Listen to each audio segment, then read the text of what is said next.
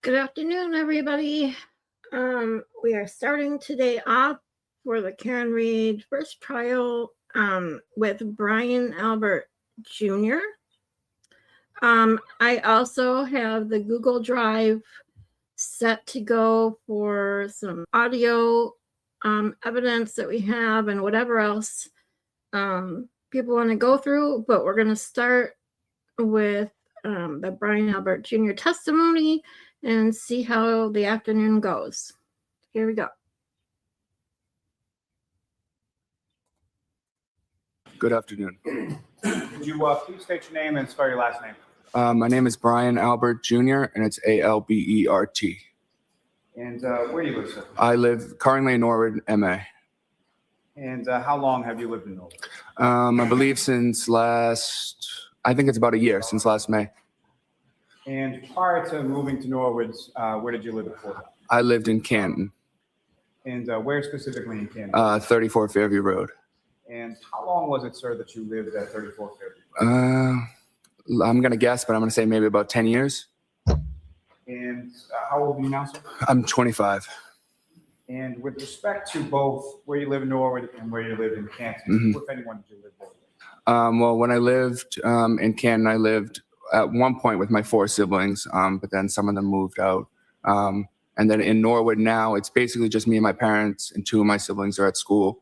So they come home in the summer and stuff. And by your parents, your father's He name looks is older Brian than Albert as well, is that 25. correct? Yes. That's my Your opinion. mother's name is Nicole? Yes. Now, you work, sir? Yeah, I do. I work in IT. And how long have you been doing that? That job will be a year, maybe a year in August, I believe. Now, sir, if I could turn your attention to the time frame of January 28th, 2022 into January 29th, 2022. Do you recall that specific time frame? Yes, I do. And with the 28th and the 29th, do you know roughly what days of the week that was? Maybe a Friday and a Saturday, I believe. And with respect to 28th or the 29th, what, if any, significance do those dates have? Yeah, so the 29th is my birthday. The 28th was the day before my birthday, obviously. So I had a few friends over from my birthday. And do you recall how old you were turning on the 29th of 2022? That was what, 2 years ago? So I'd be 23, I think. Yeah, 23. Now, in the week leading up to that weekend, what, if any, plans did you have with respect to sort of the night before and the night of your birthday? Yeah. So I was kind of up in the air. I didn't know if I wanted to go out. I'm kind of a homebody person. I like to stay at home. So I was kind of up in the air. So my plan was to have some of my friends over to my house. We would eat, have a couple of drinks, and then I would decide then if I wanted to go out locally in Canton or not. So that was my plan. And then a few days before, that's when we found out that the snowstorm was actually going to happen, because you know how they always say it's going to snow, and it never does. So then that kind of threw a wrench in it, but I was kind of like, well, we'll see what happens. And so we went along with the plan. And that particular evening of January 28th, that's at some point people came over your house, is that correct? Yes. And about what time was it that your friends first started coming over? I would say my friends first arrived probably around 7:30 p.m. And who were the first of your friend group that came to your house that night? The first 2 were Sarah and Julie. And just for the record, Sarah's last name is what? Levinson. And Julie's last name is? Nagel. And with respect to them coming over to your house, was there anybody else from your household or your family or anybody else that was present when Sarah and Julie stopped by? I believe when they first got there, my mom was still at the house. She hadn't left yet to go out where she was going. Do you know where she was going that night? I believe she was going to the Waterfall Bar and Grill. Do you know who, if anyone, she was going there with? Yes, she got picked up by my Aunt Julie. Now, Ms. Levinson and Ms. Nagel, how long have you known them? I've known them, I would say, since high school. I think I was a sophomore and they're a year older than me. They were a junior. So probably a good 7, 8 years, 9 years, 10 years. in between there. And when they came over your house, what was it that you did? Well, we were just hanging out. I had a few more friends who were on their way, so they came after. Probably around 8 o'clock, I would say. 8:15, they were there. And we were just all hanging out, listening to music. We ate some food. I think we played some card games. Just normal hangout stuff. And over the course of this evening, did yourself and your guests, did you also have some alcohol? No, yeah, people were drinking, yeah. Recall, generally speaking, what people were drinking? Mostly like seltzers, like White Claws or Trulies and stuff like that. Now, you mentioned that some other friends came about a half hour or so after Julie and Sarah arrived. Is that correct? Yes. And who were they? They are, do you want their full names or? Please. Okay. They are Catherine Duty. Trying to think. Emily Fabiano, Courtney Alba, and I think that's it that I can recall as I sit here.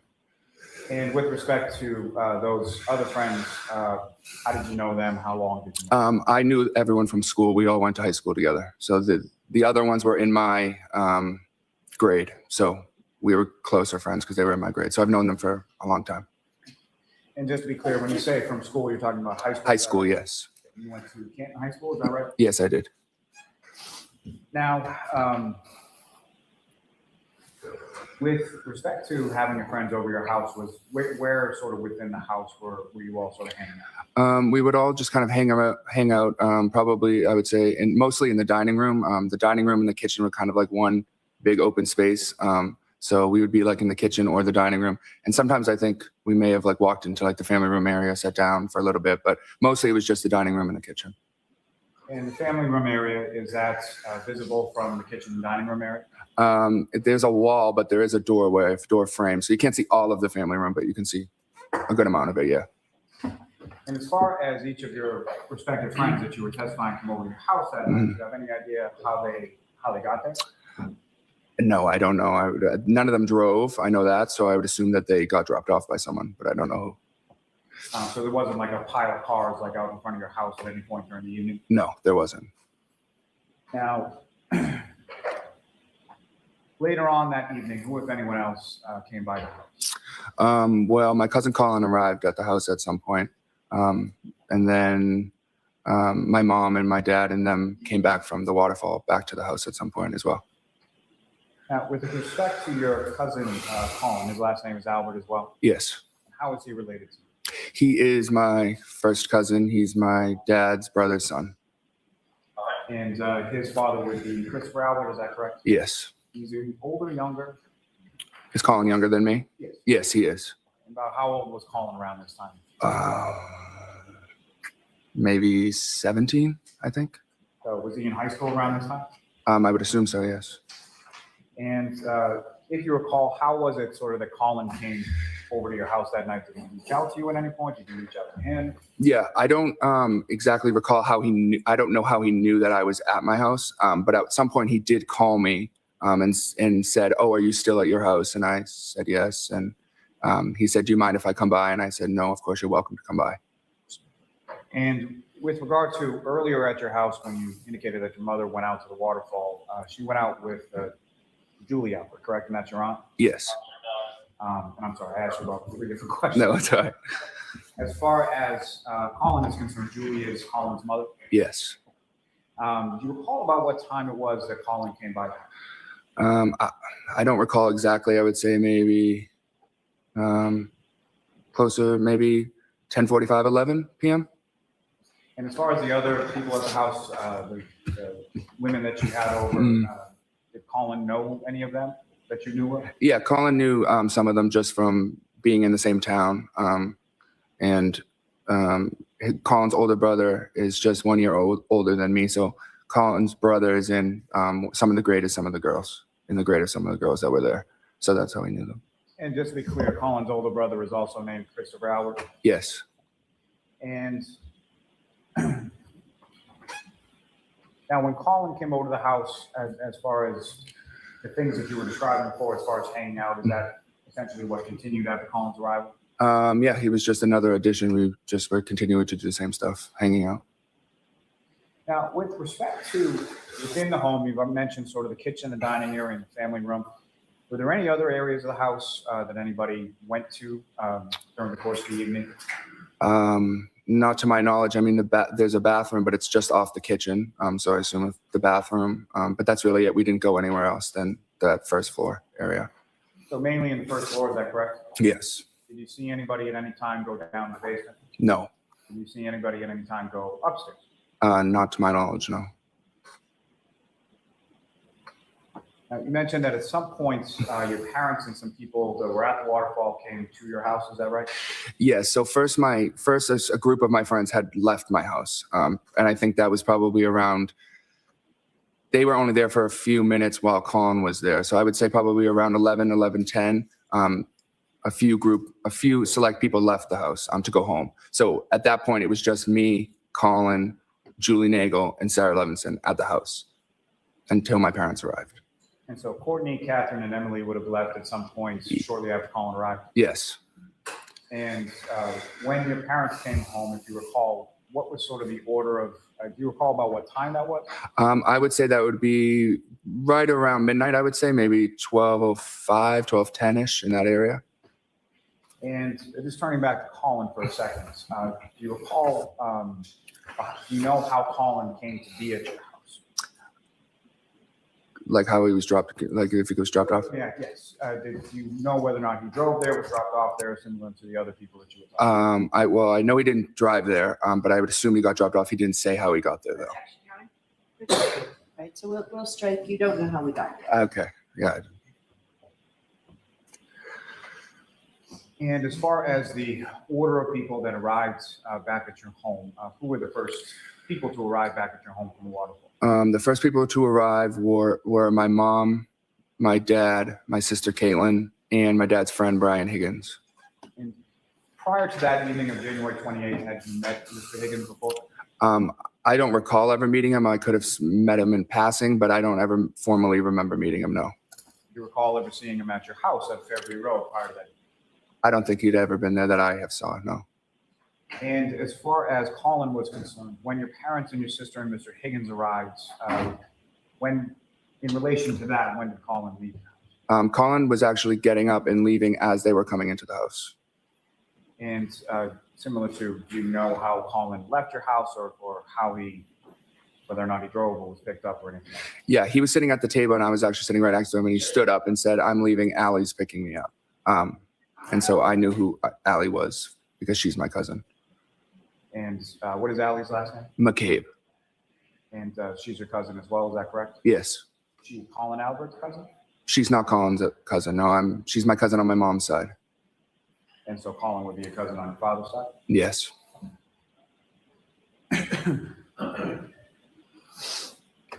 And following your father, your mother, your sister, and Mr. Higgins' arrival at the home, where did they sort of congregate within the home? In the same area that we were, in the dining room, in the kitchen area. My mom got home and I know she went right to cleaning because she likes to clean. So she was in the kitchen picking up. And yeah, we were all just in that one area. And following their arrival back at the home, who, if anyone else, showed up at your home that particular evening? And then I would say maybe 10 minutes later, my auntie JJ, well, her name is Auntie Jen, but I call her JJ, and Uncle Matt arrived at the house. Your Auntie JJ and your Uncle Matt, what is their last name? McCabe. And was that, their arrival, was that before or after Colin had left? Colin had already left at that point, yes. And so the alley that Colin was picked up by, what, if any, relationship does she have to your Auntie JJ and your Uncle Matt? That's their daughter. Now, throughout the course of the evening, well, let me ask you this, as far as when was it that the last person who didn't live at your house on Fairview Road, when was it that the last person left? The last I wouldn't know I couldn't tell you the time. Well, the last people to leave were Auntie JJ, Uncle Matt, Sarah, and Julie. I don't know exactly what time that would be. I can't even guess. I don't know. And you mentioned your sister Caitlin, is that correct? Oh yes, I'm sorry. I was just thinking of her as my sister, like oops. sibling. So she didn't live in the house, so she was the last person to leave. Oh, she didn't live in the house. And prior to Now, her leaving is when Lally you're had to on the remind Uncle you, right? Matt. Okay, Yes. Yeah. got it. So with respect to after your Aunt JJ and your Uncle Matt McCabe arrived at the house, who, if anyone else, came by the house that you were aware of? No one. Well, let me ask it this way. As far as anybody else following them actually physically come into the house? No one else came into the house after them, no. And at some point, were you made aware of someone out in front of you? I saw someone outside of the house, yes, a car. And what was it that sort of drew your attention to the front area of the house? Yeah, so at some point, my friend Julie stood up and said, "Oh, my brother's outside." Her brother was there to pick her up. And someone made a comment saying, "Oh, no." Not what they said. What happened as a result? Okay. She went outside to talk to her brother. And so I looked out the window at that point. And she was outside talking to her brother. Hi, So James. his truck was there. And I saw another, Another car there as lawyer. well. And with respect to your friend He Julie forgot Nagel, his her brother, lines too today. He totally forgot that Caitlin, didn't live there, right? I mean, I had heard that question floating around, but here I'm waiting for him to say Caitlin was the last to leave, and he says his Auntie JJ was the last to leave. And Lally had to remind him, you mentioned your sister, right? Like, oh yeah, oops, I forgot. That's right, she was the last to leave because she didn't live there. What is his name? His name's Ryan Nagel. And if you recall the time that Julie gets up and goes outside to talk to her brother, where were you within Didn't want to wake up. I was still sitting at the dining room table.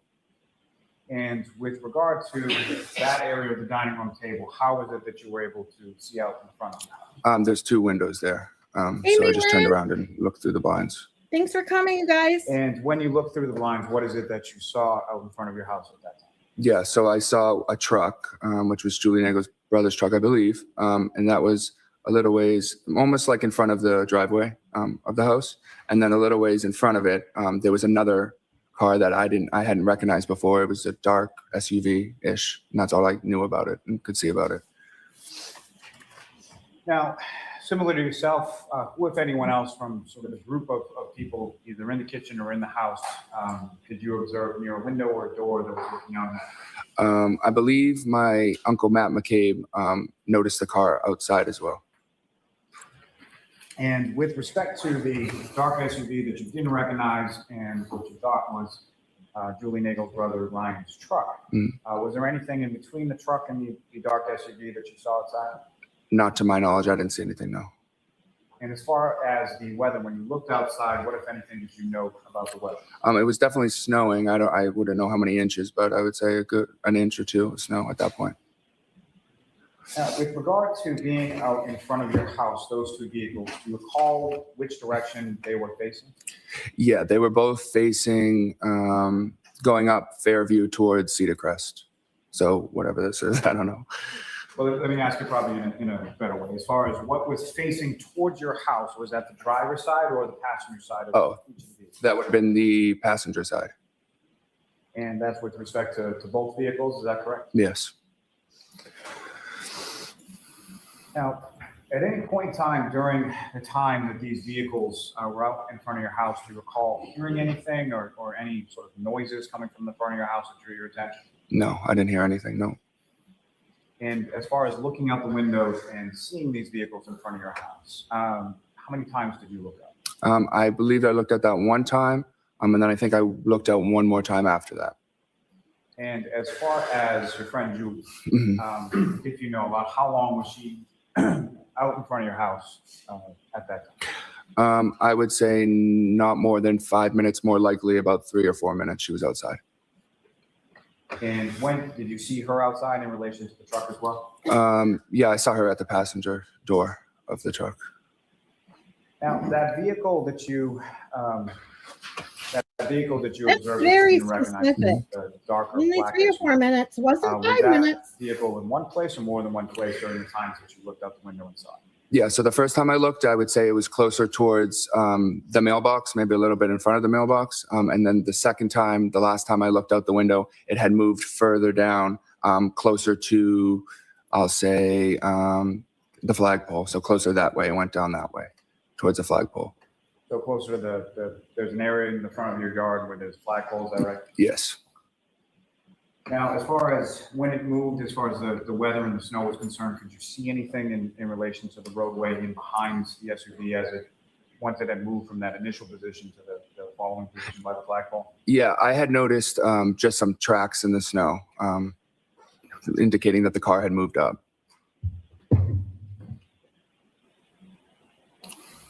Now, your friend Julie, did she take that ride home with her brother Ryan at that time? No, she came back in the house. And as far as your friends, Julie and Sarah, they were still at the house when people from the waterfall came home. Do you know how they happened to go home on that particular evening? Oh, Yes, boy. my aunt, Yeah. JJ McCabe and Matt McCabe drove them home. And do you have any idea about what time that was?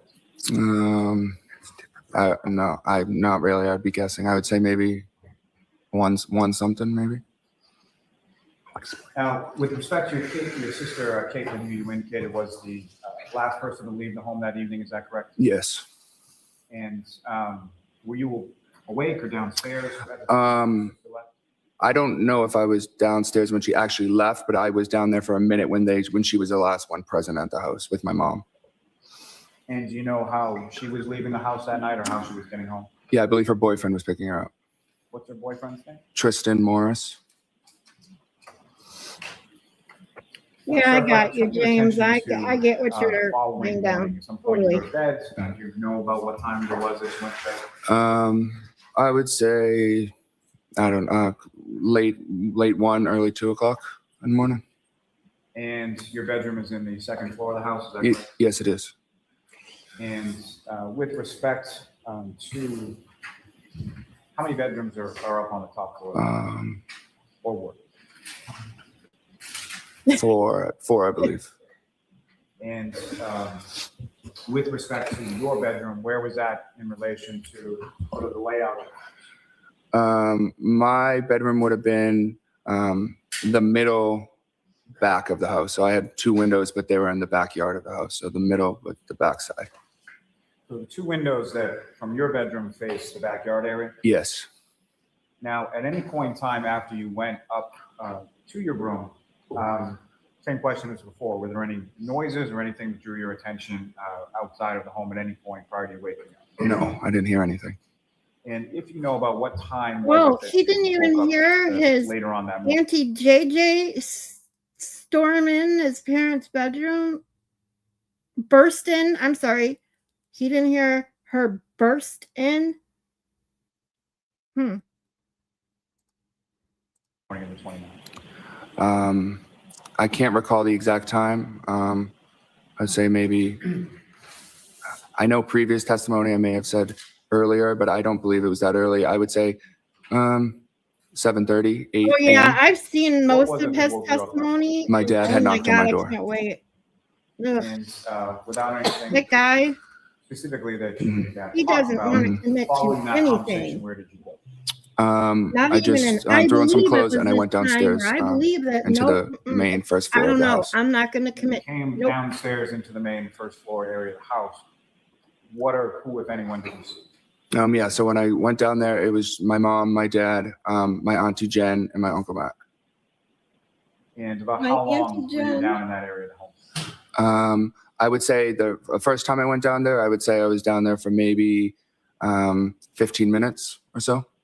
You said the first time you went down, were there subsequent times after that? Well, yes, I went back up into my room after I was down there the first time, That's and then I what came first back means, downstairs. Lally. And at that point, there was no one First there means there was besides more than me and one. my parents.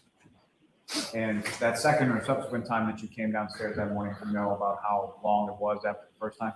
I would say maybe an hour and a half, 2 hours, maybe. Now, with respect to your birthday, as far as what, if any, sort of ritual or thing do you have with with regard to your Aunt Julie? Oh yes. So my aunt likes to get me donuts. It started, I don't even know, probably when I was like in middle school. Because I used to really like donuts. So every birthday she would give me six Oh, you used to really like donuts? You don't really donuts like them in a box anymore? and a card. Why does she still And that was bring just her them? ritual. She would bring it over every Supposedly. day, every time it was my birthday. And did you get those as far as the donuts and the card and everything at some point on that particular morning? Yes, I believe that when I went downstairs the first time, the donuts and the card were there already. So I had known that she had come by and dropped them off for me. Did you physically actually see your Aunt Julie on that particular morning? No, I didn't see her then. So I'm going to show you a series of four photographs. I just asked you to look at those to yourself. And then Okay. look up what you think. Okay. And just generally speaking, do you recognize what's depicted in those photographs? Yes, this is my old residence. Old residence at 34 Fairview Road, is that correct? Yes. And generally speaking, what's depicted in those photographs, is that a fair and accurate portrayal of what the house looked like around that time? Yes. May I approach again, Your Honor? Yes. Call multiple seat to introduce and admit as the next court exhibit. James. I would have to kind of agree with that, just on his mannerisms. So what's but up on the screen, is that what that's you have just a before you? I guess. believe it should be exhibit course. 71. My probably. opinion. Yes, that's the same. And again, just for the record, do you recognize what's up on the screen now? Yes, I do. Now, before I get into the photograph, there is one other question that I need to ask, as far as with respect to the sort of tenor and demeanor of that evening. Mhm. How would you describe sort of from when your friends were there to the time that the folks came back from the waterfall? How was sort of the mood within the house? Cheerful, fun. Everyone was having a great time. Any fights, any arguing, any tension, anything else that you noted of note with regard to that? No, not at all. And I believe, sir, there should be a laser pointer on. Maybe that's why Brian Albert's so angry all the time. Yeah. I'm going to ask you a question about it with respect to pictures. Okay. Now, with regard to the front area of your house Mhm. at 34 Fairview Road when you live there, there's basically two doors on the front of the house, correct? Yes. And if you could just use the mat laser pointer and direct the jury's attention to where in the photograph you observe each of those two doors. Okay. So this would be the first door right here, and this is the second door. And the first door sort of further away from the driveway, is that sort of the front door area of the home? Yes, that's the front door. And the other door, where does that lead? The side door leads just right into the family room. And as far as around this time, January, or on this evening, if you recall, where were people sort of coming in and going out of their house? I don't know. I couldn't tell you specifically. I think some people use both doors. I don't either, James. And what I got you. I know what you're saying. No worries. That's sort of one closer to the garage leads into the living room, is that correct? Yes. And so the front door further away from the garage, where does that lead? That's like a foyer area, and then if you take a right, it leads you to the dining room, kitchen, and then you keep going into the family room. Now, if you don't take a right and go into the kitchen and the dining room, and then sort of into the family room, you just sort of go straight, where does that lead? Well, you can't really go straight. If you walk in a little ways to the left, there's a set of stairs that go upstairs, and you can go straight a little bit, and then to your left again, there's stairs that go downstairs into the basement. Now, in addition to you, your mother, your father, around this time of January 2022, did you have a pet as well? Yeah, we had a dog, Chloe. Dog named Chloe. Yes. But how long at that point had you had Chloe? I don't know. We had her for a few years. I don't know exactly how many years, but a few years. Now, on that night specifically, That January stash 28th, leading is into the 29th, bad. Did you do anything as far as letting? It definitely makes him look way older than he is. I did not know he was only 25. When he said his age at the beginning of his testimony, I was like, all I could say was like, he definitely looks older than 25. Dodo. Yeah, I tell him to shut the fuck up all the time.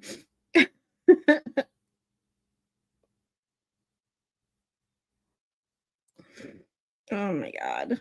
I don't know what it is about just mustaches. Now, I like goatees, even short beards on guys. No problem there. It's when they just have the stash like that. I'm sorry. It gives me creeper vibes. It just does. Chloe out to use the bathroom or anything like that? Yeah, sorry. So the dog was actually upstairs in my parents' bedroom. She likes to sleep up there and stay up there. So she was upstairs when my friends were downstairs. And at one point, after my dad came home, it was asked if someone let the dog out. And I said, sorry, I forgot, because it was my responsibility, because I was the only one home. So he went upstairs to get the dog, got the dog, brought her downstairs, let her outside. And so when someone would let Chloe outside around this time, so it was your responsibility to get the dog and take the dog outside.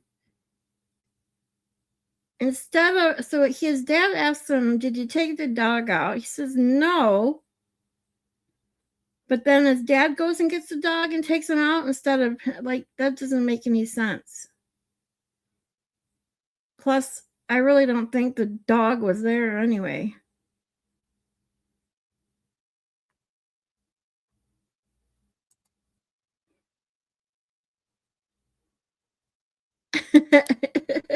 He mustache and get a damn shave.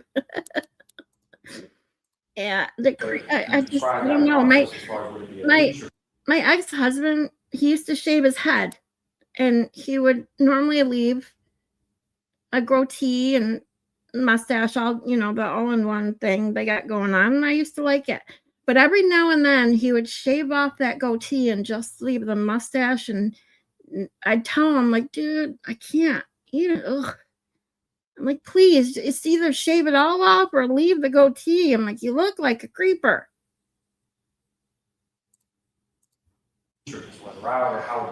Yeah, so we had a fenced-in backyard, so we just kind of let her through the back door and open the door, and she was able to run around out back. I believe he said he worked in IT, at least back then.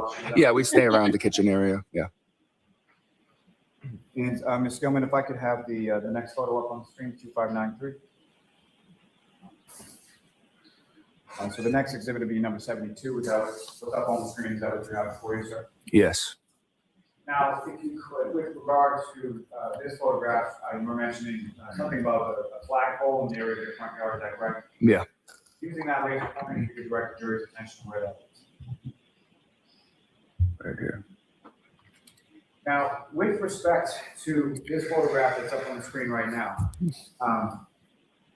Ms. Nagel's brother Ryan, where was, if you could direct the jury's attention to where it was about to observe that? He would have been more this way, so the photo doesn't show you all, but he would have been more in front of the driveway over here. And that first time that you looked out the window, where was the dark SUV?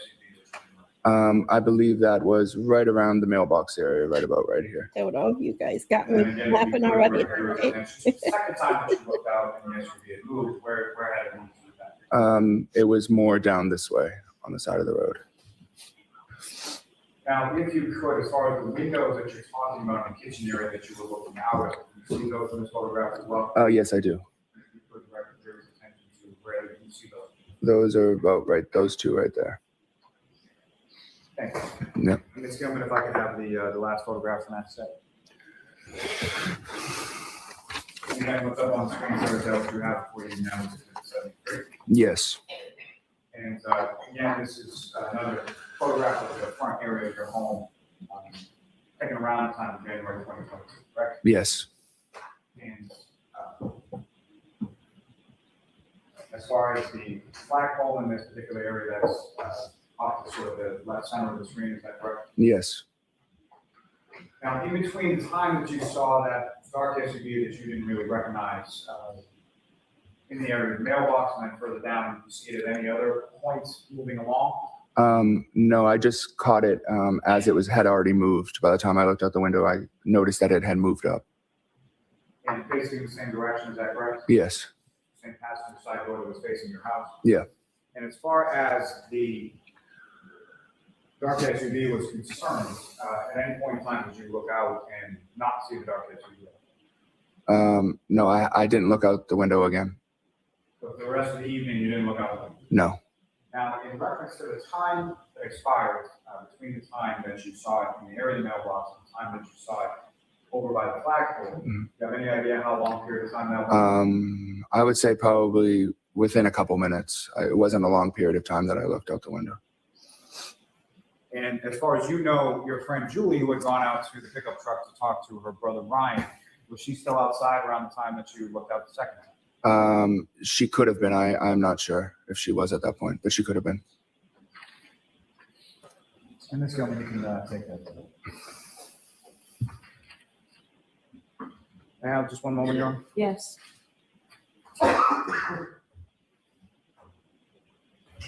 Just a couple of questions, sir. Okay. With regard to that morning when you woke up, your father was at your door. Yes.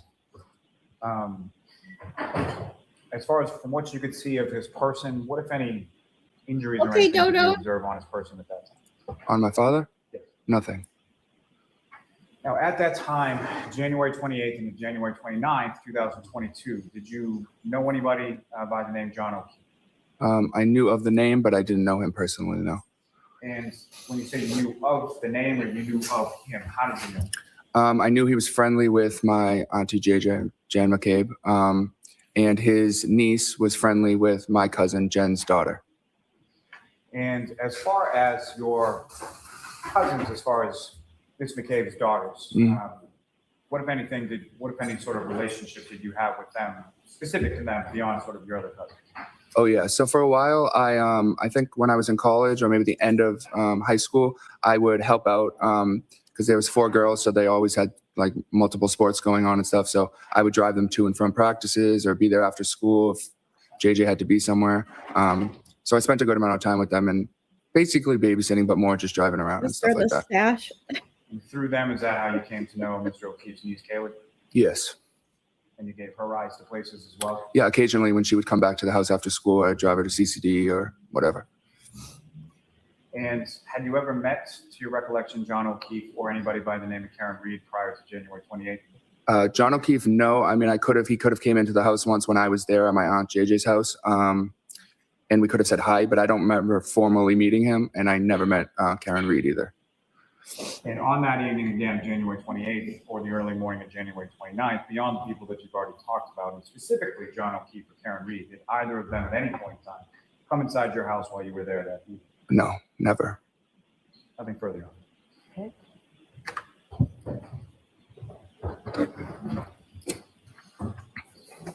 Ms. Little, I'm just going to hold you up 1 minute. I think we probably need spellings of the. Yeah, we do. I don't know if I'm going to be the best speller, but I'll try. All right, thank you, Ms. Little. Thank you. What was he talking about? The best speller for Mr. what? Albert, the first time you ever spoke with anyone from the Massachusetts State Police, the Canton Police Department, or the Norfolk County District Attorney's Office was on July 6th, 2023, correct? Yes, I believe so. That's a full 18 months after Mr. O'Keefe's death, correct? Yes. Who was present for that interview? I spoke with 2 troopers, I believe, and my lawyer. Trooper Proctor was there? Yes. And this interview actually took place at your family's defense attorney's office, correct? Objection, Your Honor. The objection system. This interview took place at your attorney's office, correct? Yes.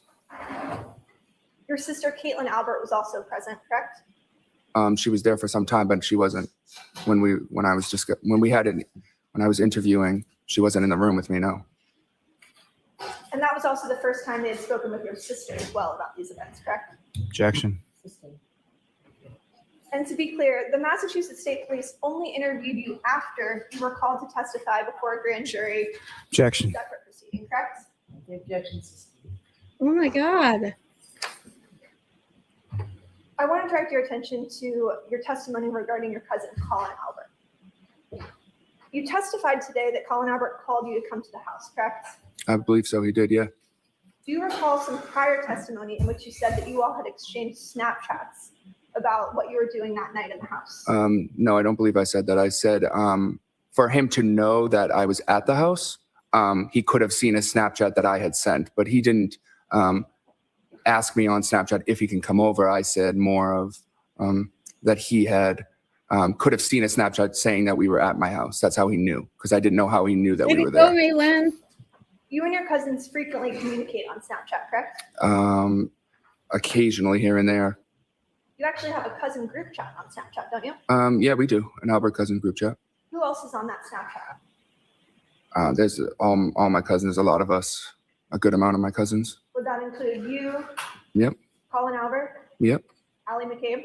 No, she's not an Albert. Do you have a group chat in which Allie McCabe is a member? I believe we have a cousins on my mom's side group chat, yes. But she wouldn't be in that group chat with Colin, no. Understood. And do you still have any of the messages you exchanged with your cousin on January 28th? I don't know. Can you rephrase the question? Do you have any of those Snapchat messages or other messages that you exchanged with your cousin Colin Albert on January 28th? No, I'm not even sure if there was any messages. Not to my knowledge, I don't know. You don't know if there were any Mr. Albert, you messages in your testified group that Colin chat? arrived around 10:45 or 11 p.m., correct? Today, I said that? Yes? Yes. Who else was at the house when the clock struck sort of midnight as it became your birthday? When it hit my birthday, it was just Colin, Julie, Nagel, and Sarah Levinson. Was there any sort of celebration for your birthday when the clock struck midnight? No. What were you guys doing? We were just sitting there. Probably happy birthdays were exchanged, but it was nothing crazy. I'm not a big birthday person like that. And where in the house were you guys at that point? In the dining room area. You testified that your parents and Brian Higgins arrived shortly after midnight with your sister, correct? Yeah, I believe I said around 12:05, 12:10 in that area. Describe what happened when they came into the house that night. They all just walked in the door, and at that point, my cousin Colin was standing up to leave. They passed each other, said hi, and that was it. Mr. Albert, you never actually observed Colin leave in a vehicle from 34 Fairview, correct? No, I didn't see with my eyes, no. In fact, you said you only looked out the window 2 times that night, correct? Yes, that's true. Approximately what time did your dad go upstairs to get Chloe to take her out? Well, that would have been like as soon as he got home, so around like a little after 12. So would that have been before or after Colin sort of walked towards the door? Colin had already already left at that point. Where did your dad go? He went upstairs into his bedroom where Chloe was there, brought her downstairs and went to the back door and let her out. And you were asked by Mr. Lally if your father kind of stands by the door and waits for Chloe before he lets her in. Yeah. But you testified that he was just generally in the kitchen area, correct? Yeah, the kitchen is by the back door. But he's not standing by the door waiting for her. She's an off-leash dog. She can go out, do her business, and you can open the door sometime later, correct? Objection. Can you answer that? Is that correct? Could you say it again, please? Your father wasn't standing by the door staring at Chloe the entire time that she was outside, correct? No, I wouldn't. Not the whole time, no.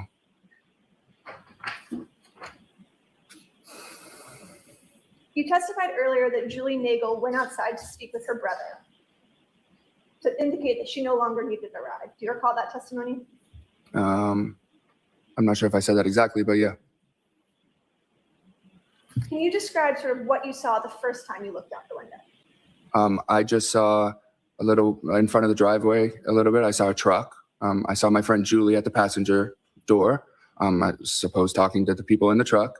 And a little ways up, I saw another dark SUV that I wasn't aware of. And so you agree that there was nothing obstructing the view between the truck and the dark SUV, correct? Well, not from my vantage point, no. And the second time you looked out the window, the only difference you saw was that Ms. Reed's vehicle had pulled up, correct? Well, I didn't know it was Miss Reed's vehicle, but the car that was there had moved up, yes. And the truck was no longer there, correct? The second time I looked out the window? That I'm not sure of. Would it refresh your recollection to take a look at your testimony Sure. from July 6, 2020, or sorry, May 18th, 2023. And you can look up when your recollection is refreshed. Okay. Yep. Does that refresh your recollection as to what you testified to Sure. Yes.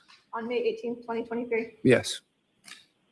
Isn't it true that you said that the second time you looked out, you saw that there was a black SUV that had pulled forward, Yes. but the truck was no longer there? Sure. It seems like I said that then. Yes. You also testified earlier that you saw tire tracks in the snow, correct? Yep. Where were those tracks? Just along the side towards the driveway along this way, going up towards the flagpole. And you viewed those tracks kind of leading up towards the flagpole, correct? Yes. So you'd agree that the visibility and lighting in front of the house was good enough that you were able to see tire tracks in the snow, correct? Sure. But you did not see a 220-pound man lying in the snow in your front yard, did you? Objection. Was that something that you saw, sir? No, I didn't see that. Who was in the house the second time that you looked out the window? It would have been my mom, my dad, Brian Higgins, my sister, Julie, Sarah, Uncle Matt. Mr. Albert, you testified on May 18th, 2023 Mhm. in another grand jury, Mhm. and you said, quote, "I'm not sure if Brian Higgins was still there. I know he left at some point." Do you recall that testimony? I mean, I know he left my house at some point. I just don't know exactly when it was. You were asked specifically at the time that you looked out the window, who was there? And you said, "I'm not sure if Brian Higgins was there." Yeah. Isn't that correct? Okay, if I said that, yes, because I was not sure. I'm still not sure that if he was there or not. So you're not sure whether Brian Higgins was there when you looked out the window, correct? No, I'm not sure. You have no independent recollection as you sit here today where Mr. Higgins was when you looked out the window, correct? No. You also didn't recall Mr. Higgins ever saying goodbye to you or your group, correct? I believe that's true. Yeah. In fact, you actually testified before another grand Someone jury just say on May damn? 18th, 2023. Hold on.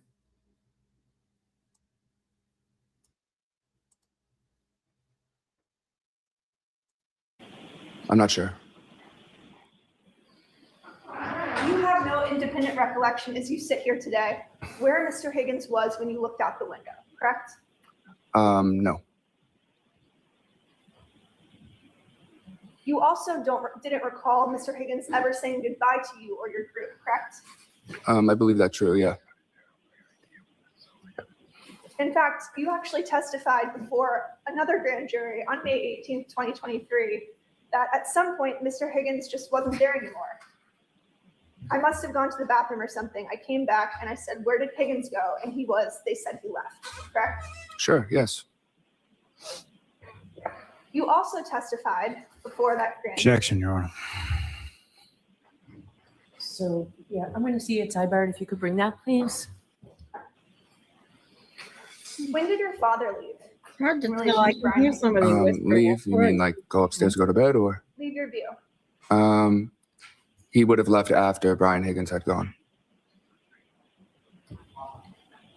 Mr. Albert, isn't it true that you weren't quite so sure about that when you testified on May 18th, 2023?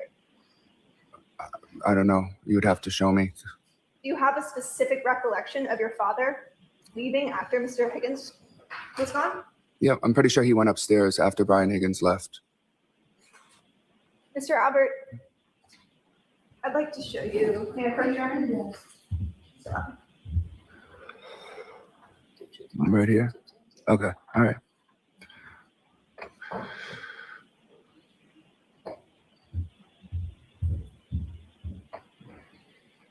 Mm-hmm. Mr. Albert, isn't it true that you told the grand jury, "I'm pretty sure Mr. Higgins left first before my dad went upstairs, because he wouldn't have left if his friend was still there"?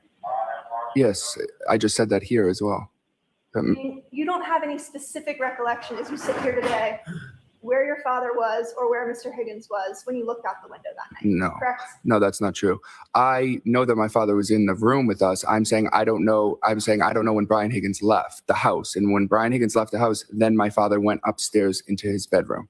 But what you actually said was, quote, "I'm pretty sure Mr. Higgins left first before my dad went upstairs because he wouldn't have left if his friend was still there," correct? I see what you're saying. Yes, but I still say that my dad wouldn't have went upstairs until Brian Higgins left. But the you house. don't know Right, And that. that's based on an assumption, correct? Right, exactly. Sure.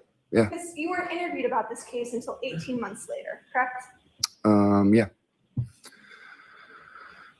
You did not personally observe your father go upstairs, correct? No, I did. I watched him go up the stairs. I was in the kitchen. You can see the stairs right there. Your testimony is you can see individuals walk upstairs in your house? Depending on, Kitchen? yes, the dining room, from the dining room, I meant. There's actually a wall that kind of blocks the dining room to the stairs, correct? Not if you're sitting at the 2 chairs with your back to the windows. If I was sitting in the long chair right here, the stairs would be right here. I could easily see. It's through the doorway. But as you sit here today, you don't know what time that happened, correct? No, I don't know the time. No.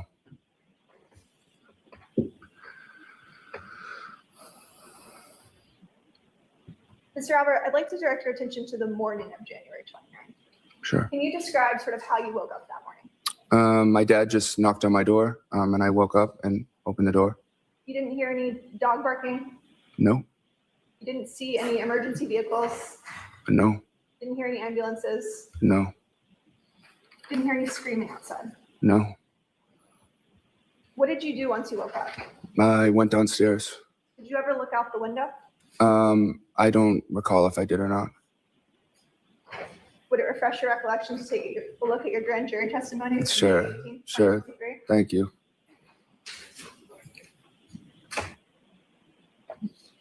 Is your recollection refreshed? Sure, yeah. Why didn't you look out the window that morning? Well, I say here that I just would give me anxiety to look out the window. Is there a reason that you didn't want to look outside? I'm just an anxious person, and I got overwhelmed. I think most people would be overwhelmed in that situation. Did you say that this was kind of a new thing for you, for cops and police to be at the house? Yeah, that's never happened before. I've never had cops at or near my house. Isn't your And dad a is he cop? overwhelmed, correct? Yeah, I get overwhelmed easy, so. Mr. Albert, how many times did you discuss this case with members of your family before you spoke to the Massachusetts State Police on May 18th, 2023? I don't have an answer for that. I don't know how many times. Hundreds? We talk about it pretty decent. I mean, considering, yeah. What members of your family have you discussed this case with? My parents, my sister, occasionally my aunt, JJ, and Uncle Matt. Would you say it's been hundreds of conversations? Well, I guess you can, I mean, you'd have to split it up and quantify what conversations were about the actual case and what conversations have been the harassment we faced since then. And all of these discussions took place with you and members of your family prior to your interview with the Massachusetts State Police, correct? And no, we've talked since then. Continued to speak with them about this case Not, since your interview. I don't know what you mean by this case. This case meaning the actual case at hand, or just the case about the harassment we faced? I'm talking about what happened on January 28th and January 29th. But there's really nothing to talk about those specifics. No, because we have nothing to say about that. We weren't part of it. Mr. Albert, you looked out the window multiple times on January 29th, correct? Twice, I think I said. You never heard any sort of commotion outside. No, You never heard screaming, yelling, or the screech of brakes in the front yard. no, You never saw a 220-pound man in dark clothes in the white snow on your front lawn, no, but you did see those tire tracks. I did. Yeah, No okay. further questions. Okay, Mr. Lally? No redirect, Your Honor. Sorry. No redirect. You all set? Hi. Mr. Albert, All right. you're all set, sir. Thank you. Next is Caitlin Albert.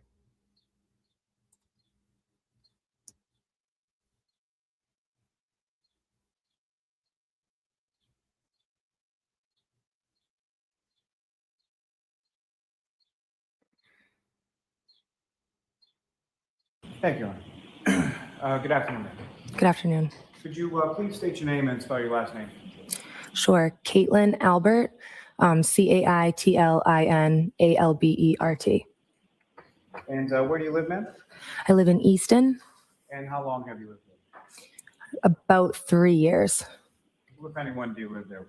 I live with Tristan Morris, my boyfriend. And you and Mr. Morris, about how long have the two of you been dating? Almost 8 years. Now, prior to living in Easton, where was it that you lived before that? I lived in Canton, And specifically, where in Canton did you live? 34 Fairview Road. And how long was it that you lived at 34 Fairview Road? Geez, I lived there from about 2011 to 2021. And that was a family home, is that right? Yes. And who did you live at 34 Fairview Road with? My mom, my dad, and my 4 siblings. And your mom's name is Nicole, is that right? Yes.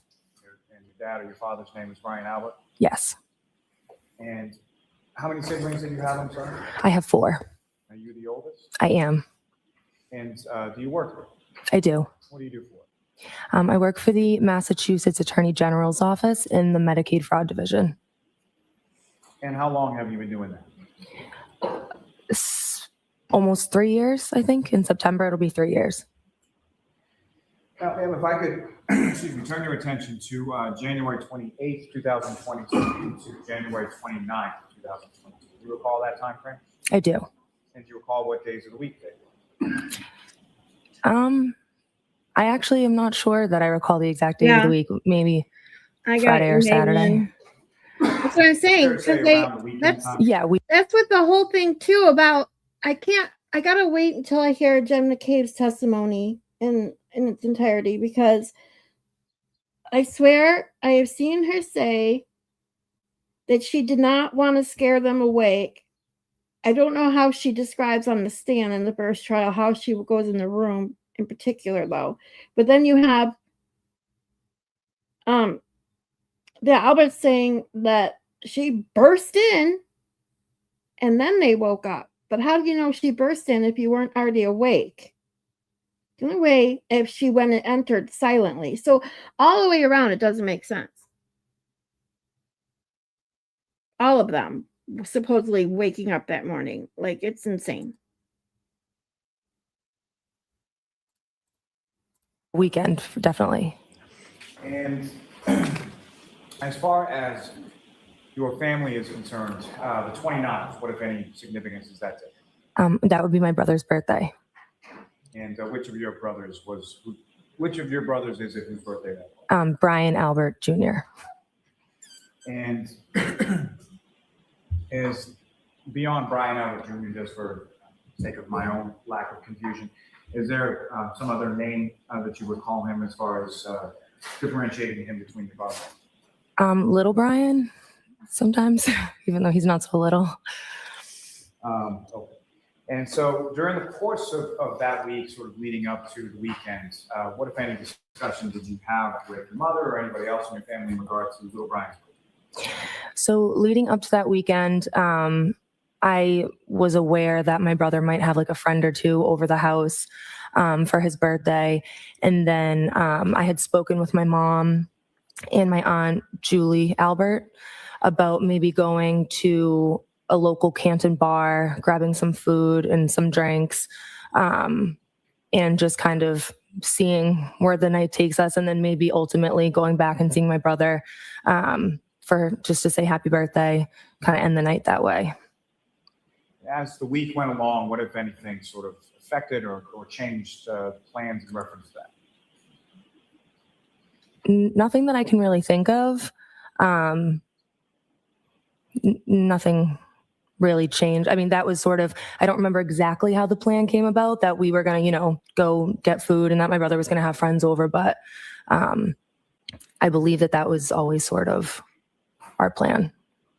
And so specifically on the 28th, at some point you came to Canton, correct? Yes. And do you recall how you came to Canton and where was it that you went first? So I can't say for sure.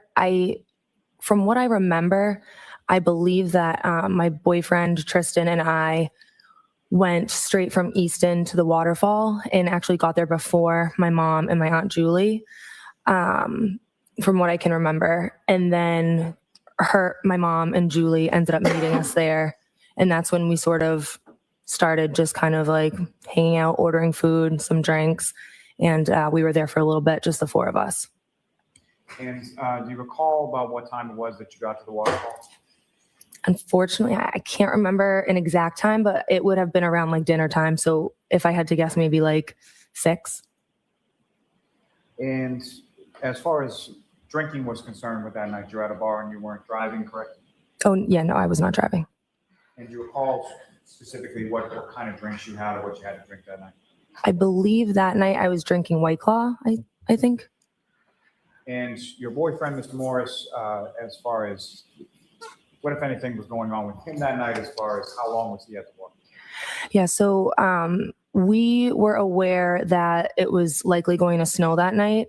So my boyfriend Tristan had gotten offered to do some like plowing or shoveling. So he knew that he was going to have to probably be up for the majority of the night into the morning doing some shoveling. So he didn't stick around at the waterfall for too long. I think he had some food, maybe like 1 or 2 drinks, and then he actually ended up going home. And you stayed at the waterfall after he went home? I stayed there, yeah, with my mom and my aunt Julie.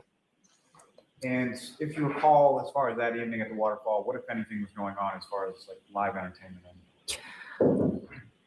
I want to say that there might have been a band. I just don't want to say for sure, but I think I do recall a band coming in and setting up, and yeah, I think that there might have been one. Really? Now, as far as the Might have evening been. progressed and went on, who, if anyone else, came into the waterfall and sort of joined your group when you were there? Sure. So I can't say for sure like times of people arriving or order of people arriving, but I know at one point my uncle Chris Albert, he ended up joining us. He owns a pizza shop across the street. So when he was done working, he came and joined us. And then my aunt Jen McCabe and her husband Matt McCabe joined us. And then at some point, my father, Brian Albert, and his friend, Brian Higgins, also joined us. So at one point in time, I'm not sure the order of which, everybody came in or the time that they came in, but at some point we were all kind of there hanging out. Now, and your father and Mr. Higgins, do you know where they had come from or where they were coming from? Yes, I believe they were coming from New York from a funeral. And I remember I had asked my mom, like, is dad going to stop by? And she was like, I don't know. He's tired. He's coming back from New York. And I was like, oh, I want to see him. So I think I convinced him to come. And then Brian Higgins just kind of tagged along from what I can remember. Now, as far as Mr. Higgins was concerned, is that someone that you were familiar with prior to this evening on the 28th? I knew of him and I had met him a couple times, but nothing more than that. As far as you're aware, the house that you, for lack of a better term, grew up in or spent some formative years in, had Mr. Higgins ever been over to that house at 34 Fairview when you were there? Not that I know of. Now, at some point later in the evening, who, if anyone else, came and sort of came up to your group or joined you while you were at the wall? So from what I can remember, I remember sitting at like a high top table, and it was me and my mom sitting next to each other, and we were facing like the front door of the waterfall. And I recall a man and a woman walking in, and at first I didn't know who either of them were, but I noticed that the man started talking to like some of my aunts and uncles that I was with, and he seemed friendly with the people that were in our group. So I had said to my mom, like, oh, who is that? And she said, oh, that's John O'Keefe. And I had known of him because I knew his story about his niece and his nephew and his family. So I had known of him, but had never met him before. And so then I just assumed that the woman that was with him was his significant other, girlfriend, wife. I didn't know. So then, I didn't really speak to either of them. I think at one point, John came up to me and my mom and asked, like, do you guys need anything? Do you need a drink? And we said no. And that was pretty much it. And so when you say you knew of John O'Keefe and sort of his story as you related, do you recall how it was that you came to know anything about Mr. O'Keefe? Or who was it through that you came to know about Mr. O'Keefe? Well, in general, it was kind of like a known thing. The tragedy of what happened in the O'Keefe family. And so I had just kind of heard that story. And then on top of that, John O'Keefe's niece is either the same age or around the same age as some of my younger cousins.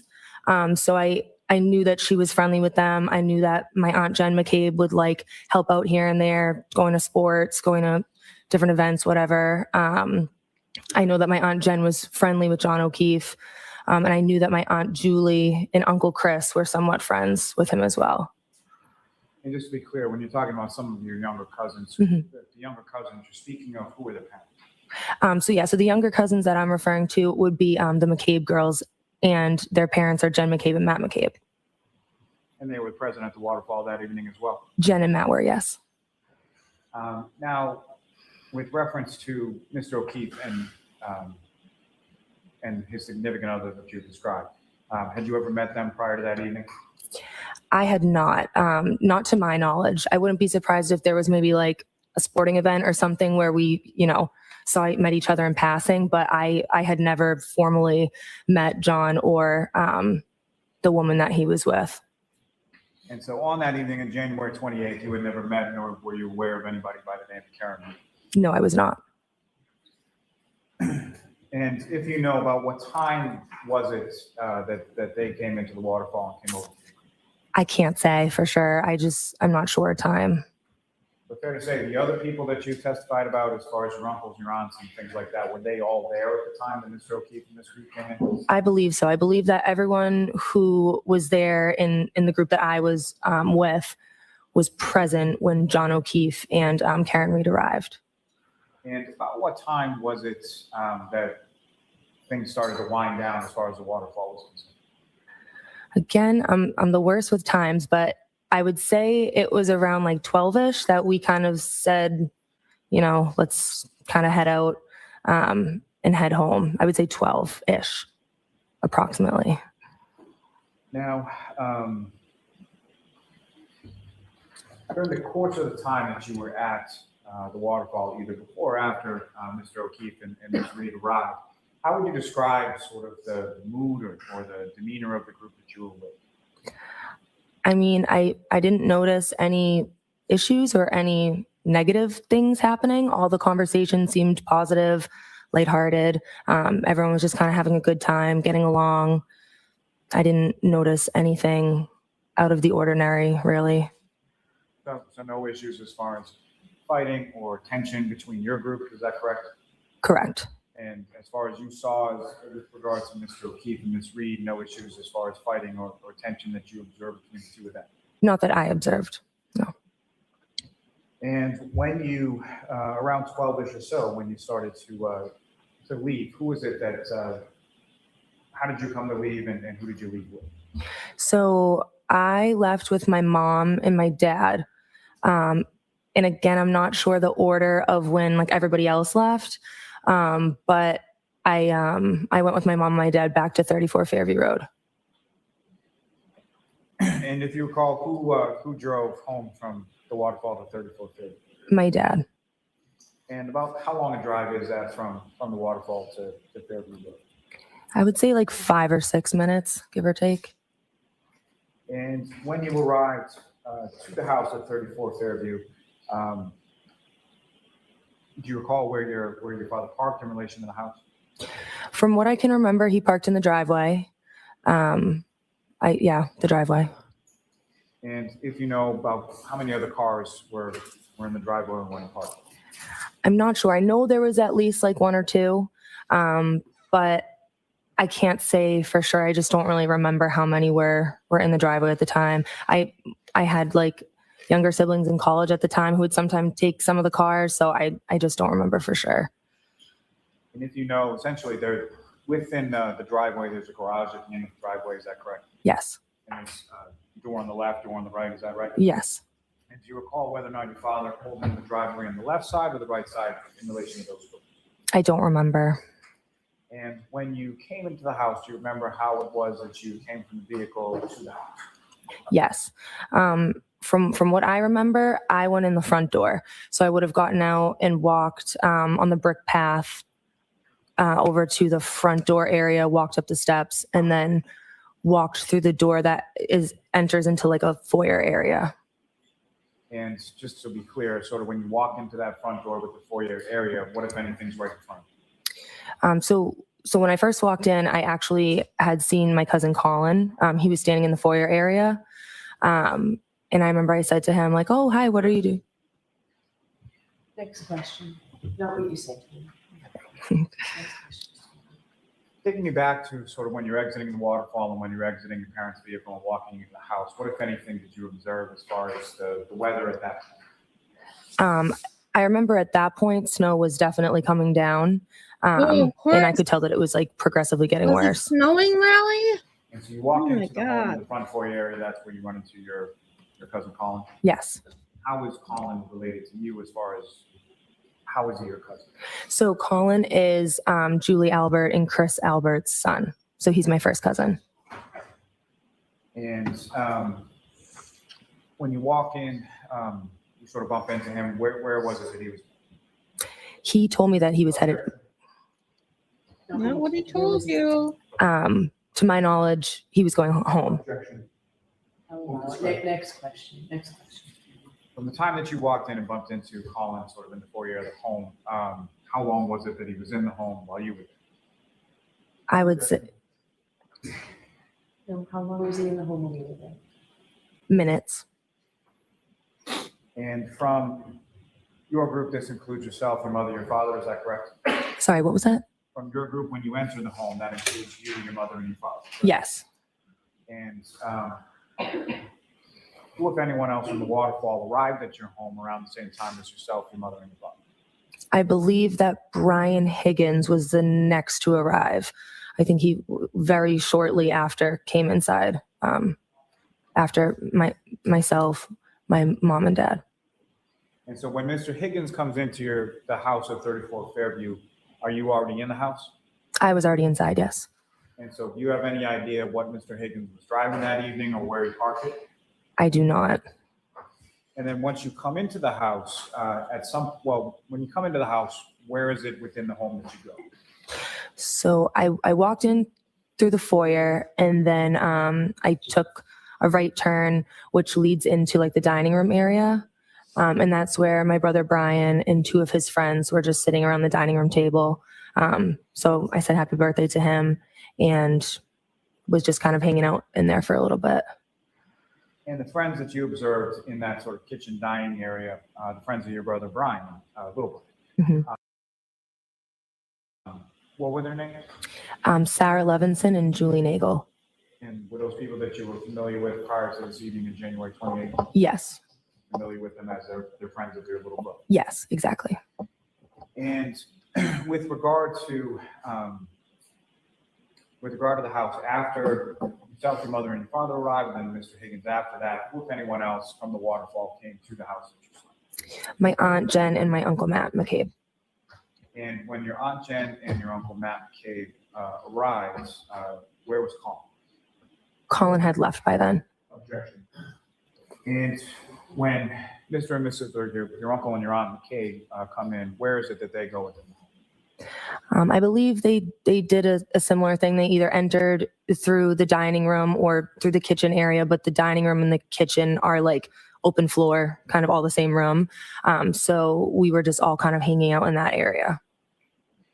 And if you know about how long a period of time were you at your parents' house on Fairview Road that is? I would say hour 45, latest 2 hours, but around like an hour and a half, an hour 45. But yeah, I can't say for sure. It's an estimate. And for the balance of the time that you were there, were you in that same sort of kitchen dining room area? Yes. And what is it that you were doing as far as you and the group doing in that area of the house? We were just kind of hanging out. I remember that my mom had grabbed like a small speaker and put some music on. We had a couple drinks and everyone was just kind of like having a good time, hanging out. We said happy birthday to Brian, and that was kind of it. And so at any point in time when you were well, let me ask you this first. As far as the sort of demeanor or mood within the house, similar to how I asked you at the waterfall, did any of that change once you returned back to your parents' house at Fairview Road? No. So everyone getting along, no arguments, no tension, anything you observed? Correct, yeah. Now, beyond the people that you just described, did anyone else come into your house or into your parents' house that evening while you were there? No. And specifically, Mr. O'Keefe and or his significant other, Ms. Reed, at any point in time while you were there, did they come into your house? No, neither of them ever came into the home. Now, with regard to the people that you were describing before, at any point in time, did the people in the kitchen dining room area, any of them leave that area of the house? I think when my mom, my dad, and I first got there, I believe my dad went upstairs to grab the dog to let her out. So he did that. And then I think there was another period of time where my dad might have been showing, or maybe my mom or my dad were showing Brian Higgins, like family photos of one of my brothers, who's in the Marines. So that would have been in like the family room area, which still is like, there's an open doorway. So it's not like the door was shut or anything.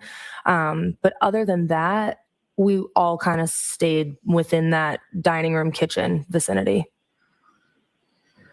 Now, with reference to the dog, that was a family dog, is that right? Yes. And your family had the dog when you still lived on Fairview Road with your parents? Yes. And what was the dog's name? Chloe. And with respect to letting the dog out, can you describe to the jury sort of what that process entailed? Was it on a leash or how would the dog be let out? Sure. So we had like a fenced in backyard and we had a back door. So we would just kind of open the back door, let her out. She would kind of do her thing and then she would come back in when she was done. And your father took care of that when they got home from the waterfall that evening? Yes. In the family room that you were talking about where your father and or your mother and Mr. Higgins were as far as the photographs, where is that in relation to the dining room kitchen area, and specifically, can you see into that area from the dining room kitchen? Into the family room? Yes. So there's just sort of like it's like a doorway, but there's no door there. It's pretty open. And if you're standing in the dining room or the kitchen, you can see into the family room for the most part. Now, you at that point were not living at the address on Fairview Road, is that right? It's not like a wide opening. And as far as the people that were at the house who did not live at It would be very easy for someone to come in and slip by and not be seen. I was the last person to leave. And prior to your departure from the house, sometime hour 45 or so after you got there, Mm-hmm. Can you describe the order in which the other people that you just described were there? What order did those be? I don't remember the order in which everybody left, but I do remember that Sarah Levinson, Julie Nagel, my aunt Jen, and my uncle Matt, they all left in one car, and then Brian Higgins left. But I just don't remember the order in which it was probably within like a couple minutes of each other, but I just don't remember exactly who left first. And then I left pretty shortly after everyone else as well. Well, hold on. For the most part. Now, you at that point were not living at the address on Fairview Road, is that right? Correct. And as far as the people that were at the house who did not live at the Fairview home on that night, who was the last person to leave? I was the last person to leave. And prior to your departure from the house, sometime hour 45 or so after you got there, can you describe the order in which the other people that you just described were there? What order did those be? I don't remember the order in which everybody left, but I do remember that Sarah Levinson, Julie Nagel, my aunt Jen, and my uncle Matt, they all left in one car, and then Brian Higgins left. And then Brian I Higgins just left. I know she's saying that she doesn't remember the order, but it's weird that she also then says, and then Brian Higgins left. Don't remember the order in which it was probably within like a couple minutes of each other, but I just don't remember exactly who left first. And then I left pretty shortly after everyone else as well. Now, during the time that you were hanging out in that dining room kitchen area of the home, at any point in time was your attention drawn to the outside of the house? Did you hear anything, see anything outside the house? I did not. And with respect to the front area of the house, at any point in time, was there any discussion that you recall about anything going on in that area? I don't recall a discussion going on about anything happening out front, except for at one point, No, let me hear her answer first. Oh, you want to hear her answer first? At one point, I remember Okay. that Julie Nagel's brother was supposed to pick her up. So I knew that there was some communication where she told him, never mind, you don't need to pick me up. You can go home. I'm going to go home with Jen and Matt. Now, with respect to your aunt, Jennifer McKay, what, if anything, do you recall her doing with, do you recall her having a cell phone that night? I do. And what, if anything, do you recall her doing with respect to that cell phone? I remember at one point we were standing in the kitchen and I had noticed she was on the phone. And I remember she said something to the effect of like, oh. No, not what she said. Okay. So next question, Steve. At some point, did you see her talking on the phone? I did. And at some point, did you see her appear to be texting on the phone? I'm not sure about texting. I definitely saw her speaking with somebody on the phone though. And at some point, where did she put her phone in relation to where you guys were in the kitchen and dining room? I'm not sure.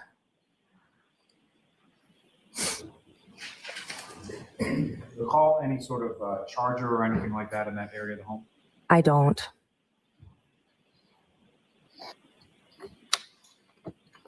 Now, as far as who picked you up from the house that night? My boyfriend. And Mr. Morris came to the house in Fairview Road and picked you up at some point about an hour and 45 minutes or so after you arrived there. Is that correct? Yes. And recall what Mr. Morris was driving on that particular evening? I remember that he actually was driving my car, which is a 2019 white Jeep Cherokee. And what kind of car did Mr. Morris have at that time, if you recall? At that time, he had a very old, I want to say like 2012 Ford Taurus. So that's why he took my car, because the Taurus wouldn't have been good in the snow. And how was it that you came? Did he call you, text you? How did you know that he was there?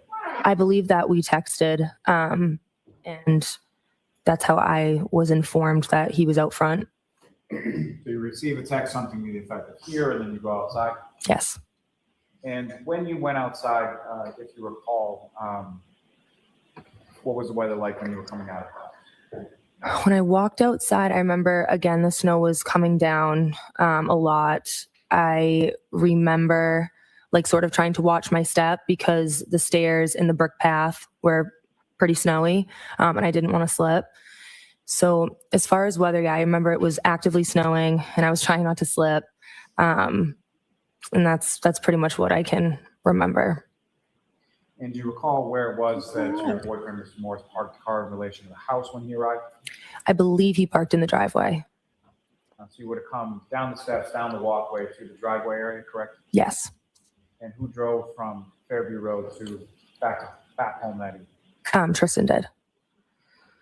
Now, if you recall, when Mr. Morris, I'm assuming backs out of the driveway, is that correct? Mm-hmm.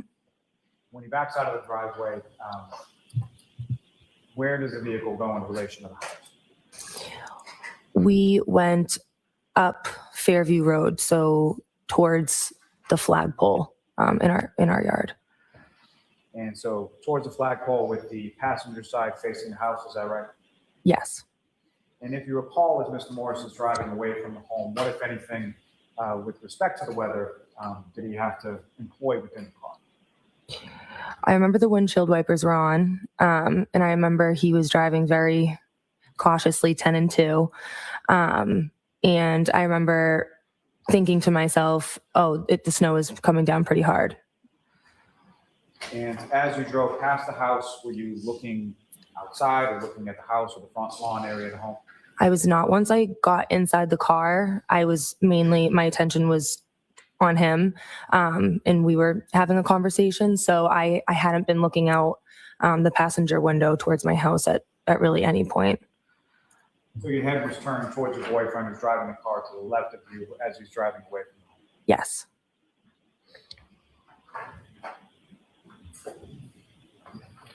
Nothing further, Your Honor. Okay. Ms. Giannetti? Thank you, Your Honor. Good afternoon, ma'am.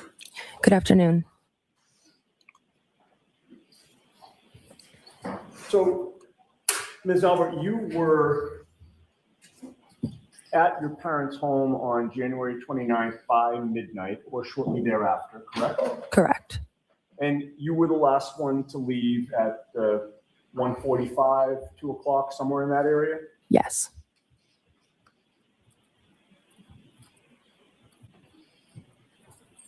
On January 29th of 2022, after you got up that day, did you receive a call, a text, any sort of communication from any investigator connected with this case?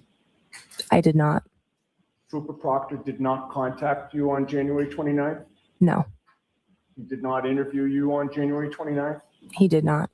What about January 30th, No. 31st? Nope.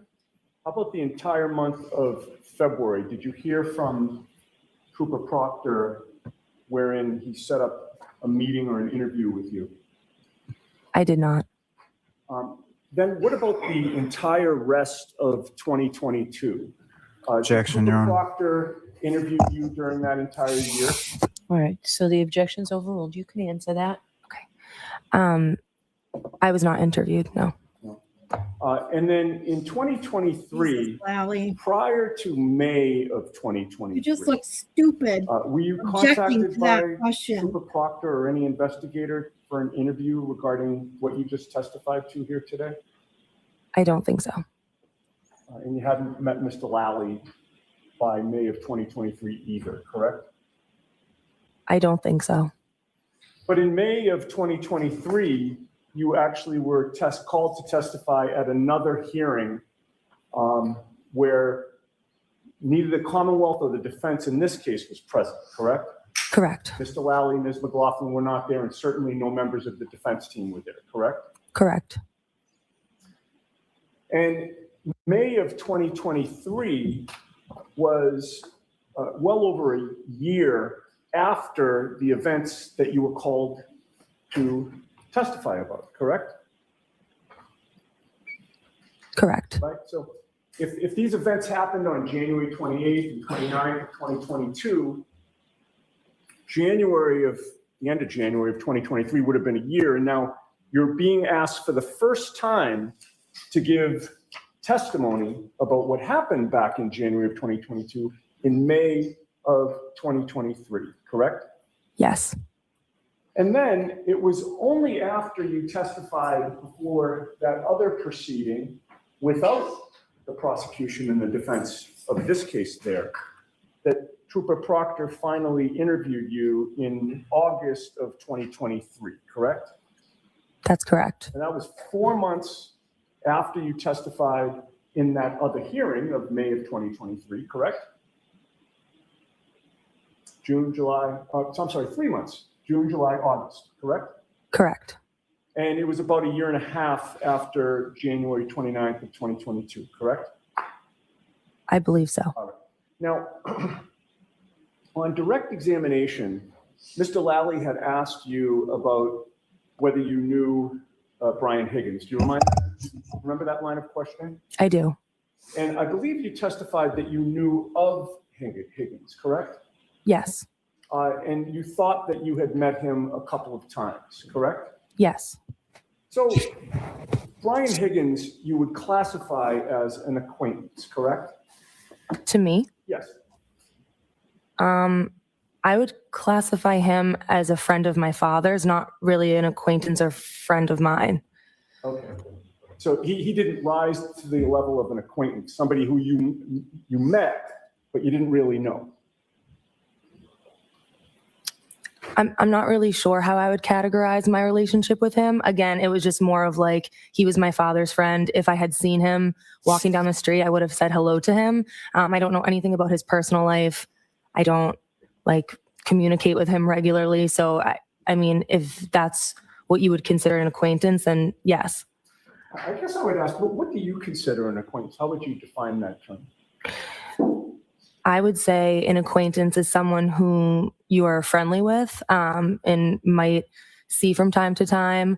I guess in my head, I'm just sort of thinking someone who's in closer in age with me. I usually think of it as more of like a friend type thing and not my father's friend to me. I guess that's just the way I think of it in my head. Okay, so is your testimony before this jury that an acquaintance is really a friend?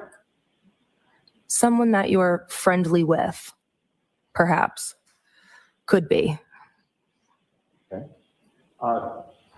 Have you watched any of the testimony in this case prior to your taking the stand today? I have not. Has anybody told you anything about any of the testimony that has occurred prior to your taking the stand today? No. Okay. Who is Katie McLaughlin?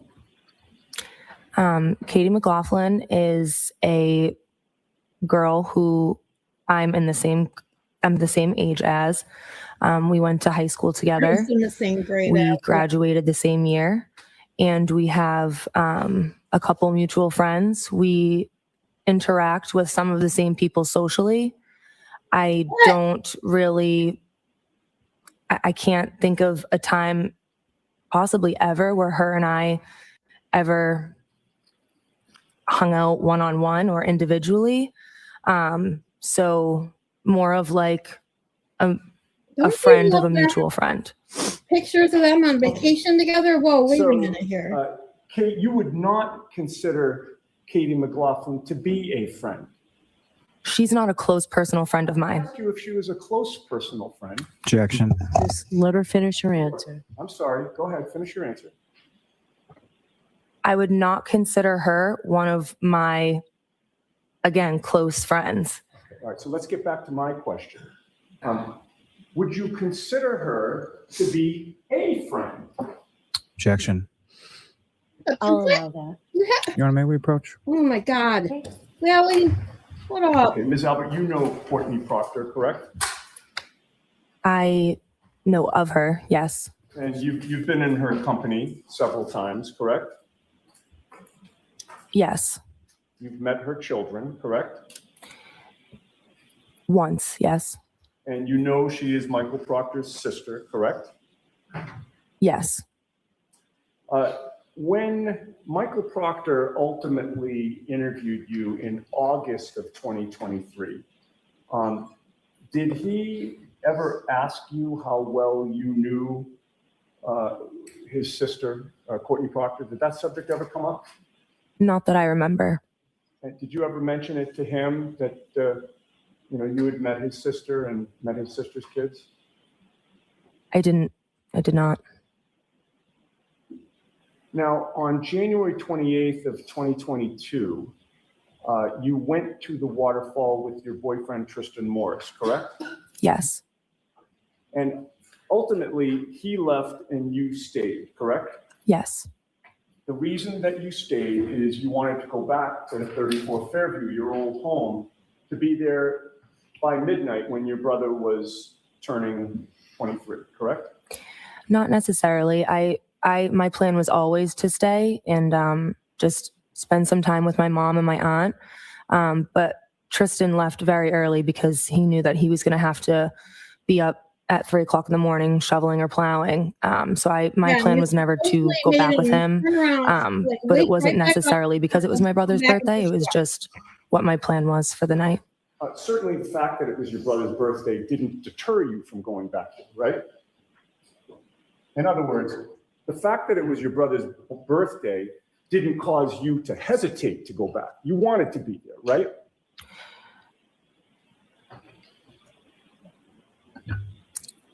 Well, my brother Brian wasn't at the waterfall. No, I'm talking about, let's start over. Tristan left, right? Yes. You stayed at the waterfall Yes. and you planned to go back to 34 Fairview, did you not? At some point in time, that was spoken about, and I agreed to go back to 34 Fairview. Yes. Okay. And you went back there to see your family, correct? Yes. Including your brother Brian, whose birthday it was, correct? Yes. That was your parents' home, right? Yes. You grew up there. Yes. You were comfortable there. Yes. There was plenty of room at the house, correct? In what sense? Bunch of bedrooms. Yes. Not all of them were taken up, correct? At that time, correct. You certainly felt welcome there, correct? Yes. And there was no problem with you staying there overnight, correct? Correct. And when you made the decision to go there after the waterfall, you knew that there was a snowstorm that was starting, correct? Yes. And you've already testified that when you went back to 34 Fairview, you saw your cousin Colin Albert inside the home, correct? Yes. In fact, you walked in and he was one of the first people that you saw, correct? Correct. He's been over your house many times, correct? Correct. You're close with him as your first cousin, are you not? I am. And your brother Brian Jr. is close with him as well, correct? Yes. Colin Albert is close with your parents, correct? Yes. He's certainly welcome at your parents' home, correct? Correct. And it was certainly not shocking to see your first cousin, Colin Albert, at your home, correct? Correct. And you had a brief interaction with him, correct? Yes. That was sort of toward the foyer of the house? Yes. And then you continued deeper into your parents' home and you saw other people there, correct? Yes. Where did you go within the home after you had seen Colin? I believe I entered through the foyer into the dining room area. And when you were there, you saw your brother Brian, whose birthday it was, correct? Yes. He had two friends with him, Julie Nagel and Sarah Levinson, in that same area. Yes. You greeted them as well. Yes. And that's where your attention was focused, fair to say? I would say that once I said hello to them, I didn't just sit with them three. I sort of was walking around. I wouldn't say my attention was solely focused on them three, but I did greet them, yes. And where you were walking around within the kitchen dining room area? Yes. And once you greeted Colin and left him, it's fair to say that you then were not looking over your shoulder monitoring what Colin was doing or where he was going, correct? Correct. And while you were in the kitchen dining room area, the door to the basement was kind of blocked from your view, was it not? If I'm in the dining room area, there is a spot in there where I could see it, but I don't believe I could see the basement door, no. Right. And from your vantage point, the door to the basement's kind of blocked from the area that you were in. For the most part, yes. And you weren't watching Colin to see where he went after you left him, correct? Correct. And you never saw him leave the house physically, correct? Correct. Malin, let's see. I saw Is your that what I'd like comment. to- Sorry. I'm just sitting here taking a break, and I just love this color, and my husband loves it too. Oh, that's awesome. Nothing worse than painting the entire room and realizing you don't like the color. I've done that before.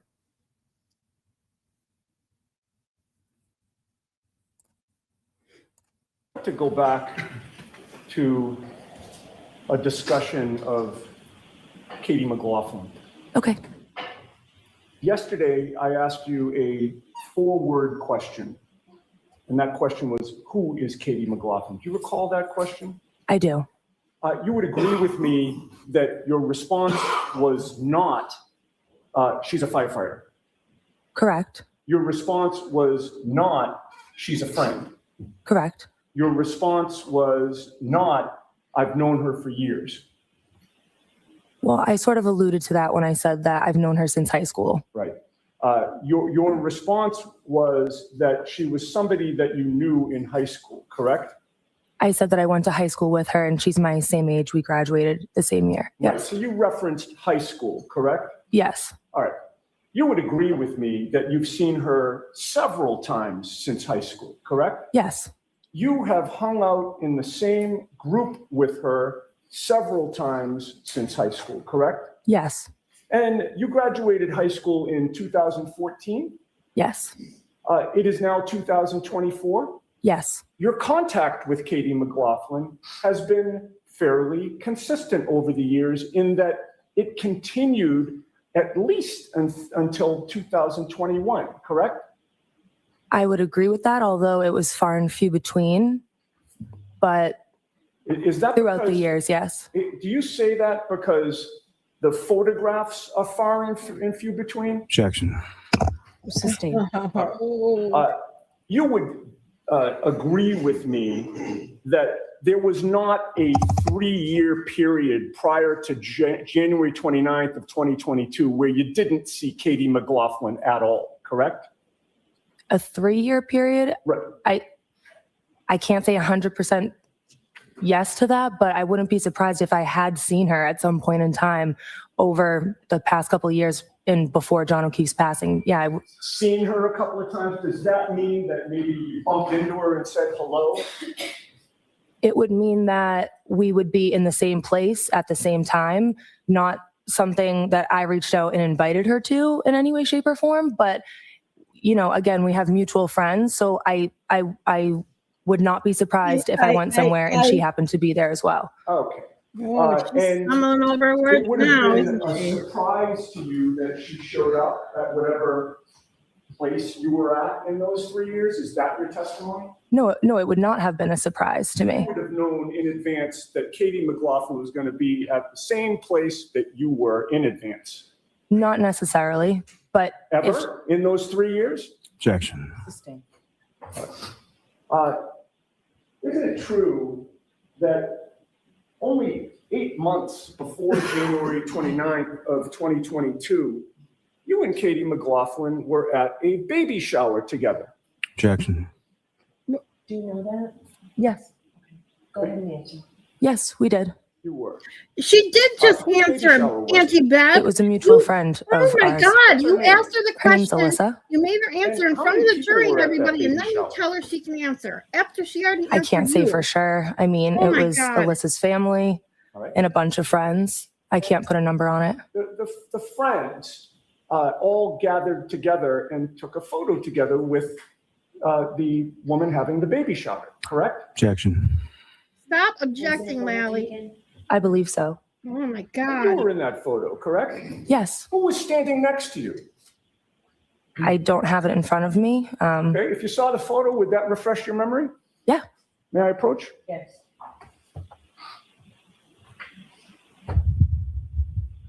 I'm showing you what has been marked. Just show her. Sorry, I was just going to identify it as S for identification for the record, Your Honor. Okay. I'm showing you what's been marked S. Could you take a look at that and look up at me when you're done? May I approach? Yes. Having reviewed that photograph, Ms. Albert, who is standing next to you? One of my friends is on the left of me and Katie McLaughlin is on the right of me. Okay.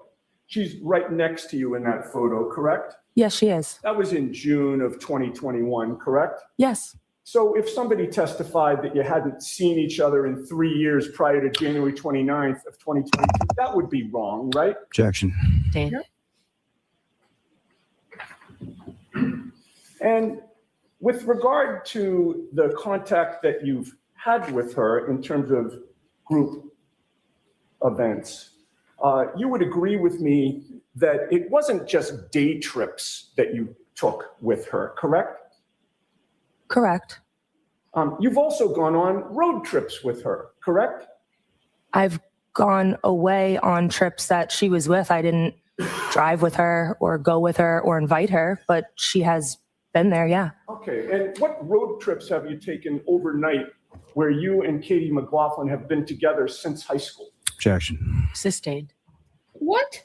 You've gone to Maine with Katie McLaughlin, have you not? Objection. So we need a time frame, Ms. Giannetti, not just Sure. 10 years ago. Since high school, you've gone to Maine with Katie McLaughlin, correct? Objection. I'll allow it. Did you go to Maine with her? I did, and the year would have been like 2015 or 2016. If I suggested it was July of 2016, would that make sense? That would sound about right, yeah. And while you were in Maine, there were 7 of you in a hot tub together, correct? Objection. Sustained. You were in a hot tub with Katie McLaughlin in Maine, correct? Objection. Oh my Sustained. God. Let me approach you, Ron. Yes. You'd mentioned that you'd been to Maine with Katie McLaughlin in 2016. Where was it in Maine? I'm not sure the exact town. Right. Probably 4 hours away. I'm not sure how long it took to get up there. It wasn't 10 minutes away. No. Right? And it wasn't a half hour. No, All right. It was more than 2 hours, correct? maybe. And you drove, correct? Yes. How many days did you spend in Maine? I'm not sure, maybe 2. All right. So you were up in Maine over a weekend Yep. with Katie McLaughlin, correct? Yes, as well as a bunch of other friends. Oh, of course. But the answer to my question is you were with Katie McLaughlin, correct? Objection. Sustained. How many times have the two of you been to the beach together since high school? Objection. Do you know? Oh my If you can God, answer that, go ahead Lally. and answer. I know that we have been to a beach together, but I don't know how many times. I could guess. Don't guess. Okay. Next question, Ms. You Giannetti. said a beach. Does that mean that the two of you only go to one particular beach? No, No, you've gone to multiple beaches with Katie McLaughlin, correct? not that I can remember. I can't remember how many times. I have one memory, but I can't say for sure how many times I've been to a beach with Katie McLaughlin. Okay. If I showed you a photograph of the two of you on a beach together in bikinis, would that refresh your memory? Objection. Ms. Giannetti, you can show her a photograph. Thank you. Let me approach. Yes.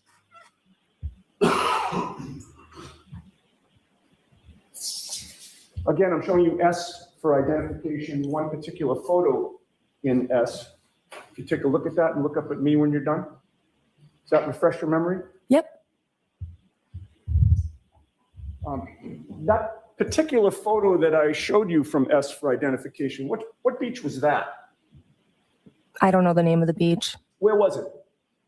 I believe somewhere in the Cape. And Katie McLaughlin is in that photo, correct? Yes, along with a bunch of other friends. Of course, there are other friends, but you. Miss Giannetti, please no more, of course. Of course, Your Honor. With regard to that photo, once again, you are right next to Katie McLaughlin. Were you not right in back of her? She's in front of me, yes. And the mutual friends that I already said that we have are also in the photo. Of course.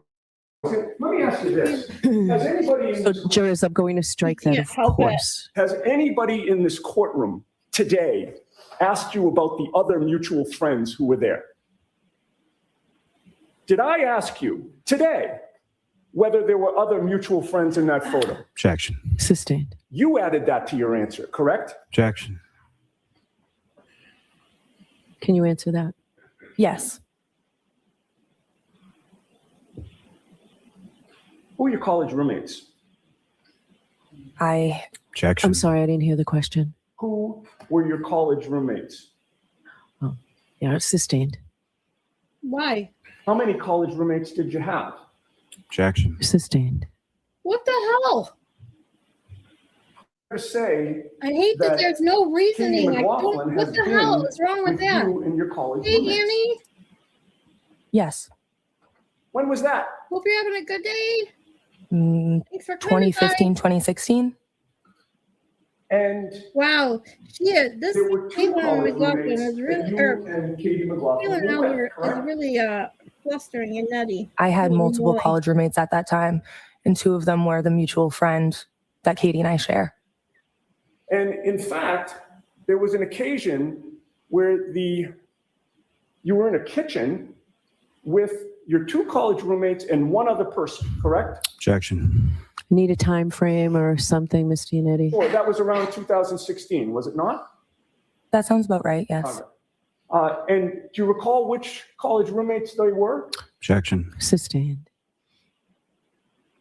And someone took a photo of you, your two college roommates, and one other person, correct? Objection. Sustained. In You got a 2016. day off, that's right. This is your Objection. weekend, Sustained. your weekend days. Awesome. Well, thanks for joining us. May we approach? Okay. May I approach? Yes. I was thinking after one or two more witnesses, we can go through some of the Showing you audio. another I have photo the from Google us for Drive from identification, Can Read ma'am. evidence. Look at that and look up so to we me can when you're go done. through it today, some of it. Who's in that photo?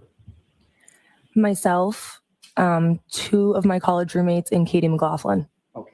So Katie McLaughlin's the only one in that photo who's not one of your roommates, correct? Yes. And was this a situation where she just showed up unexpectedly like all the other times? You had no idea she was going to be there? Objection.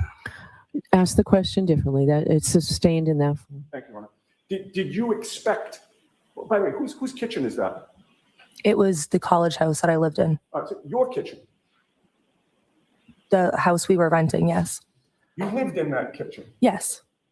And Katie McLaughlin's in your kitchen, correct? Yes. Who invited Katie that day? The two mutual friends that I lived with. Okay. Certainly you didn't invite Katie, correct? I did not. Because you're not close friends with her at all, correct? I am not. In fact, you don't really like her very much, do you? Objection, Your Honor. Sustained. You guys were teammates Oh, your nutty is awesome.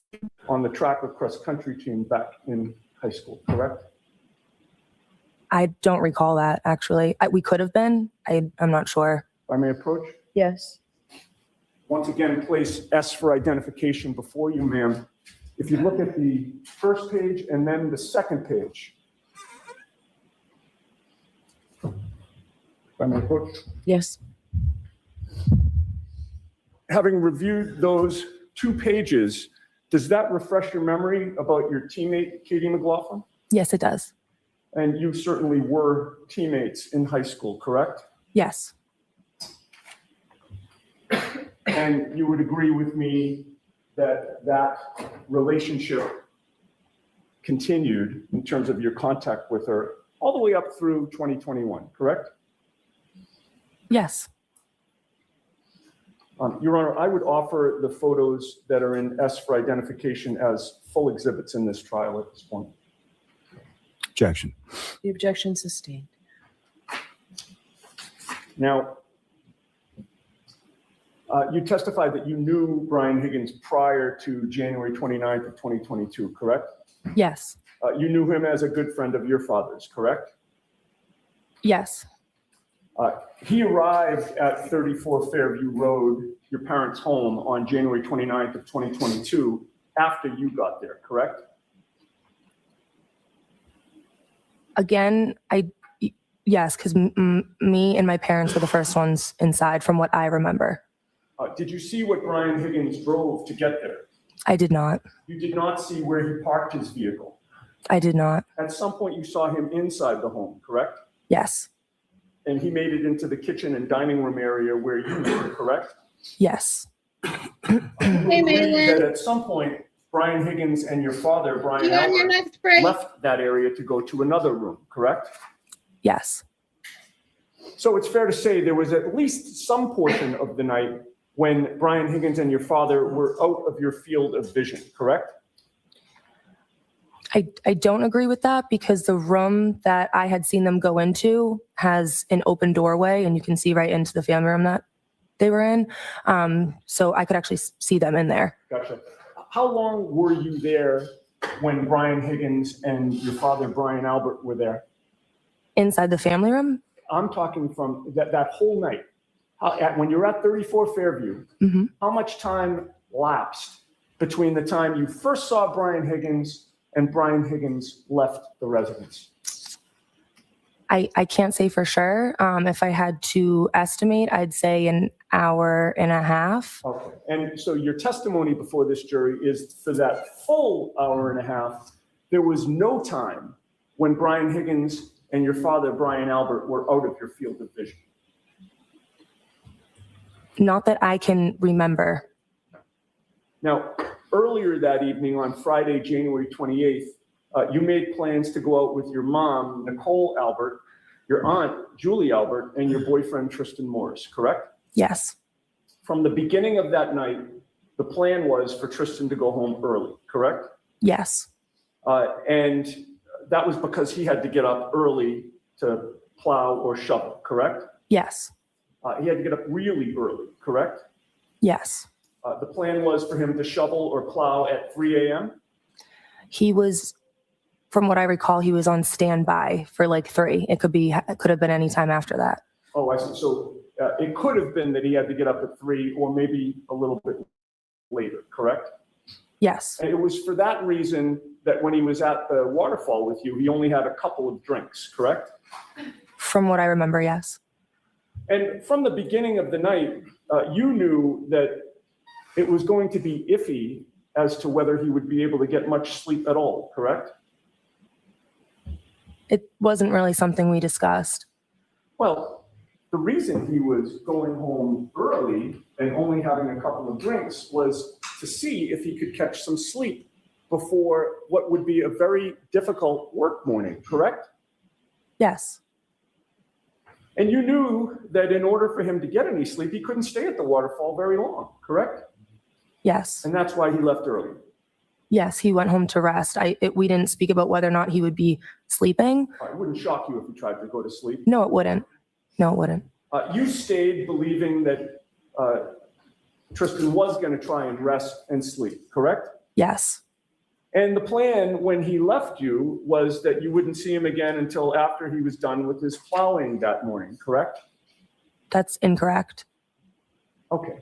So is it your testimony that the plan from the beginning was that Tristan was going to drive from Canton to Easton and get some You have rest, to become a member and then still? drive I'm a member from in Easton Rat to House. Canton to pick Hold you on. up so that In Discord, but I haven't emailed Scarlett yet. Just been too busy. I'm loving it, Annie. I will share finished pictures in Scarlett's Discord. Yeah. When you whenever you get a chance, Annie, just shoot me an email and I will send you the link. So no worries. Whenever you can join whenever you want. so that he could take you back from Canton to Easton. That was the plan? It may not have been set in stone, but it was definitely spoken about. And then that's what ended up happening. Yes. Have you ever told anyone that before, Ms. Albert, that the plan from the start of the night was that Tristan was going to make 4 trips total from Canton to Easton, Easton to Canton, Canton to Easton? Have you ever told anyone that before? I don't remember if I mentioned that to anybody. That was the first time you've ever said that just now before this jury. Would you agree with that? Whoa, that was the first time she ever I said believe that? so. Almost 2.5 years after January 29th, correct? Correct. Oh, Isn't it true that you decided at 1:45 in the morning that it was important for you to get home? At 1:45, around that time is when Tristan picked me up, a little bit after that, but I didn't want to get snowed in at my parents' house. It was important for but you you to knew leave it was going to 34 snow Fairview, before correct? that, so why? Oh I my wouldn't God. say I've had important, this but it was something that I wanted to do. Several It was Yes. times. important enough for you to leave, correct? Yes. And you made the decision to have Tristan drive from Easton to Canton to pick you up, correct?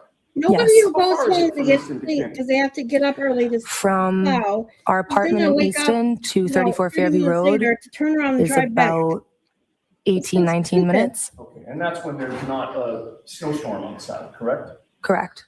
Of course, in a major snowstorm, you certainly can't drive as carefree as you can when you're driving in good road conditions, correct? Right. And your boyfriend was making that trip multiple times that night, correct? Yes. When Tristan picked you up at 1:45 a.m., did you bring Chloe out of the house with you to take to your apartment? No. Wow, no. On January 29th of 2022, you were there at your parents' house from around midnight until about 1:45? About a little bit after 1:45, yes. Okay, and during that span of time, almost 2 hours, you never saw anyone pull up outside, correct? I personally did not. No.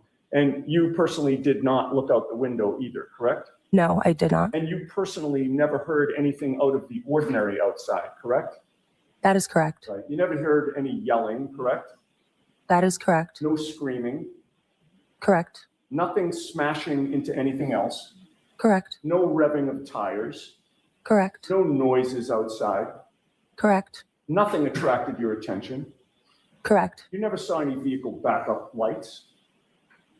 Correct. You never saw any red lights outside. Correct. You heard zero evidence of anything that would lead you to conclude that there had been some type of car accident outside. Objection. Sustained. You can ask it differently, Ms. Giannetti. You didn't hear a car accident. Objection. Ask it differently. What is, When you left 34 Fairview at 1:45, which door did you use? I think I walked out the front door. And the front door, could I have exhibit 66, Mr. Bates? With the court's permission, may that be Sure. displayed? Do you recognize exhibit 66 as being a depiction of your house?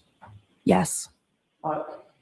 The front door to your home, there are actually two of them, correct? Yes. And but when you say the front door, you're referring to the door that's lit up in that photo? Yes. You can take that off the screen. I'd like to ask you some questions about what you saw or didn't see within the first couple of seconds while you were stepping outside. Coming out the front door of your house, you would agree with me that your parents' front lawn is directly in front of you, correct? Yes. By that time, snow had started to accumulate at 1:45 a.m., correct? Yes. Against that white snow, did you see a black baseball cap? I did not. As you stepped out of the house, did you see a black sneaker? I did not. Did you see 45 pieces of red taillight plastic? nope. I did not. No. Did you see one piece of red taillight plastic? I did not. Did you see a 6'2" man on your parents' front lawn in front of you? Objection. Did you? I did not. You saw nothing unusual on that front lawn of your parents' home, did you? I did not. Now, Tristan had parked in the driveway, correct? I believe so. When I say Tristan, I'm referring to Tristan Morris, who was your boyfriend, right? Yes. As you face the house, that driveway is to the right, correct? Yes. And as you're coming out of the house, the driveway is to the left, which makes I sense, just right? gotta pause Yes. this 1 second. For anyone who's watching, and I just want to let you know, Mary B is out of surgery and she's doing okay. So we are so happy for her and glad to hear that. Wishing you the speediest of recoveries, Mary B.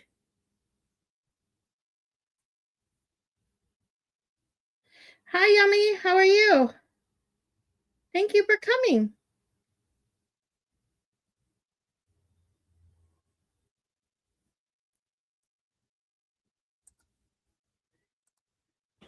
Where in the driveway was Tristan Morris parked? I don't remember if he was on the left. My guess would be the left side of the driveway because that would have been closest to me walking out of the house. But I can't say for sure exactly where he was parked in the driveway. Okay. In any case, you walked to his Yes, vehicle, speedy correct? recovery Yes. to And Mary actually, B. when I say his vehicle, it was actually your Tristan vehicle, right? knew. Yes, Correct. That was the definitely. Jeep that you had at that time? Yes. So And excited as you were walking to to hear that vehicle, you would agree with me, there were no obstructions between you and your parents' front lawn, correct? Correct. And as you were walking to that vehicle, again, no baseball hat, no sneaker, no pieces of red taillight, and no 6'2" man did you see on your parents' front lawn, correct? Correct. And there were no, strike that. After you got into the vehicle, you got into the passenger's side Yes. because you had been drinking that night, correct? Yes. And it wouldn't have made sense for you to drive home to Easton, correct? Correct. So Tristan Morris backed his or your Jeep out of the driveway, correct? Yes. And the tail end of that Jeep, when he backed out, would have gone toward Cedar Crest, correct? Correct. Which would mean that the car was now facing toward the Chapman Street side, correct? Yes. And that would mean that your Jeep, being driven by Tristan, would have driven directly by your parents' full property line, correct? Correct. And you were on the passenger's side of the car, correct? Correct. The passenger's side was closest to your parents' front lawn as you were driving away, correct? Yes. And you drove past the front lawn, correct? Yes. You drove past the flagpole, correct? Yes.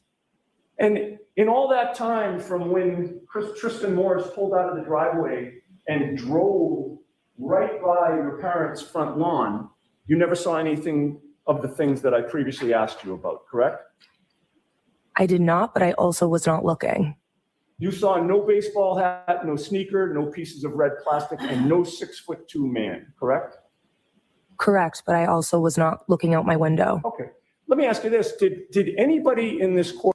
I'm doing good, Yummy. Thank you.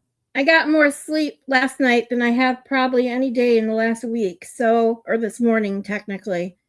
After I got up work last night, I slept pretty good. So I'm feeling pretty good today. Thank you for asking. I am getting angry at this witness though. And I'm appreciating watching Yannetti work. Him and Alan Jackson, they're masters. Yeah, I said the same thing when I woke up. Like, I normally don't get more than like maybe 2.5, 3 hours straight of sleep. So I think this morning I hit like 4.5, almost 5 hours of straight sleep. And that is like something I haven't done in a really long time. So it felt really good. Yes, love our bowl of spaghetti. Yannetti, Scuddy, Yannetti. Bowl of spaghetti, however you want to put it. He is awesome. Just a master to watch work. This witness, man, I'll tell you. He had her going with that bullshit answer she gave about her friend Katie McLaughlin. Ugh. Courtroom ask you if you were looking out your window? Objection, Your Honor. Sustained. That was an answer to a question that nobody asked you, correct? Objection. Sustained. Now, at this point, you would agree with me that you've essentially circled your parents' front lawn, right? Yes. Yeah, you came out the front door and were facing the front lawn, correct? Correct. Then you're walking to the left, which means that the front lawn is to your right, correct? Correct. Then you're backing up out of the driveway, which means the front lawn is still to your left, correct? Correct. And when Tristan pulls the car such that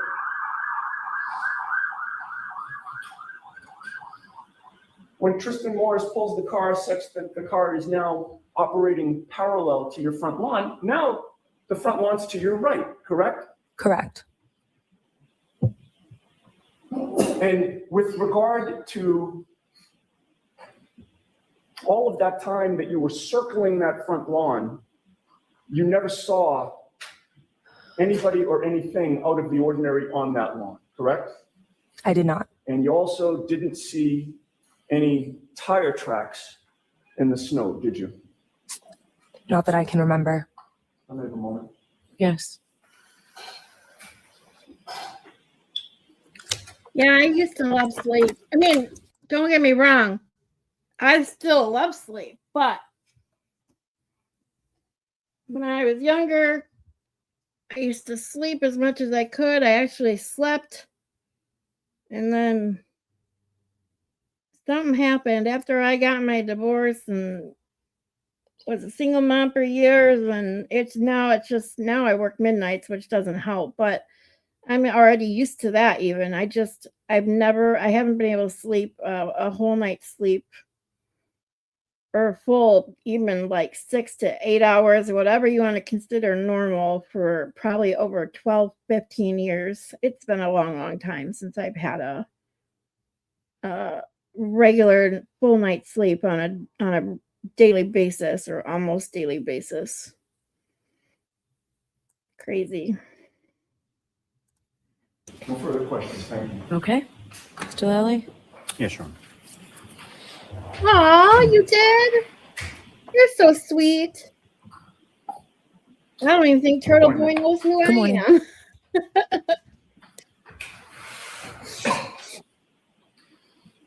Now, turning attention back to yesterday, you were asking questions about. Turtle Boy has so property, is many that right?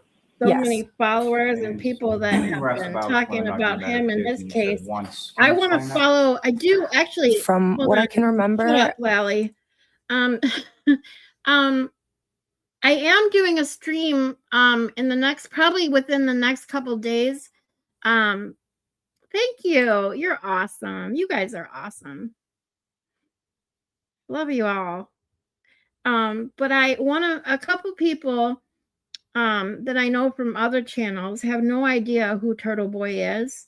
But they know the Karen Reed case. So I'm putting together a little presentation on explaining Turtle Boy and I don't know. I guess the best way to put it is like 6 degrees of Turtle Boy, like how all the channels and things that interweave into Karen Reed, and then down from Turtle Boy and Will and Rat House and Baker and all that. So, but specifically Turtle Boy because of his influence on the Karen Reed case, and he's mentioned in the case, and I know people that know the case, but they never really knew who Turtle Boy was and never went down into that research like I did and ended up here. So I want to put a little thing together to explain Turtle Boy and Turtle Boy derangement syndrome, because that's something I want to get into too, which goes into my psychology lessons I'm going to be doing on Sunday. So that's why I want to do this little presentation before I make the Sundays a regular thing. So I'm hoping to do it in the next couple days.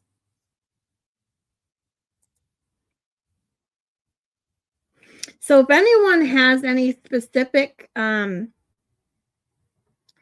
like tiny clips that are perfect for like explaining who Turtle Boy is, and him, especially him covering the Karen Reed trials, send them to me. Send them to my email. I'll take them. Thank you.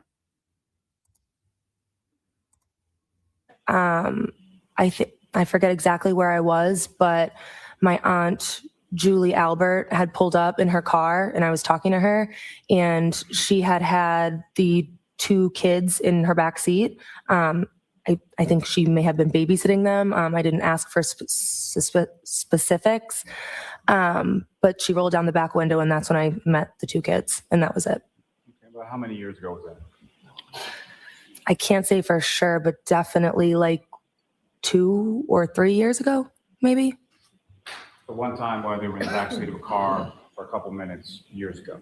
Yes. Had you ever met Michael Proctor prior to the day that he came in, or that he conducted an interview with you? Never. Now, as you were walking into the house, your testimony is that you saw Colin Albert walking out of the house. Is that correct? Correct. Without getting too much into it, as far as photographs of you on a high school track team, that would have been sometime prior to your graduation in 2014, correct? Yes. And about how many people were on your track team? Over 30, maybe. About 30. Now, when you were at the house at 54 Fairview Road on the early morning of the 29th, your father, Ryan Albert, and Brian Higgins were out of the room, being the kitchen and the dining area, for some period of time, correct? Correct. And about how long period of time are we talking about? Minutes. I would say at most, maybe like 5 minutes. At most. Now, you were shown a drawing, essentially, in Exhibit 66 of your parents' house at 34 Fairview Road, up on the screen just now. Yes. Have you ever seen that before? That exact photo? I don't believe so. Do you know whether or not that was even a photo, or would you be surprised if that was some sort of drawing or rendering of the house? Yeah, I can't say for sure where that came from or what it is. I don't believe I've seen it before.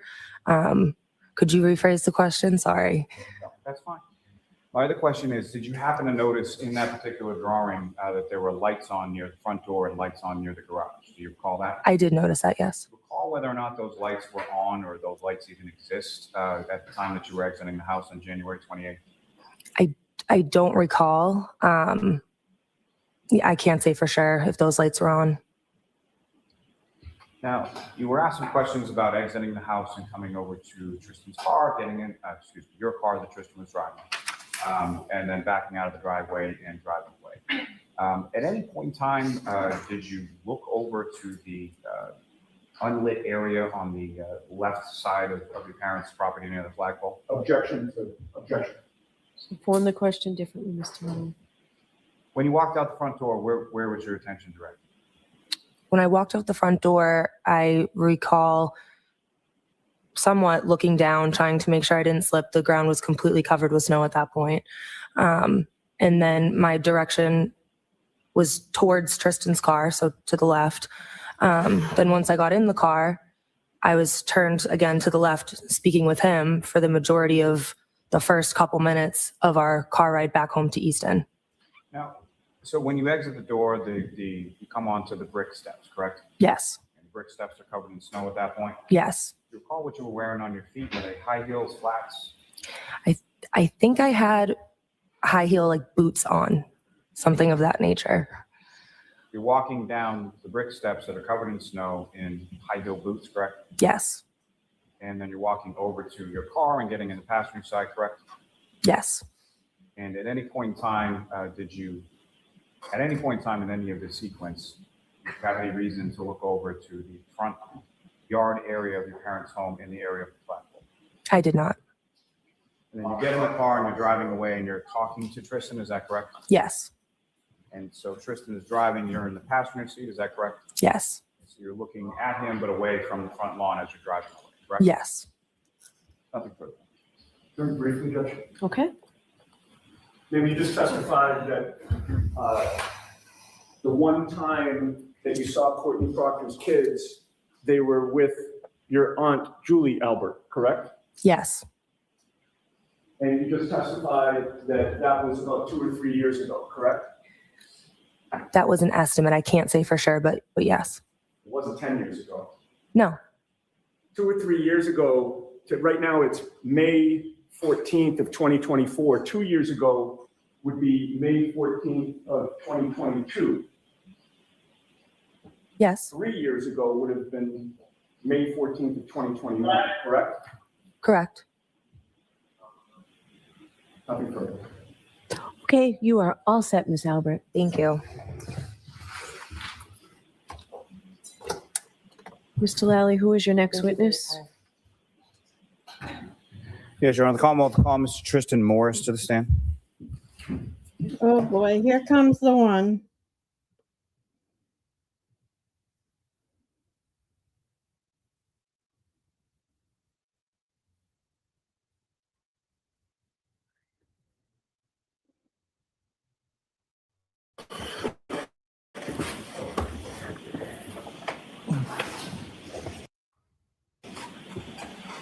Okay, whenever you are ready, Mr. Lally. Good morning. Thank you. Good morning, sir. Good morning. Could you please state your name and spell your last name? Tristan Morris. Morris, Morris. And Mr. Morris, where do you live? Easton. And who, if anyone, do you live there with? Caitlin Albert. And what is the nature of your relationship with Caitlin Albert? She's my girlfriend. And how long have the two of you been together? Roughly 8 years. And with He respect, seems so excited well, let about me it. ask you this. Do you work, sir? Yes, I do. And what do you do for work? I'm a union pipe fitter. And how long have you been doing that? 6 years. Now, if I could turn your attention to the evening of January 28th, 2022, into the following early morning of the 29th. Do you recall that day? Early morning of the 29th? Yes. Yes, I do. And do you recall what days of the week those were? Friday and Saturday, I believe. And on that particular Friday, what, if any, plans did you have? Hey, for Baker. yourself and your girlfriend, Caitlin Albert? For me, Yeah. it was just an ordinary day. I went out and I met them for a drink. And Thanks about for what stopping time? So I'm gonna ask you by. to keep your voices, okay? Okay. You indicated you went and met them. Who is them? My girlfriend, Caitlin, and that's all I remember. Yeah, she's high And, maintenance, do you right? recall where it was that you went? Waterfall Bar and Grill. That's somewhere that you and He's- Caitlin had been to. Hold on, I before? gotta pause it. Yes, multiple times. Because he is a witness. I have seen, I think I've seen his entire testimony because I've seen a couple kind of evaluations of it and his non-committal to even the simplest of questions.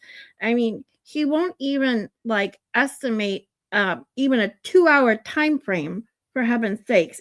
And I have seen that comment a couple times that he makes. So this testimony, watching it in its entirety right now, should be pretty good. And do you have any idea what time that was on the 28th? I don't recall.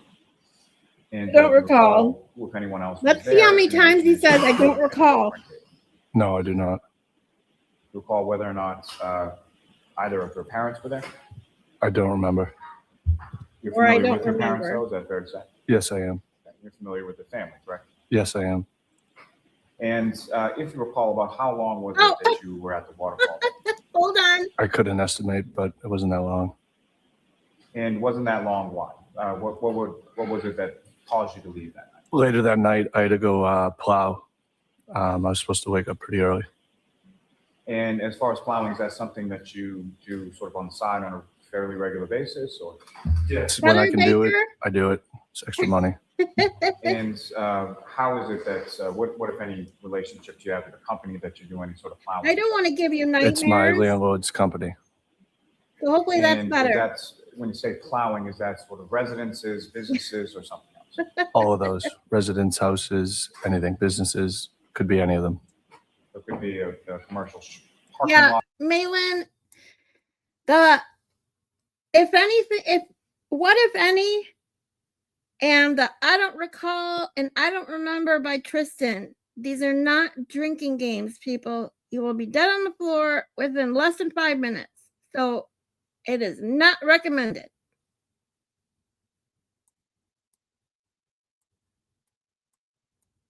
Could be a condo, could be a business park, any of those things. Correct. And about what time was it, He's if so you know, needy. that you were supposed to sort of be ready or on call to go out? It's okay. I love So we waited Baker. for the snow. I just You had to can be ask on him to call make it for full 3 to screen 4 in the morning. Just anytime. have my phone on standby and be ready to go. Just He's not how it always following is. this maintenance. And so when you left, or when you went to the waterfall in Canton, Sorry. at that time, was it snowing?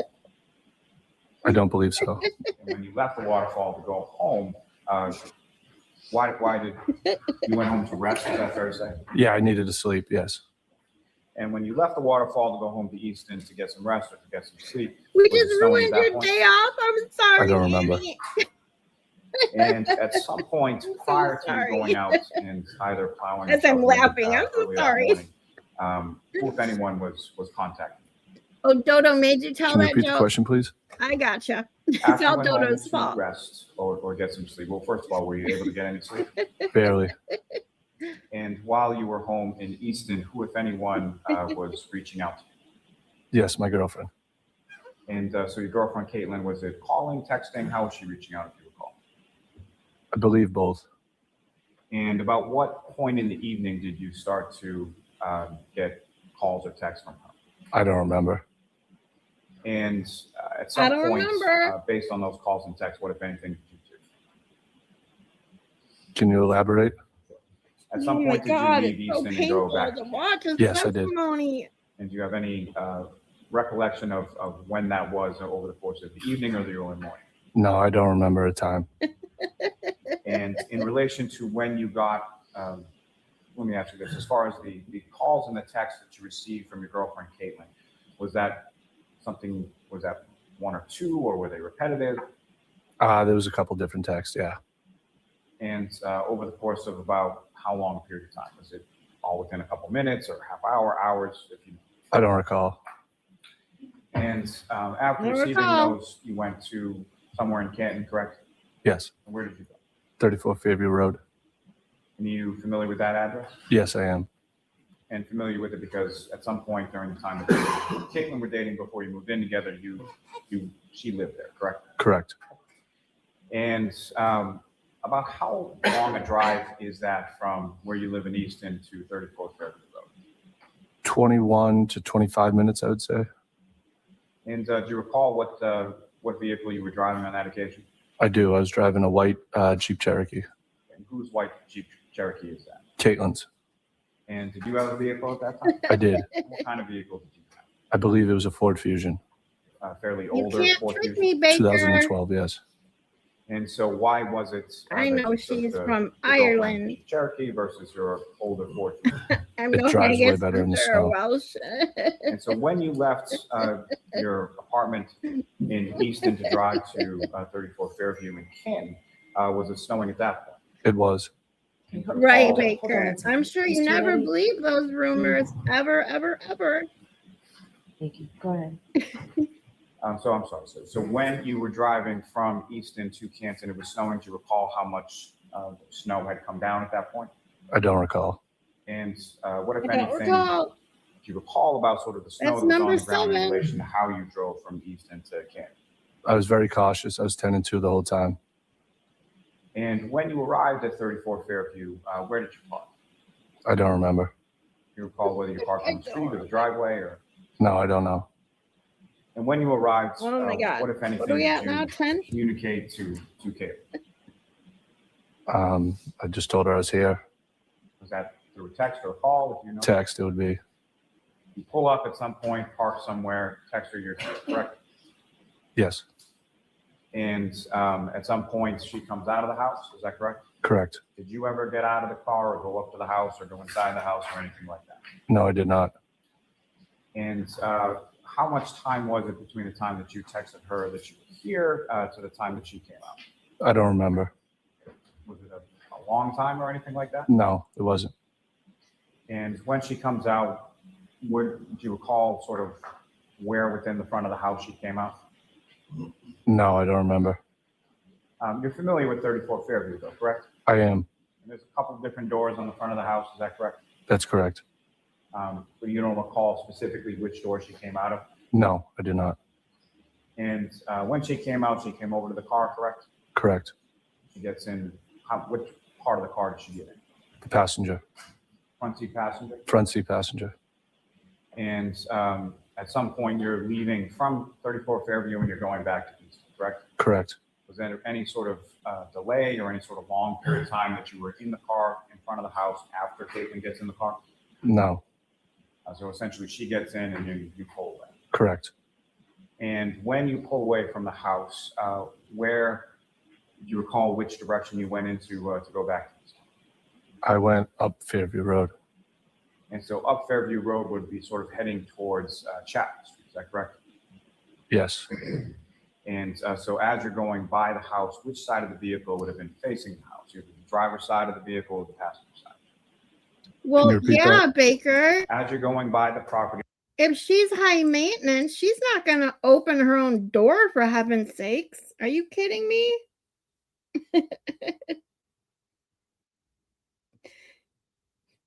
I bet she had to have her heated seats warmed up already and a red carpet rolled out for her. Oh, yeah.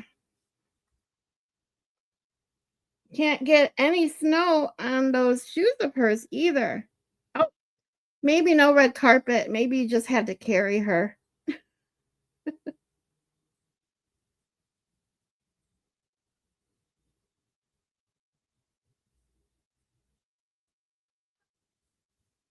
at 34 Fairview Road. Yeah. Which side of the Jeep that you were driving was facing 34 Fairview Road? Was The it left. your side or her side? My side would be facing the street. If I'm coming down, my side would be facing the left side. And what I'm asking is when you're driving away. Away, yes, the passenger side would be facing her house. And as you were coming there, would it be the driver's side or your side that was facing the house? If you recall which way you came. I don't recall. But as you were leaving the house, Caitlin's side or the passenger side would be facing the house, correct? Correct.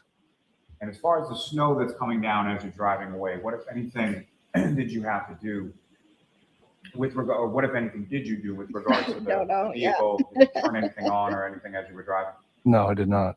So did you have a defroster on? Yes, And did you have windshield wipers on? correct. So the snow was coming down at least at a pace that you had the windshield wipers on, correct? Yes. And during that drive, specifically on Fairview Road, but at any point during your drive to Fairview and from Fairview, do you recall anything as far as how the roads were? 100% Baker. Plows out, anything like that? I don't Let's see. recall. My son is an only child with his dad remarried, so he has a couple of step siblings, but that wasn't until my son was what, 10, 11-ish. But I made sure I spoiled my son, but he knew not to act spoiled. And then of course I didn't spoil him in like as much as I probably would have, because I didn't have the money to spoil him like that. But he never wanted for anything, but he's such a great kid. I cannot tell people enough how I got so lucky. My son is 22. He's out on his own. He's got a great job. He tried college, said it wasn't for him. No problem. He's doing great. He just got his 4th promotion at his job, at a job that he can, it's the sky's the limit. He works really hard, and considering the world we live in right now and kids his age and young adults his age that still live at home, don't work, don't go to school, sit on electronics all day, and are rude and snotty and think the world is owed to them. I am so proud to have a son like I do. Just have to say that.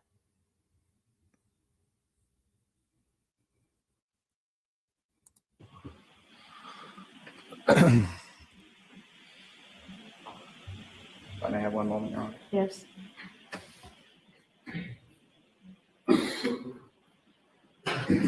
Now, as far as when Caitlin gets into your car, how would you describe me? What the heck? Not She gets in the car, is it fair to say you guys haven't seen each other for a couple hours, you start talking? correct. And so when you're talking, you're I don't know driving. what that was, she's in but the hopefully passenger it's seat, is that not correct? going, correct. YouTube's not messing up. Facing you while while you were talking to her as you were Yes. going away? Thank you, sir. I have nothing further. Thank you. Thank you, Ron.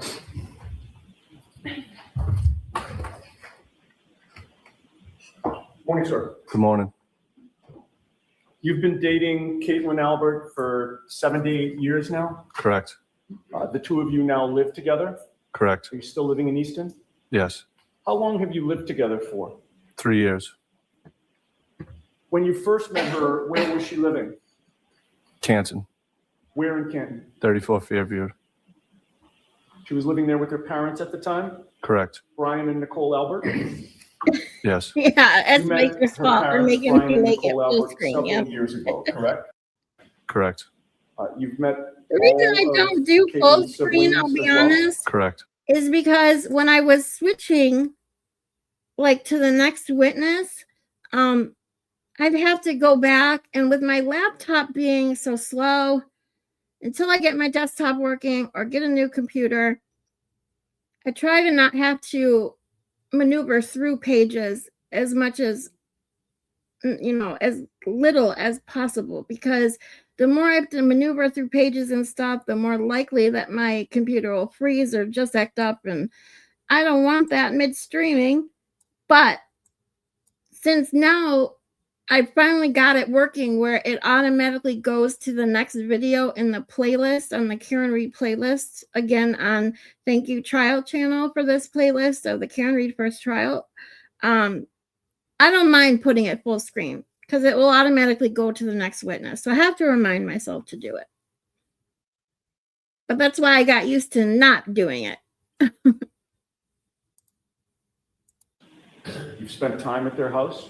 Yes. You've spent holidays with them. Yes. And you've been over there on weekends, correct? Yes. It's fair to say that over the last 7 or 8 years, you've been with the Albert family quite a bit, correct? Yes. And you've also been with the McCabe family, correct? Yes. And even though you're not married, you consider yourself just about one of the family, correct? Yes. Since John O'Keefe's death, you have continued associating with both the Alberts and the McCabes, correct? Yes. Because you're still dating and living with Caitlin, correct? That is correct. And in June of 2022, a few months after John O'Keefe's death, you went to Ned Devine's in Boston with many, many men in the family, correct? Yes. That includes the Alberts, correct? Yes. And that includes the McCabes. Yes. Do you recall who was there that night? No, I don't. I showed you a photograph from that night. Did that refresh your memory? Yes. Can I approach Ron? Yes. I placed a photograph before you. Take a look at that and look up at me when you're done. Yes. Does that refresh your memory about who was there that night? It does. Are you, by the way, how many people are in that photograph? Do you want me to count? With the court's permission. Okay, go ahead and count. And after you count, let's mark this for identification. I don't know if you heard that, 12. but some 12 big people, including myself. Okay, if I could have that marked. blared their horn 12, including outside myself. my window. Sorry about that. You would agree with me, sir, that at that night at Ned Devine's in Boston, everybody there was, except for you, was either an Albert or a McCabe? Yes, that's correct. And the photo that you or somebody decided to take was all of you with your fists clenched, correct? Objection. Sustain. Did you clench your fists that night? Objection. What the? Sustain. Did all of the Alberts and McCabes clench their Objection. fists that night? Sustain. Oh, Lally, That you're photo was posted flying to like social media, was it Bub not? now, huh? Yes, it was. And it was posted by somebody named Kevin Reardon. My girlfriend's cousin. He's actually the son of one of Nicole and Julie Albert's sisters, correct? Yes. And you've met him as well, correct? And do you recall the date that that photograph was posted to social media? No, I don't. I showed you Z for identification again. Would that refresh your memory? Yes.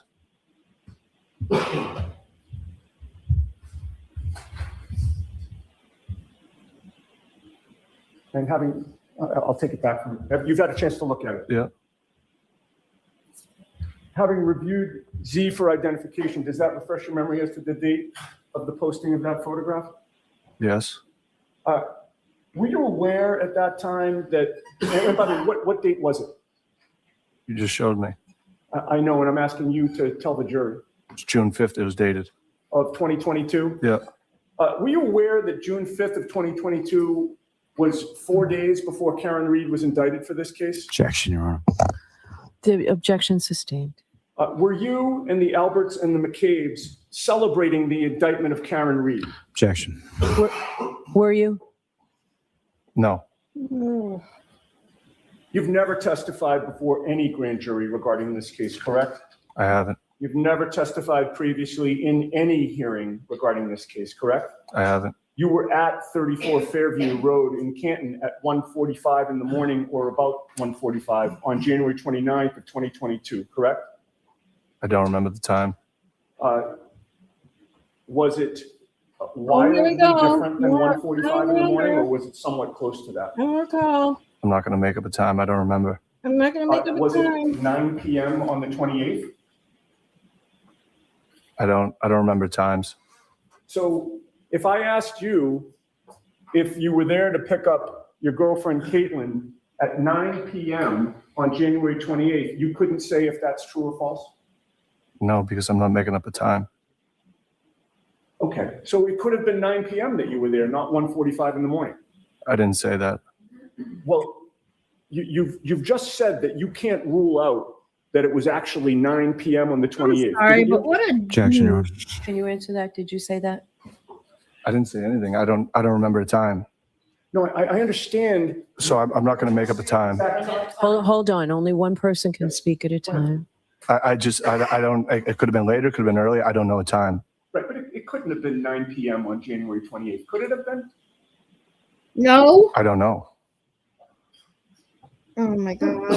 Okay. I What forgot time were you how at the waterfall? irritating he is. I don't remember.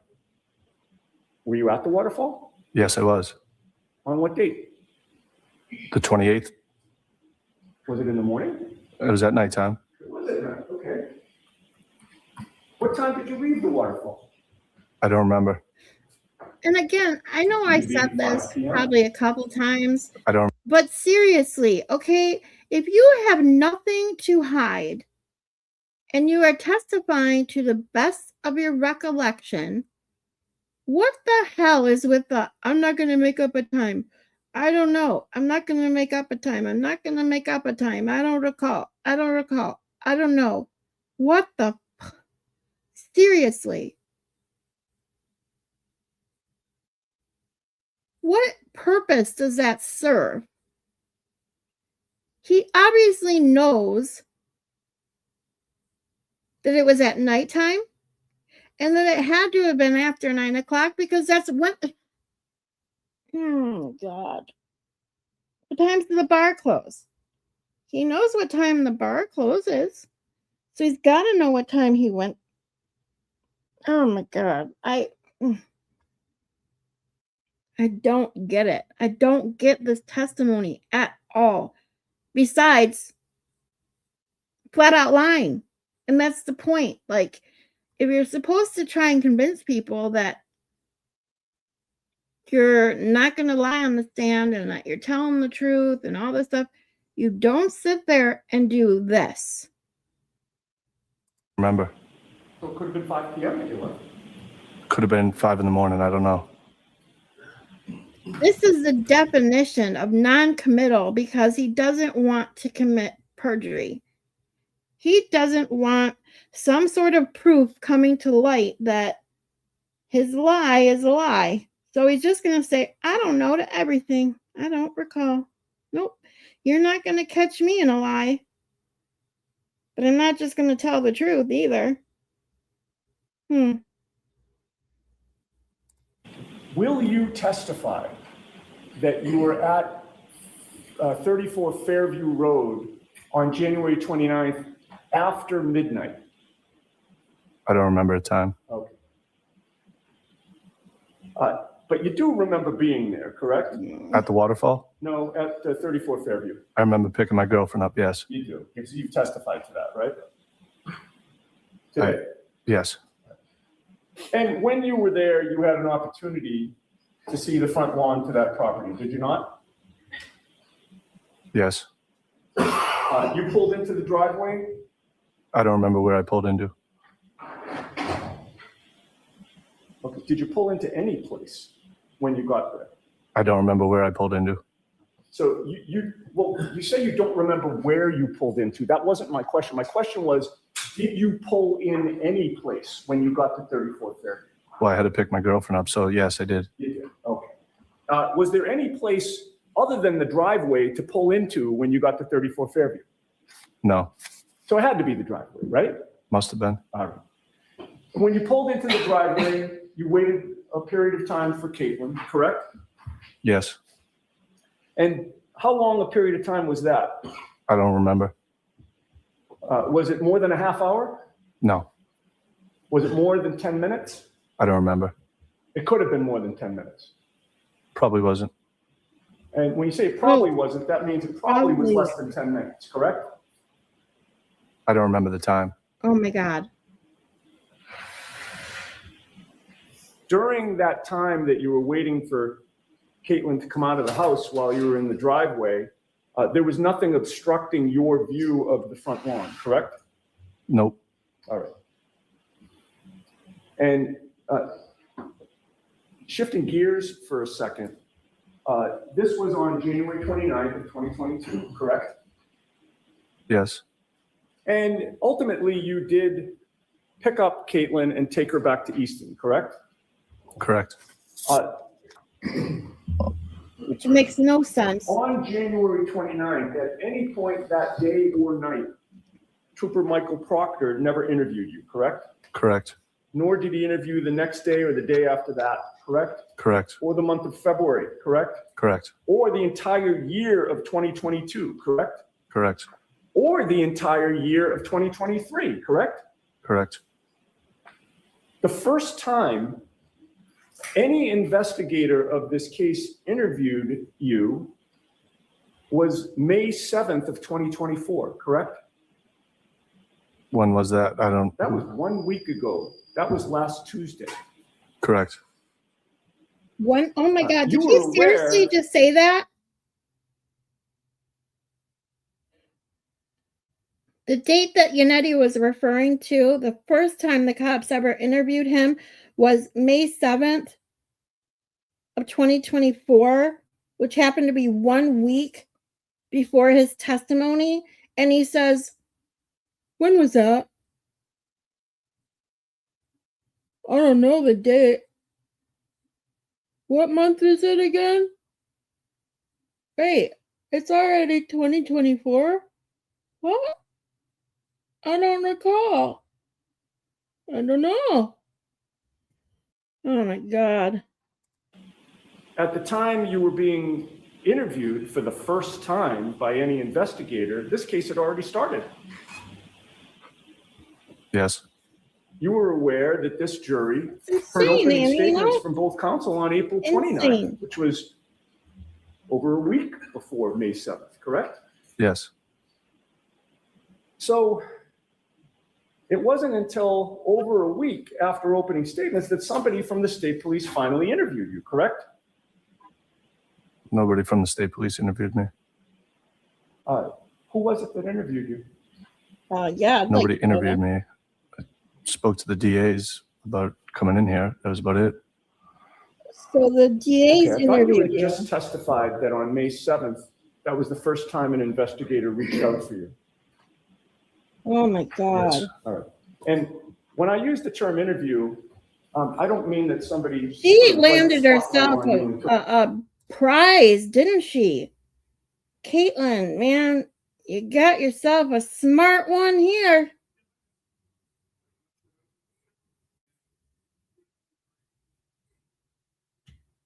Wow.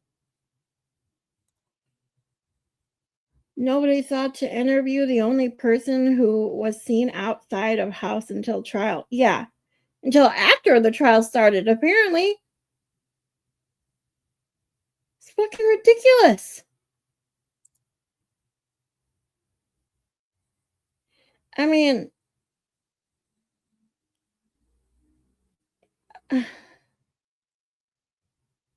I'm sorry. It's just too easy to make fun of this guy, but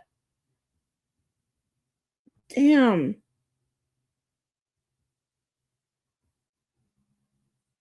Makes you wonder, like, is that why he plows snow? Because he can't do anything else? He can't remember anything. He can't even remember the date last week.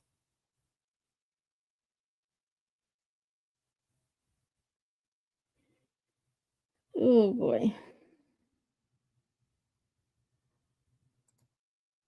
And the only people that saw John, yeah.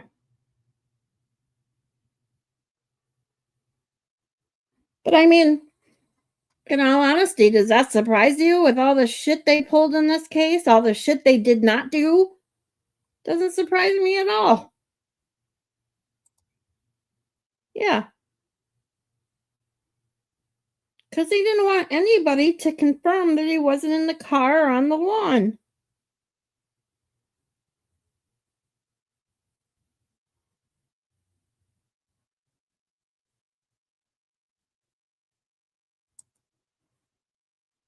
Ugh.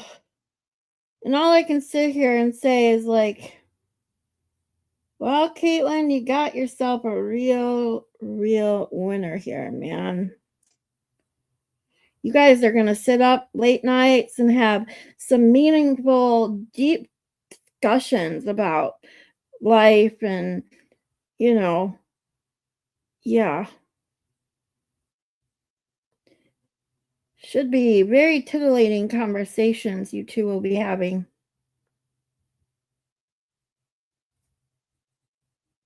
You into an interrogation room. I'm just asking, did somebody ask you questions? Yes. Objection. I'll let it stand. Thank you, Ron. And that And again, interview did not Anti-Bab take place doesn't in know person, correct? overruled. No, it did not. That I'll was a phone allow it. interview, correct? So you know, Correct. this is my And your courtroom. attorney was You on the get to line do for what that, I correct? allow. Correct. Now, from the beginning of the night on January 28th, your plan was to go home early, correct? Correct. You weren't drinking much, correct? That is correct. You had to get up early. Yes. correct? And it actually was really early. It could have been as early as 3 a.m., correct? Correct. So from the beginning, you knew that you weren't going to get much sleep, correct? Yes. And if you were going to get any sleep, you couldn't stay at the waterfall all night, correct? That is correct. So you left early. Yes. And you planned to go home, get whatever rest or sleep you could get, and then wait for the call to go out plowing, correct? That is correct. The plan from the beginning was not for you to leave the waterfall, go to Easton, and then drive back from Easton to Canton to pick up Caitlin, and then take her back to Easton so that you could wait for the call for plowing. That was not the original plan. Exactly. No, it wasn't. Because No, that of doesn't course make sense. So I apologize, Ron. I withdraw that comment. But the plan changed, correct? Yes. And that was because you heard from your girlfriend, Caitlin, correct? Yes. And I'm going to ask you a question and hope I get an answer. Do you recall what time it was that she contacted you? No, I don't recall. Yannetti, you can hope and wish in one hand and crap in the other and see which one gets spelled first. Sorry. In this instance, I wouldn't bet on getting an answer from this guy. Did anybody instruct you not to talk about any times that anything happened? Absolutely not. Oh, How did Caitlin? the only time the guy can give a straight, direct, answer, absolutely not, is when he's asked, Didn't anybody talk to you about not giving specific times in your testimony?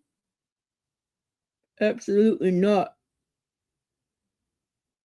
But every other question, it's, I don't recall. I don't remember. I can't recall. Okay. Contact you that night? Via text, via phone. And you were in Easton when she did that, correct? Yes. She was at 34 Fairview? Yes. And by the way, the snowstorm was no surprise to you that night, right? No. I mean, that's why you were waiting to plow, correct? Yes. That snowstorm had been forecast. Yes. And it had started snowing by midnight, correct? I don't remember when it started snowing. But for some reason, Caitlin now needed to get picked up before you went plowing, correct? Yes. That meant, despite the fact that you had to get up potentially at 3 a.m., you now had to make the trip back and forth between Canton and Easton a second time, correct? Yes. And you considered it to be important enough that you agreed to pick up Caitlin despite the changing plans, correct? Correct. All right.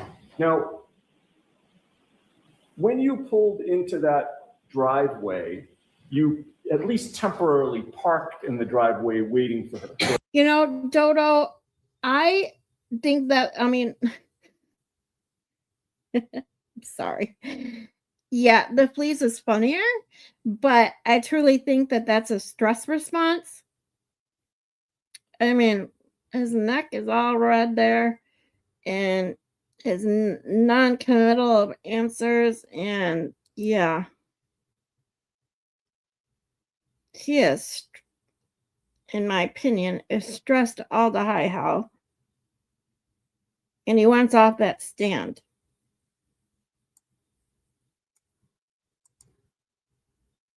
But maybe he got fleas when they took Chloe away from the house.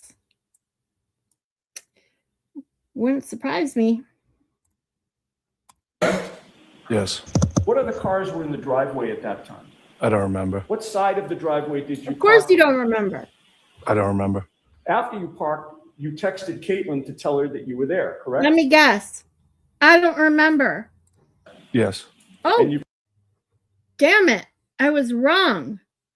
previously testified that you don't remember how long it took for her to come out of the house, correct? I don't remember. And I started to ask you, and I'll just finish that line of questioning, that at that point, the front lawn of the house was to your left, correct? It would have been, yes. Right, and there were no obstructions between you and the front lawn blocking your view, correct? I wouldn't be staring at her grass, so no. Okay. I didn't ask you where you were staring, I was just asking if there were any obstructions. Okay, yeah. And the answer to that question is? No. Was snow starting to accumulate at that time? I don't remember. You recall if there was any snow on the ground? Yes, because I was driving cautiously. And against that white snow, did you see a black baseball cap? Absolutely not. And as you sat in that driveway, you also did not see a black sneaker? Absolutely not. And you also did not see 45. I'm waiting on who are you? Where am I? Why am I here? I don't remember. So I have to ask, you know what it reminds me of when you said that? Have any of you guys seen the Abbott and Costello, who's on First? It's the funniest shit, I tell you. I wonder if I can find it on here. Freaking hilarious. My mom got me into watching Abbott and Costello when I was little, and I'll tell you, they are funny as shit. You haven't seen it? Oh my God. Okay, I'm looking it up to see if I can find it on YouTube. Oh my God. There's shows that I watched when I was little. They were black and white, but I'm telling you, they are so funny. Hold on.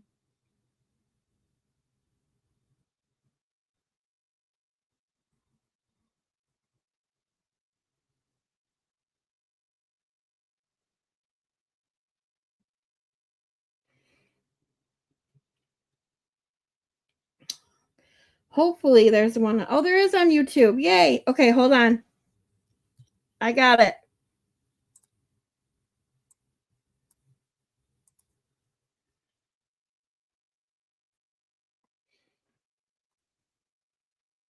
Pieces of red plastic. Hold on.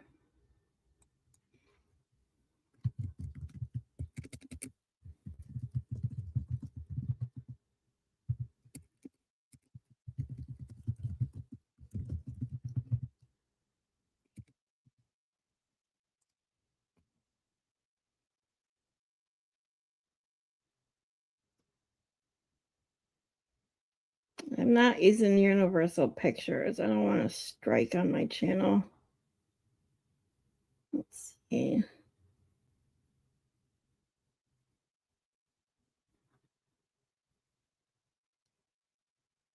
Here, we'll try this one. He posted it 11 years ago. It's okay with the audience. Crazy about baseball. Will you stand still? Pick up your hat. Go pick up your hat. Okay. Now look.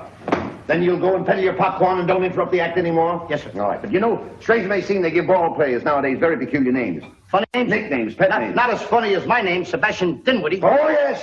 Funnier than that? Oh, absolutely. Yes. Now, on the St. Louis team, we have who's on first, what's on second, I don't know's on third. That's what I want to find out. I want you to tell me the names of the fellas on the St. Louis team. I'm telling you, who's on first, what's on second, I don't know's on third. You know the fellas' names? Yes. Well, then who's playing first? Yeah. I mean the fellas' name on first base. Who? The fellow playing first base for St. Louis. Who? The guy on first base. Who is on first? Well, what are you asking me for? I'm not asking you. I'm telling you. Who is on first? I'm asking you who's on first. That's the man's name. That's whose name? Yes. Well, go ahead and tell me. Who? The guy on first. Who? The first base. Who is on first? Have you got a first baseman on first? Certainly. Then who's playing first? Absolutely. When you pay off the first baseman every month, who gets the money? Every dollar of it. Why not? The man's entitled to it. Who is? Yes. So who gets it? Why shouldn't he? Sometimes his wife comes down and collects it. Whose wife? Yes. After all, the man earns it. Who does? Absolutely. Well, all I'm trying to find out is what's the guy's name on first base? Oh, no. What is on second base? I'm not asking you who's on second. Who's on first? That's what I'm trying to find out. Well, don't change the players. I'm not changing nobody. Take it easy. What's the guy's name on first base? What's the guy's name on second base? I'm not asking you who's on second. Who's on first? I don't know. He's on third. We're not talking about him. How did I get on third base? You mentioned his name. If I mention a third baseman's name, who did I say is playing third? No, who's playing first? Stay off of first, will you? Well, what do you want me to do? Now, what's the guy's name on third base? Well, what's on second? I'm not asking you who's on second. Who's on first? I don't know. He's on third. There I go, back on third again. Well, I can't change their names. Will you please stay on third base, Mr. Broadhurst? Now, what is it you want to know? What is the fella's name on third base? What is the fella's name on second base? I'm not asking you who's on second. Who's on first? I don't know. Third base. You got an outfield? Oh, sure. St. Louis has got a good outfield? Absolutely. The left fielder's name? Why? I don't know. I just thought I'd ask. Well, I just thought I'd tell you. Then tell me who's playing left field. Who is playing first? Stay out of the infield. Don't mention their names out here. I want to know what's the fella's name in left field. What is on second? I'm not asking you who's on second. Who is on first? I don't know. Third base. Oh, take it easy. Take it easy, man. I'm sorry. It's so funny.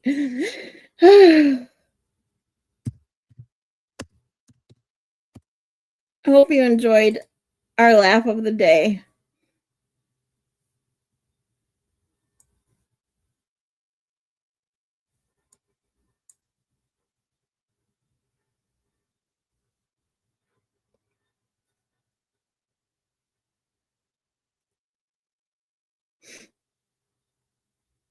All right, bear with me while I go back to our Can Read playlist on the trial channel.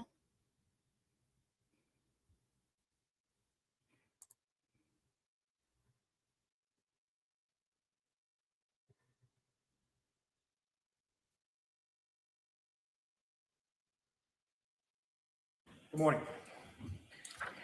So as for on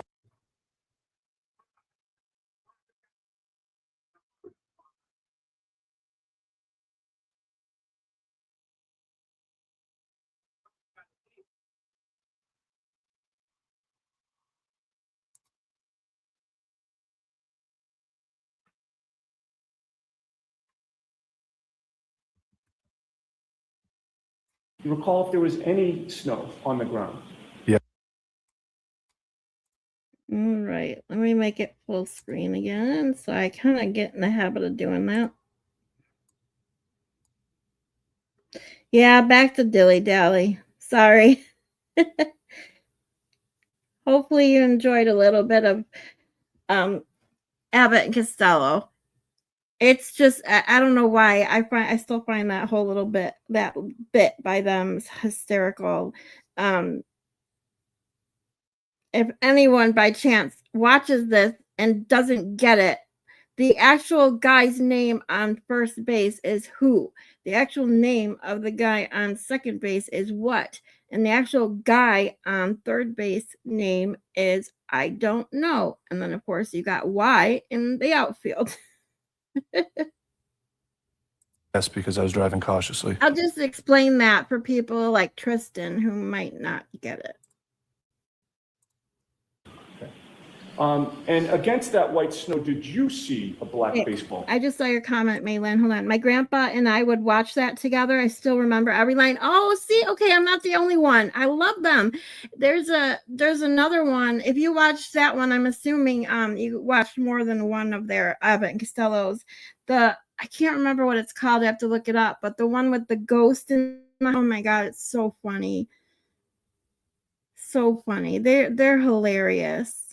If you don't mind black and white old movies and old shows, I recommend Abbott Costello. They're good, lighthearted fun.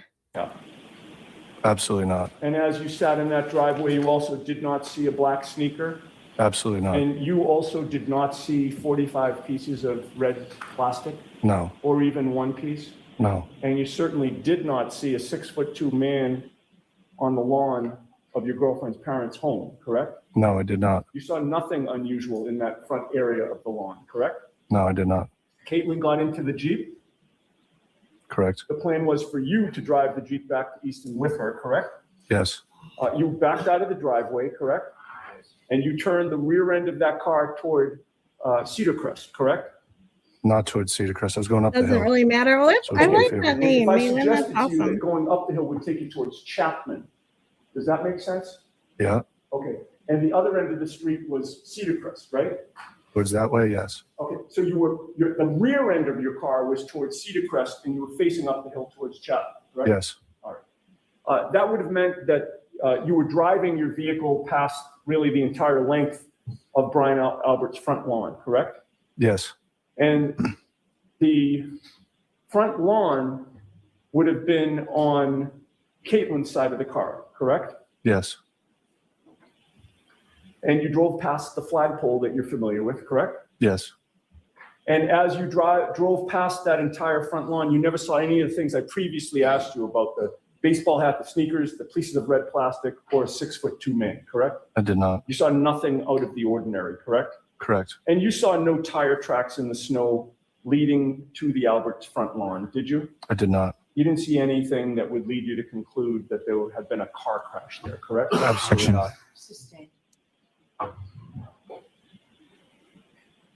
No further questions. Thank you, Ron. Okay, anything, Mr. Lally? Just briefly on that photograph that you were shown, do you know what that was, what that gathering was in regards to? No, I don't. Now, prior to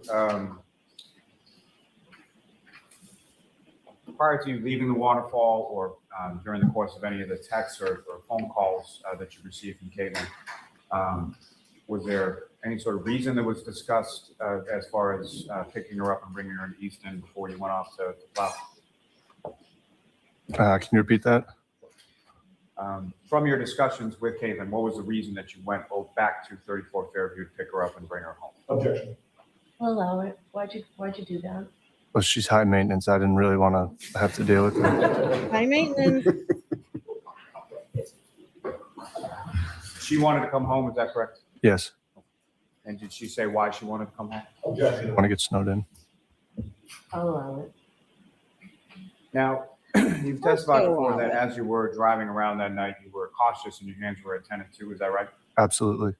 So as you're driving past your girlfriend's parents' house, was there any reason Excuse me. Was there any reason for you to direct your attention to the front lawn area of their home? Absolutely not. Nothing further on. Okay, you are all set. Thank you very much. Appreciate it. Your next witness, Mr. Lally?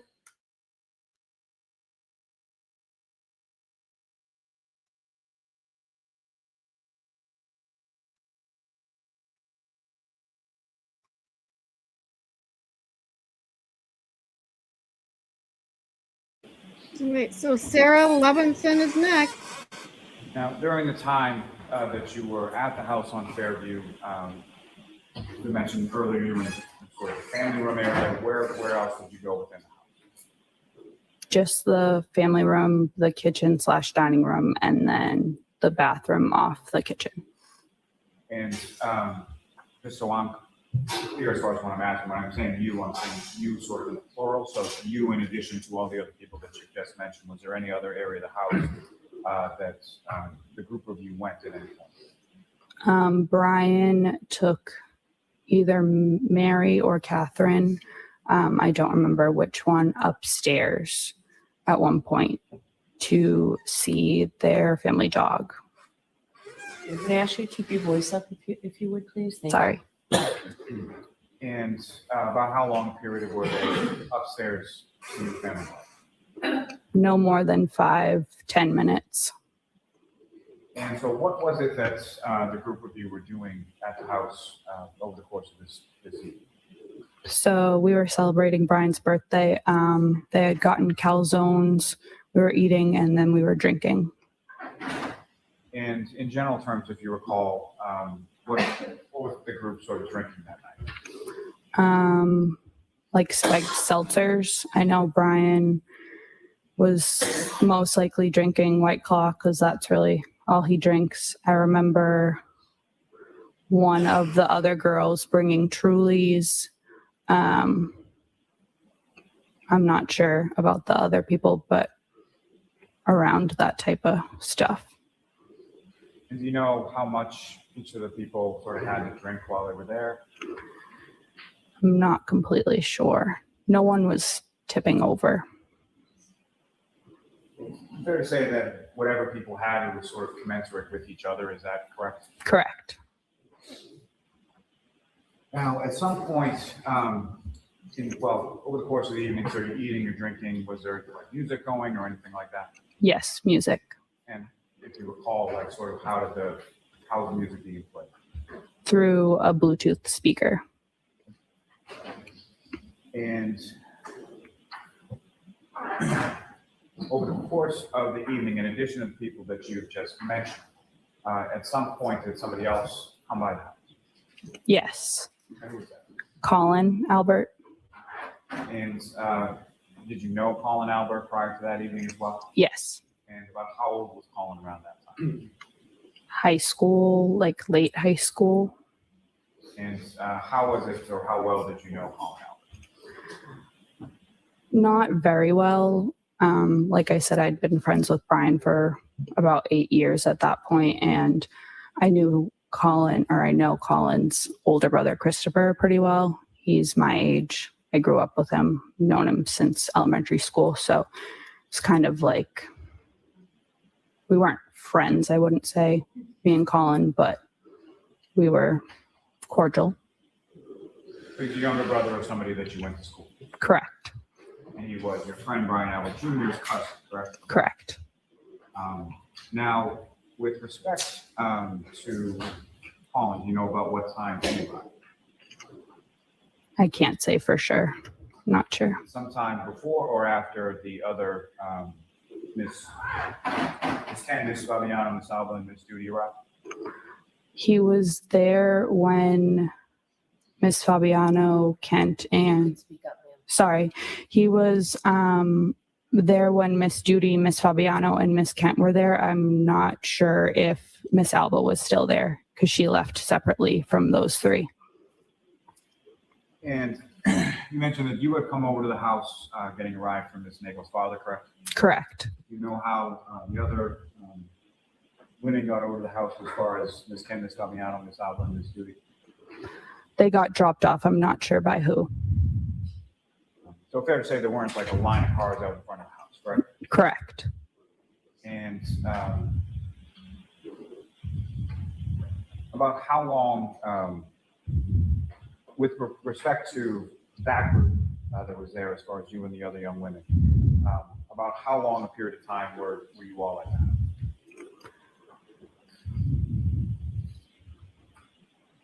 that? Okay, Dodo. 2 to 3 hours. So do you know about what time it was that Ms. Alba, Fabiano, Ms. Doody, and Ms. Kent left?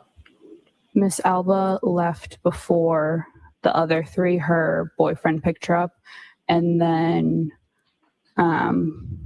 Miss Kent, Miss Doody, and Miss Fabiano all left together. I know it was before midnight. And when they left, was Colin Albert, was he still there? I believe so. And you know how much time or overlap there was between Colin Albert and the other women, as far as Ms. Kent, Ms. Fabiano, and Ms. Doody? I don't remember exactly.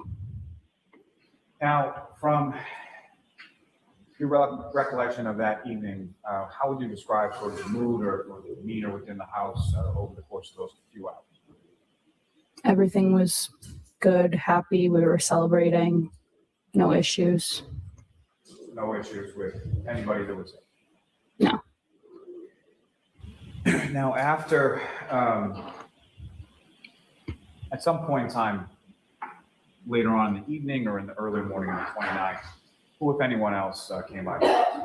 Came through? So Mr. Albert, Brian's father, Mr. Higgins, Mrs. Albert, Brian's mother, Caitlin Albert, Brian's sister, Jennifer McCabe, Brian's aunt, and then Matt McCabe, Brian's uncle. Let me sort of break it down and ask you a bit about that. So as far as the order of people arriving, at some point did you learn where they were coming from? Yes. And where were they coming from? Brian's father and Mr. Higgins, as far as I knew, were coming from New York. They were at a funeral for a fallen police officer. And Brian's other family members, aunt, uncle, mother, and sister, they were out in Canton. I wasn't sure what establishment. And so those people that you described, did they all come at the same time, or did they come in sort of staggered fashion, or how did they arrive? Brian's father and Mr. Higgins arrived first, but they all arrived within 5 minutes of each other. And first, in reference to Brian's father, Brian Sr., you had obviously met him on prior occasions, correct? Correct. And Brian Higgins, is that someone that you had met before, or you had known prior to that evening? No. And when Mr. Albert, the senior, and Mr. Higgins arrived at the residence on Fairview, was Colin Albert still there? I don't remember. Do you have any recollection of those people being in the same room at the same time on that? I don't remember. And so, as far as Brian Jr., your friend, his mother's name is Nicole, is that right? Correct. His sister's name is Caitlin? Correct. And did you know both of them prior to the evening of the 28th? Yes. And with respect to Caitlin, how would you describe your sort of relationship with her? We were friends in high school. Fair to say that you were closer with Brian Jr. versus Kate, correct? Correct. And same question in regard to Colin Albert. Do you recall whether or not he was there in the house at the time that Nicole and Caitlin came? I don't remember. And then as far as Jennifer and Matthew McCabe, were you familiar with them prior to the evening of the 28th? I knew who they were. I'm not sure if I've ever had a conversation with them prior to that. When you say you knew who they were, how was it that you knew who they were? I knew they were Brian's aunt and uncle. Had you ever met them before or had any occasion to see them anywhere before that you can recall? I know I had seen or met Jen before. I'm not sure about Matt. And same question in reference to, as far as Colin Albert, do you recall whether or not he was in the house at any point in time when the McCabe was there? I don't remember. You recall Colin Albert leaving the house at some point? Yes. You just don't recall when it was in relation to when the other people arrived from wherever they were? No. And do you recall how it was that he left the house? He got a ride. You know who he got a ride from? Objection. No, do you know? No. Okay, next question. Now, when these other people came to the house, we'll refer to them as the older adults, is that a fair portrayal of them? Sorry, can you repeat that? Older than the rest of the people that were there earlier, then, correct? Correct. So that group that came in later, as far as when they arrived, where were they in relation to the house? Like, where were they situated? We were all in the dining/kitchen. So all in that same sort of area. Correct. Now, at any point in time over the course of the evening, do you recall anybody from that group of people sort of going anywhere else in the house that you saw? Not that I remember. And with respect to the house on Fairview Road, you're familiar with where the basement is located in the house, is that correct? Yes. And at any point in time in the evening, did you see anybody from that group either before or after go anywhere near the basement or go into the basement area? No. Now, with respect to the sort of mood and demeanor after these other folks come by, do you know about what time it was that those people started coming back in from wherever they were coming? 12:15. It wasn't that long after it struck midnight. So sometime after the strike of midnight, these other folks start to come back to the house. Correct. And from that period, from 12:15 or so, from that period, about how long was it after that you were at the house up there? I left between 1:30 and 2 a.m. So about an hour and a half or so after they got there. Correct. Now, with respect to that hour and a half or so after they got there, how would you describe sort of the mood and the demeanor within the home during that time? Same thing. We were celebrating, happy, dancing, all that. The drinking continued, correct? Correct. Hey, Cheryl. No issues or arguments or anything that you observed, correct? Correct. Now, within the area of the kitchen dining area, at some points, do you recall where people were? I'm talking later in the evening when the folks come back to the house after midnight. Do you remember where those people were sort of situated around the kitchen dining room I area? can't stand grocery shopping Yes. anymore. Could you describe to the jury sort of where they were? So the dining room table is a square. So, and it was in front of the front window. So in front of the front window where their back would be to the window was my friend Julie Nagel. I was sitting then, I don't know, was that perpendicular? I haven't taken math in a long time. I was sitting here. If the window's here, I was sitting on this side, Yeah, that's facing perpendicular. kind of, I could see the front door. And then to my right, Brian Sr. and Mr. Higgins were standing. So they're back towards the kitchen.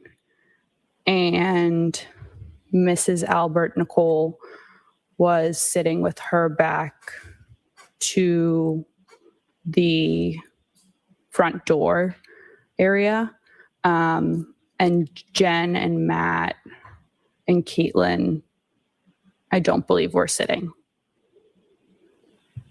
And over that course of hour and a half or so after those folks came back to the house sometime after midnight, did you observe any other people walking or coming into the house at any point? No. Let me ask you this, as far as on January 28th into the 29th of 2022, did you know anybody by the name of John O'Keefe? No, And did you know anybody by the name of Karen Reed? no, And with respect to either of those people or any other people, no one else came into the house while you were there? correct. Now, at some point in time, your friend Julie, did she go outside of the house? Yes. And can you explain to the jury what that was in regard to? Her older brother, Ryan, was coming to pick us up to take us home.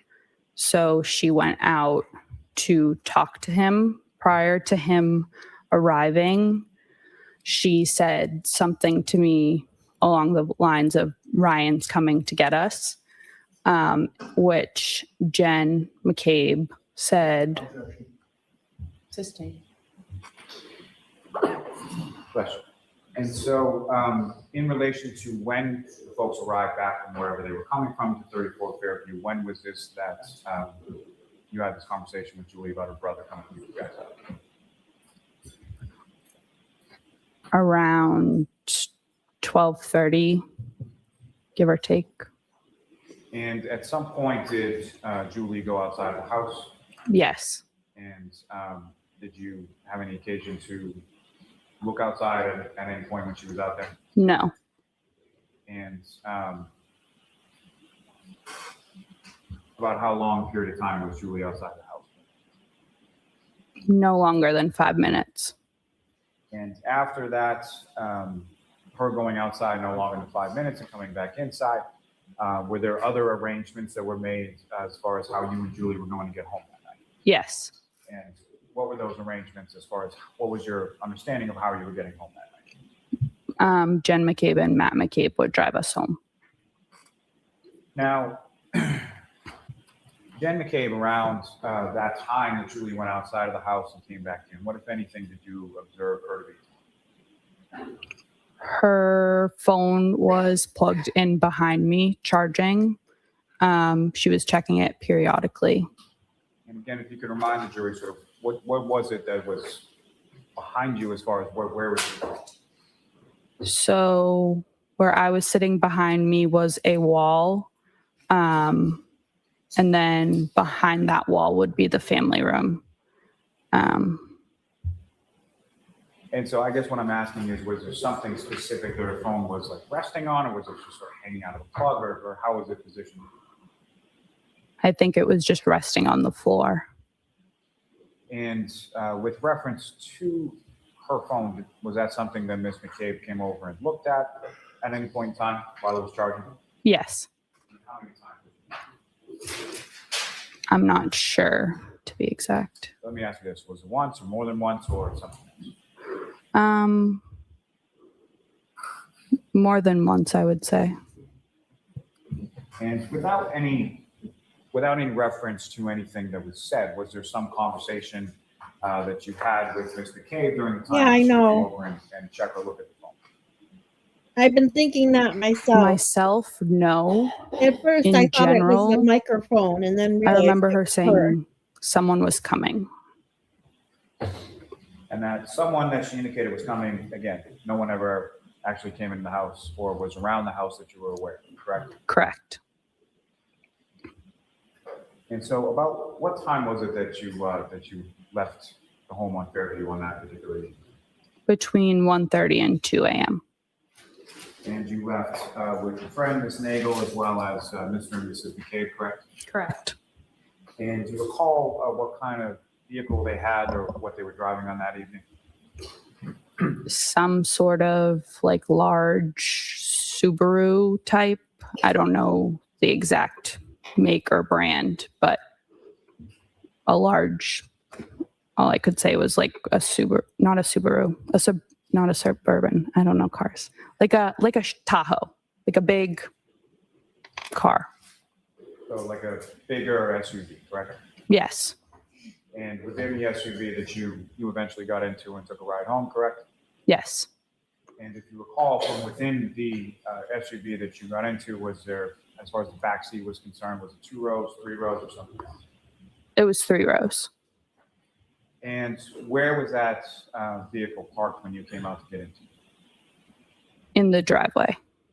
And when you came out to go from the house to the car, what, if anything, did you observe as far as what was the weather doing to that point? It was snowing. And as far as the snow that had come, was there any sort of accumulation? Yeah, Malin, Nicole said she was cleaning. Of course, I don't think obviously she was cleaning the whole time. Nor do I truly think she meant to testify that way. I don't know. But of course not. Even neat freaks take a minute during a party to relax. And as far as Jen, I have not heard Jen McCabe's full testimony yet. So hers is one of the ones I have wanted to see the entire thing the most. On the ground that you saw? Yes. And so based on that, what, if anything, do you recall about sort of your walk from the front door to the McCabe's vehicle in the driveway? So we exited the front door and went down the front walkway to the driveway. As I said, it was snowing. Julie and I were like arms linked, and I was looking down at my feet to make sure I didn't slip. And why were you looking down at your feet? She just said. I wore shoes that my mother told me not to wear because they didn't have traction, but they went with my outfit, so I wore them anyways. And I knew if I had slipped and fell, she would say, "I told you so." So I made sure not to do that. And when you get to the vehicle, do you recall sort of who was driving and who sort of sat where within the vehicle? Yes. So Matt was driving. Jennifer was in the passenger seat. Julie was behind Matt on the driver's side, and then I was behind Jen. And when you get into the back of the vehicle, do you recall, was there any sort of conversation about, did either Mr. or Mrs. McCabe know where the two of you lived at that point? No? They did not. So I imagine there was some discussion as far as where to, or what was the address or something like that? Yes, correct. Do you recall if that was something that was like plugged into GPS, or were you just sort of giving verbal instructions about where to go? I don't remember. And do you recall as far as the order of who got dropped off first versus yourself and Ms. Nagel? Yes. And who got dropped off? Julie. Well, how far a drive is it from the address on Fairview to Julie's? Less than 5 minutes. And same as far as, so from Julie's house, you then went to your house, is that correct? Yeah, about 5 minutes, I would say, from Julie's to mine. So 5 minutes or so from Fairview to Julie's, and 5 minutes or so from Julie's to yours. Correct. Now, when you get in the back of the vehicle, do you recall any other sort of discussion while you were in the driveway before you left? So, yes, we got in to the car. Matt forgot his jacket inside, so he went back to get his jacket. And Julie and I were in the back seat looking around. One of us noticed, I remember, a loaf of bread, just a lone loaf of bread in the back seat. You mean somebody went into the house to look for their jacket? No way.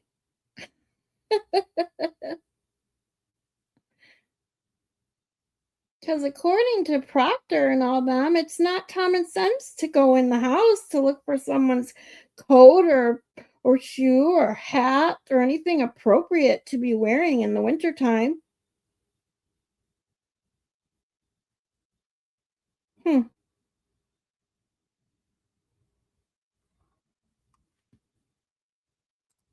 Well, Maylin, all trim is done now. I just have 3 doors to do in white, then done with the white. and I will only have 2 walls and ceiling left. Oh, the ceiling is the worst.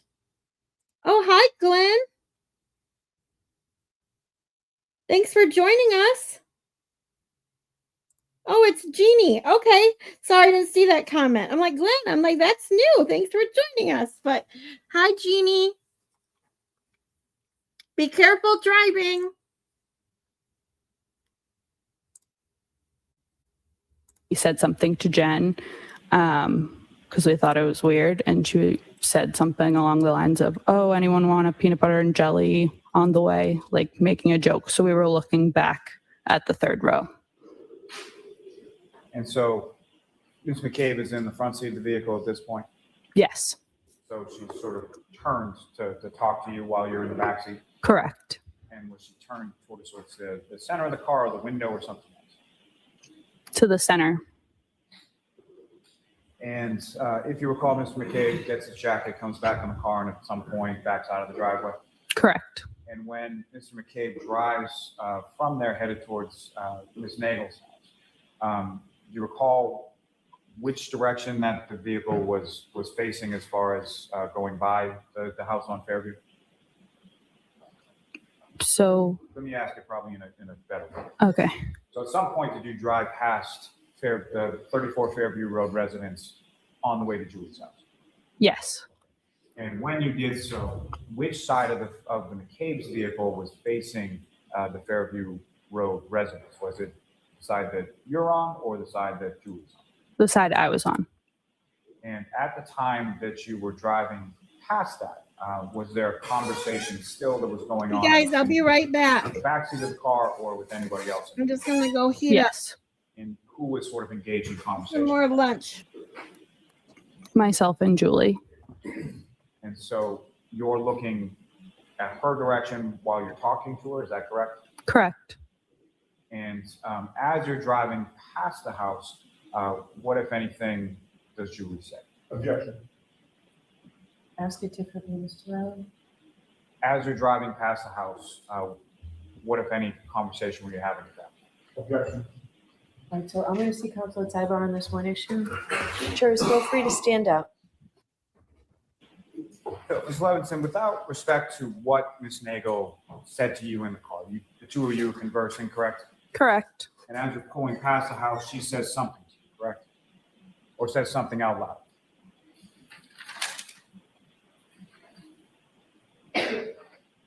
Not farther up the street.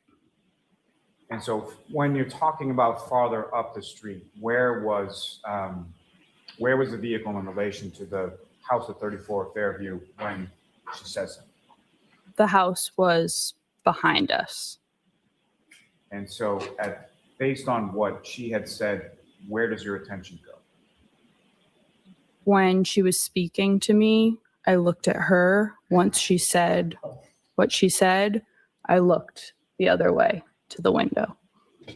And at the time that you looked to the window, what was sort of outside the window in reference to 34 Fairview? Was any part of the residence still, or the lawn or anything else visible to you at that time? No. And so was a neighboring house, is that fair to say? One of the neighboring houses, yes. So whether it was a next door neighbor or a couple of houses down, it was past that point, correct? Correct. And was there any further discussion that you recall in the backseat of the vehicle between yourself and Julie in relation to that earlier statement? I asked for clarification. Did you receive any further clarification? No. Nothing further for this witness, Your Honor. All right, so this is a good place for us to take our morning recess. See if folks are looking to meet. All right, Ms. Giannetti? Thank you, Your Honor.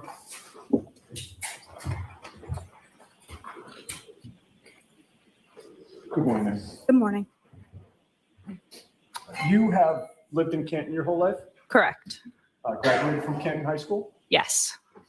Have been friends with Brian Albert Jr. since high school? Yes. I believe you said it's been probably about 10 years now that you've been friends? Correct. And the two of you actually went to the junior prom together, correct? Correct. You consider him a close friend? Correct. You've been to his house many times? Yes. You've gone inside the home and you've spent time in the backyard as well? Yes. Gone swimming in the pool that they have in the backyard? Yes. And in high school, you would hang out in their basement, would you not? That's correct. And you know that there's, in that basement, a bulkhead door that leads to the backyard, correct? I never noticed it. You're also on good terms with other members of the Albert family. Correct. You know his brothers and sisters, correct? Correct. Caitlin Albert, Brendan Albert, Kayla Albert, and Jack Albert. Yes. You also know his cousins? Depends which ones, but yes. Some of them. Yes. You know that Jennifer McCabe's daughters are Brian Albert Jr.'s cousins, correct? Correct. And you know both of Brian Jr.'s parents, Brian Albert Sr. and Nicole Albert, correct? That's correct. And you actually call Nicole Albert by her nickname, correct? Sometimes, yes. And what is that nickname? Coco? And you know Brian Albert Sr. relatively well, having been over the house so many times, correct? Did I miss Depends anything what you- important? Qualify as well, but yes. Do you find him a little standoffish? I'm assuming not. He's quiet. But in any case, you're comfortable at the Albert home. That's correct. And you were at the Albert home on the night of January 28th, going into the 29th of 2022, correct? Correct. Got there around 8 p.m. Correct. And you didn't leave until around 2 a.m., give or take, on the 29th, correct? Correct. So again, ballpark figures, if you were there from 8 p.m. until 2 a.m., that means that you spent about 6 hours at the Albert home that night into the early morning? Correct. And you yourself never left the home during Gosh, those it 6 doesn't hours, sound correct? bored as hell. Correct. does You he? were inside the home the entire time. Correct. Were you interviewed by any police officer, state trooper, or other investigator about the events of that night on January 29th of 2022? On that day? Yeah, were you interviewed? No. What about the rest of January or even February of 2022? She used their pool, but never noticed the bulkhead door. Gotcha. Were you interviewed by any investigator? No. The fact of the matter is that no investigator connected with this case took a statement from you in terms of an interview until about 9 months later, correct? Correct. And that was done Oh. at the district attorney's office on October Surprise, 21st, surprise. 2022. Correct. Now, that night while you were at the house, you'll agree with me that there were people coming and going from the house the whole night, correct? I mean, you would have to be more specific. Okay, so I'm not talking about like every minute on the minute, Mhm. but during those 6 hours, you saw people come and you saw people leave, correct? Yes. But you were not standing guard at the door to take note of everyone who was entering or leaving or the times that they were entering or leaving, correct? Correct. You were not, keeping a log, for instance, of when somebody came in or when somebody left. No. And when you got there around 8 a.m., you came with your good friend Julie Nagel, correct? Yes. Julie's father dropped you off there. Yes. You saw Nicole Albert, Julie Albert, Caitlin Albert, and Brian Albert Jr. when you arrived, right? Correct. Then Julie Albert, Caitlin Albert, and Nicole Albert left, right? Yes. But then 4 other friends of Brian Jr. arrived, right? Yes. And you would name them when Mr. Lally was asking you questions before the break, right? Yes. Correct. So with those 4 friends, with you and Julie and Brian Jr., that meant that at that point, there were 7 people in the house, right? Yes. Actually, there were 8 people because Colin Albert was there as well, correct? It depends on what time you're referring to, but yes. He got dropped off there at some point. Yes. And then he was one of the 8 people, including yourself, that you were with. Correct. You never saw him walk in the door, did you? I don't remember. You don't remember seeing him actually enter the house, correct? Correct. But during the night, you actually sat right next to Colin Albert at the table, correct? Yes, that is correct. And with regard to Colin Albert, I believe you testified, you really wouldn't say he's a friend of yours, right? That's correct. He was more of an acquaintance, was he not? That's correct. Somebody that you met, but you didn't hang around with, right? Yes. You have never been in a hot tub with Colin Albert, correct? Not that I know of, no. You never took a trip to Maine with Colin Albert, right? Objection. No.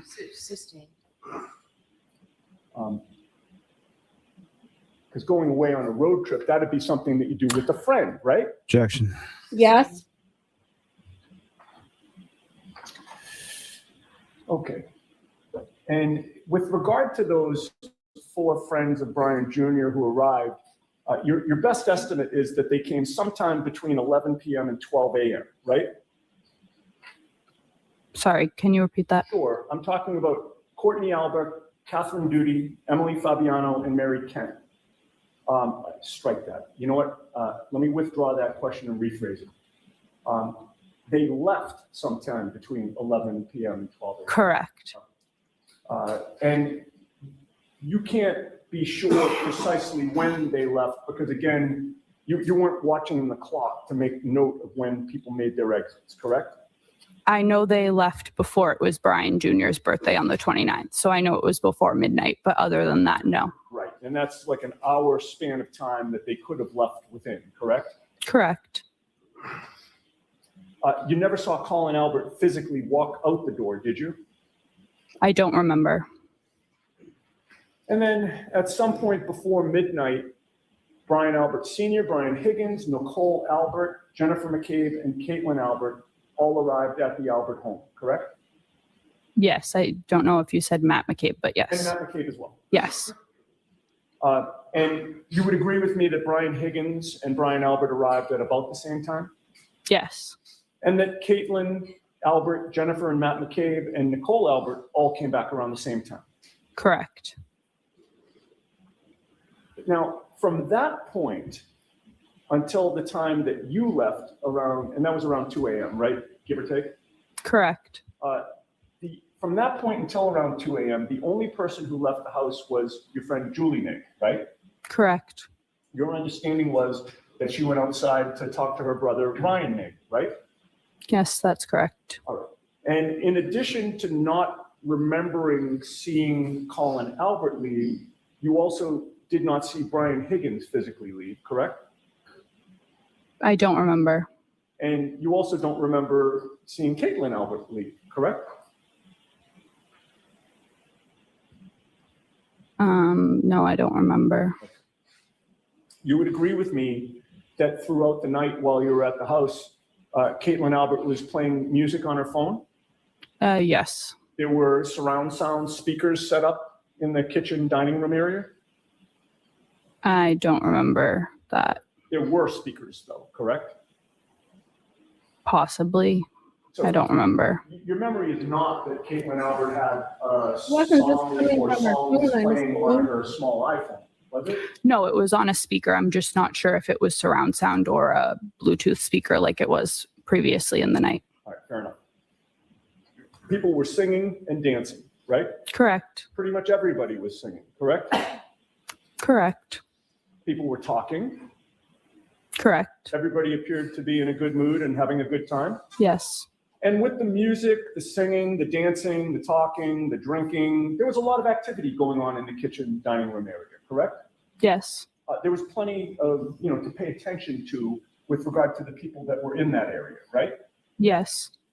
Ryan Jr. was in the kitchen essentially the whole night. Yes. Jennifer McCabe was charging her phone on the kitchen island at one point. Behind it, but yes. Did she pick up her phone in your presence to make any calls or text anybody? She picked up her phone. I'm not sure what she did with it. But in any case, you'd agree with me it was noisy in the kitchen. Yes. And the kitchen's in the back of the house. Yes. Now, you had seen the I don't Albert have that family phone dog, stuck the in my German head, Shepherd, Bobo. Chloe, prior to that day, correct? Yes. And Chloe was not a very outgoing dog around people, correct? Correct. In fact, your impression was that she was a former police dog, correct? Possibly, Right or wrong? maybe. I don't know. While you were in the kitchen with all of the singing and dancing and talking and music going on, you did not hear Chloe bark, correct? Correct. You did not hear Chloe growl, correct? Correct. Not that I remember. You did not hear somebody get hit in the back of the head with anything, correct? Objection. Go ahead, you can answer that. Correct. And while you were there sitting, you could not hear what, if anything, was going on in the basement, correct? Objection. Sustained. Oh, she can answer You the were back of the taking head a ride question, home but she can't with answer the if she can hear McCabe's things in the ultimately, basement? correct? Correct. Oh, At that time, you believed that you, Julie Nagel, Jennifer McCabe, and Matt McCabe were the last to leave 34 Fairview? Correct. So at that time, you believed that Brian Higgins and Caitlin Albert had left before you, correct? I believe so. But you didn't see Brian Higgins or Caitlin Albert physically walk out the door. At least you have no memory of that, correct? Correct. And when you left, you didn't check every room in the house to see who was still there, correct? Correct. You never went down to the basement that night. That's correct.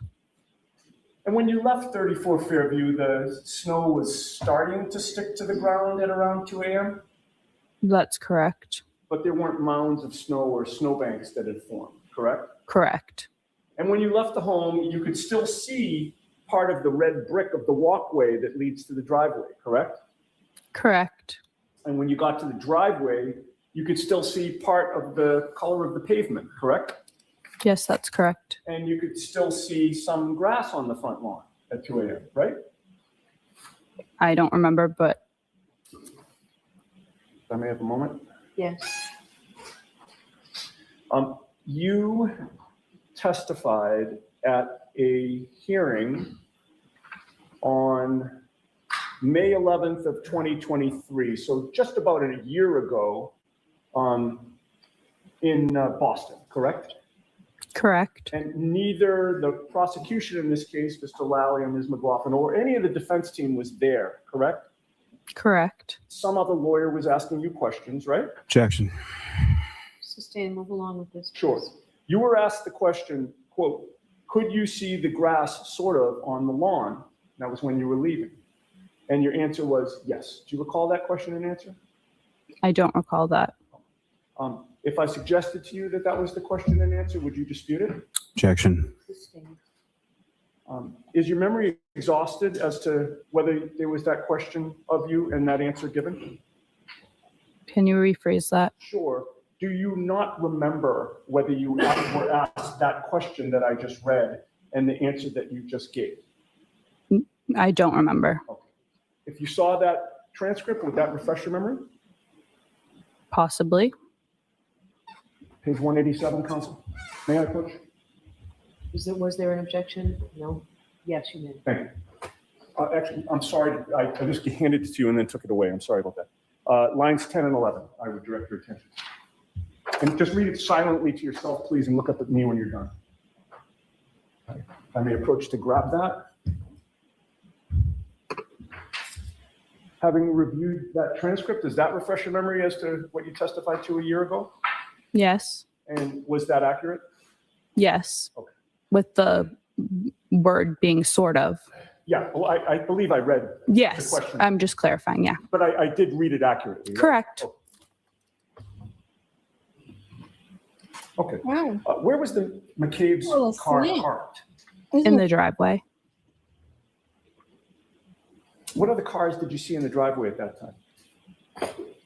I believe the by Albert family, I mean the ones that owned that house. The parents. Yes, correct. Their cars. Do you know how many? 2. And Possibly. where were those two cars parked? Were there, strike that. Were there two lanes in the driveway where cars could park? Yes. And which lane, to the left or the right, were the Albert cars? Or maybe they were in both. I believe both. Both. Closest to the garage. Okay, so they were pulled up closest to the entrance of the garage? Correct. In tandem, right next to each other? Correct. All right. And where was the McCabe's car behind? Which car? If you're looking at the house, the lane to the left, I believe. Okay. Now, when you first walked out of the Albert home, you'd agree with me that the front lawn was right in front of you, correct?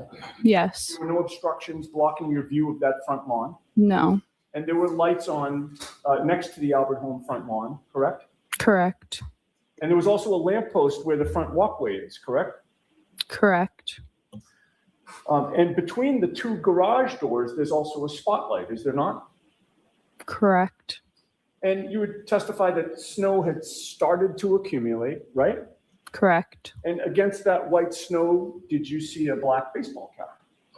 No. Did you see a black sneaker? No. Did you see a 6'2", 220-pound man sprawled out right in front of you on that lawn? No. Did you see 45 pieces of red plastic? No. One piece of red plastic? No. So you saw nothing unusual on that front lawn as you walked out of that house, correct? That's correct. As Jennifer McCabe, Matthew McCabe, and Julie Nagel were walking toward the McCabe car, none of them pointed to the front lawn to direct your attention to anything, correct? That's correct. In fact, you would testify that Matt McCabe forgot something and had to go back in the house, correct? Correct. Which means he actually came out of the house twice that night, correct? Correct. And the second time he came out, he still would have been facing that front lawn, correct? Correct. And the second time that Matt McCabe came out, he didn't point at anything in the front lawn, correct? That's correct. And then the four of you were in the McCabe car, right? Yes. Matt McCabe was driving. Yes. Jennifer McCabe was in the front passenger seat next to him. Yes. Julie Nagel was seated behind the driver, behind Matt McCabe, right? Yes. And you were seated in the second row passenger seat to the right, Yes. behind where Jennifer McCabe was sitting. Yes. And the car backed out of the driveway, correct? Yep.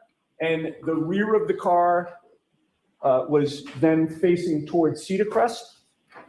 Correct. And the front of the car, where you were going to drive toward, would be toward Chapman Street, correct? That's correct. Which would have put you driving right past the Albert property line, correct? Yes. Correct. And you were closer to that property line than Julie Nagel was, correct? That's correct. As you drove past? Yes. And as you drove past that front, And yet, none of you saw lawn, him, right? you saw nothing out of the ordinary, right?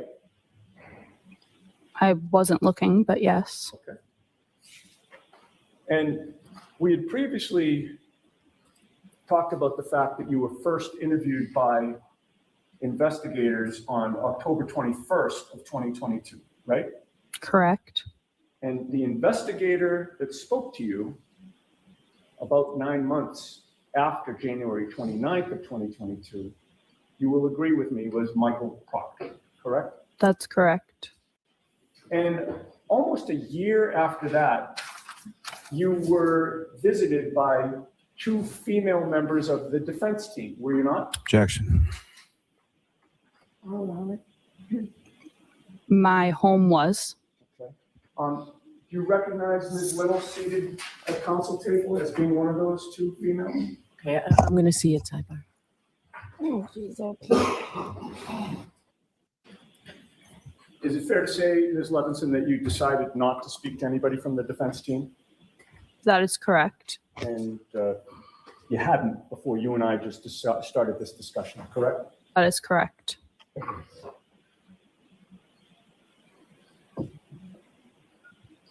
Nothing further. Thank you, Ron. All right, Mr. Lally.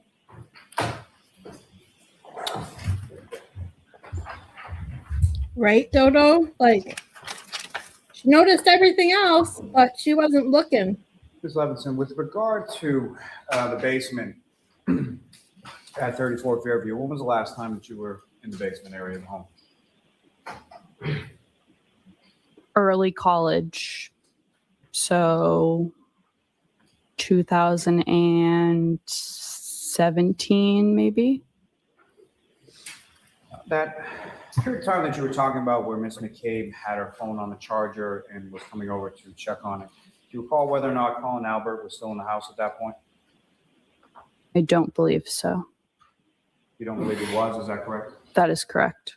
Now, you come out of the house, you were asking questions about the lawn. The portion of the front lawn that you are talking about, as far as you observed, where is that in relation to the driveway? To the,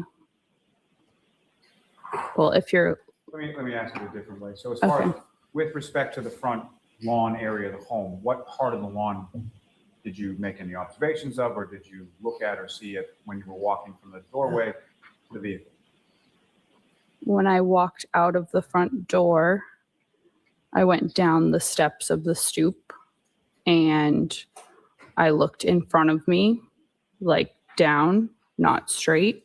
So it would be the grass that borders the front walkway.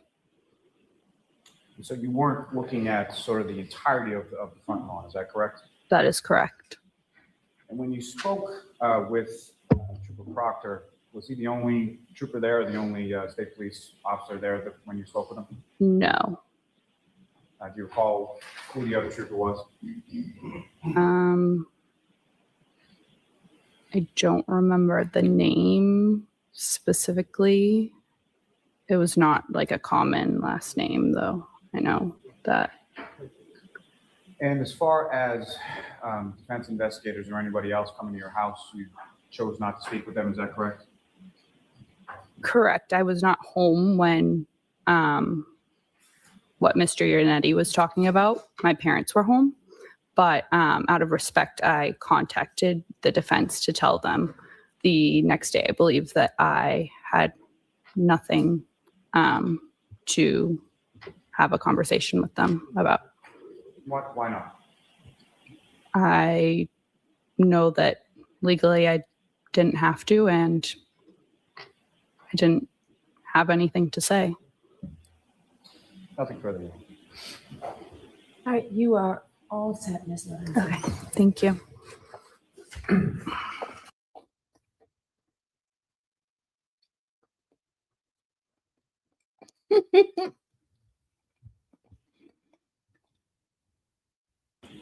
Good morning, ma'am. How you doing? Oh, your comment, Dodo. Could you please state your name and spell your last name? Yep, it's Juliana Nagel, Nagel, And where do you live, ma'am? Canton, Mass. And how long have you lived in Canton? My whole life. And who, if anyone, do you live in Canton? I live with my parents and my brothers, but mostly now just my parents. And how many brothers do you have? I have 2 older brothers. And what are their names and sort of how much older than you are they? My oldest brother, Ryan, is 31. And then my other brother, Sam, is 27. And do you work now? I do. I work for a car rental agency, How long have you been doing a little over a year and a half. that? Now, ma'am, if I could put your attention to January 28th, 2022 into the early morning of the 29th. Do you recall where you were that evening? I do. And where did you go then? To my friend Brian Albert's house.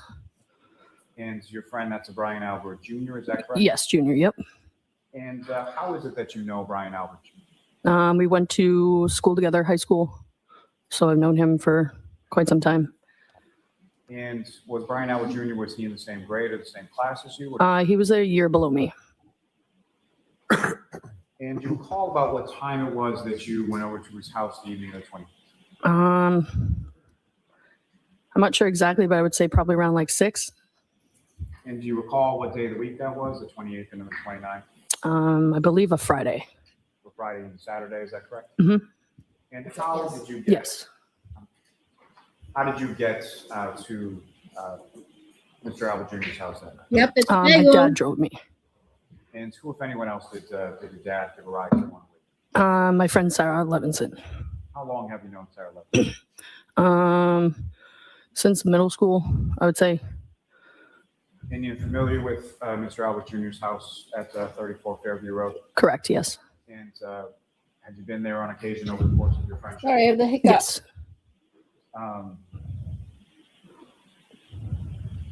Now, what was, as far as your understanding, what was sort of the plan for that evening? Just hang out, have some drinks for my friend Brian's birthday. Just together and hang out. And when you arrived there, who, if anyone, in addition to yourself, Ms. Levinson, and Brian Albert Jr.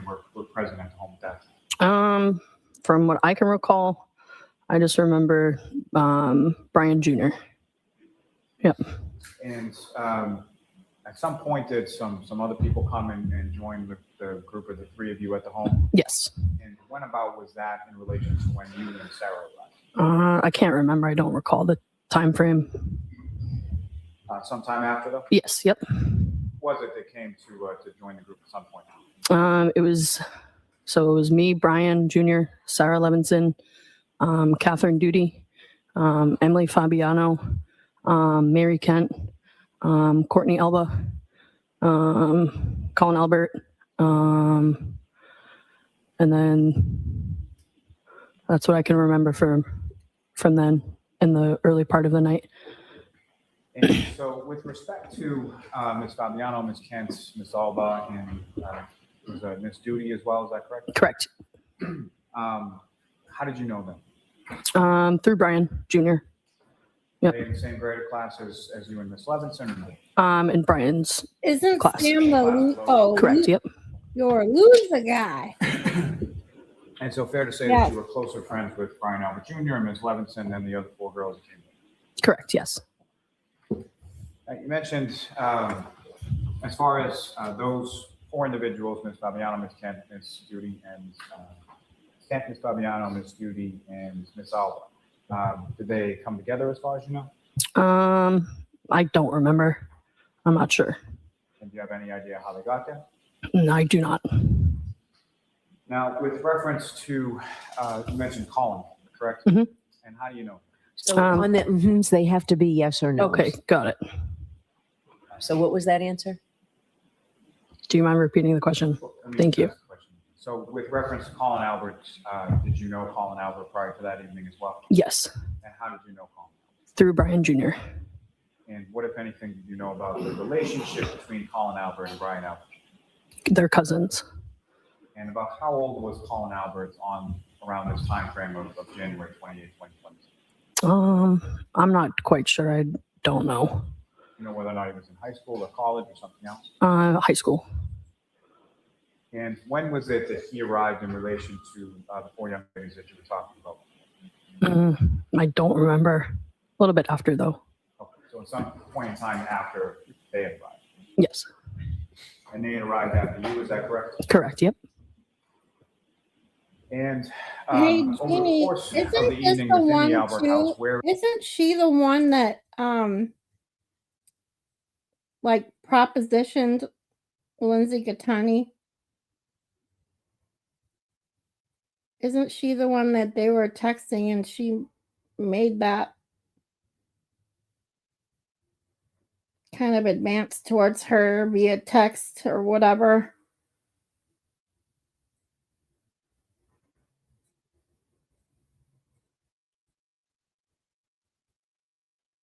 Yes. Okay. Oh, thanks, Malin. I thought so. is it sort of within the home that you and sort of the group were congregating? We were mostly in the dining room area with the kitchen. I thought that was her cousin, not her brother, but I guess I was wrong. Yeah. Yeah, I didn't know that they were brother and sister either. I mean, I knew they were related, but I didn't know how. I never even knew that.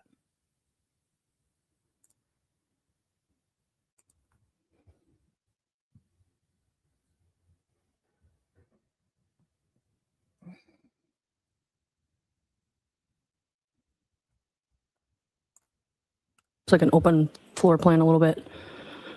And do you recall what specifically, or just generally speaking, what you were doing while you were hanging out and celebrating Brian Jr.'s birthday? We got some food ordered from Deanie. just hanging out, drinking. That's mostly, that was it. Do you recall any music playing or anything like that? Yes. And how was that sort of set up, or what was it? Yeah, I can mostly remember it being set up from the overhead speakers in like in the kitchen, like in the ceiling. And was that being played through somebody else's like phone or device or something like that? Yes.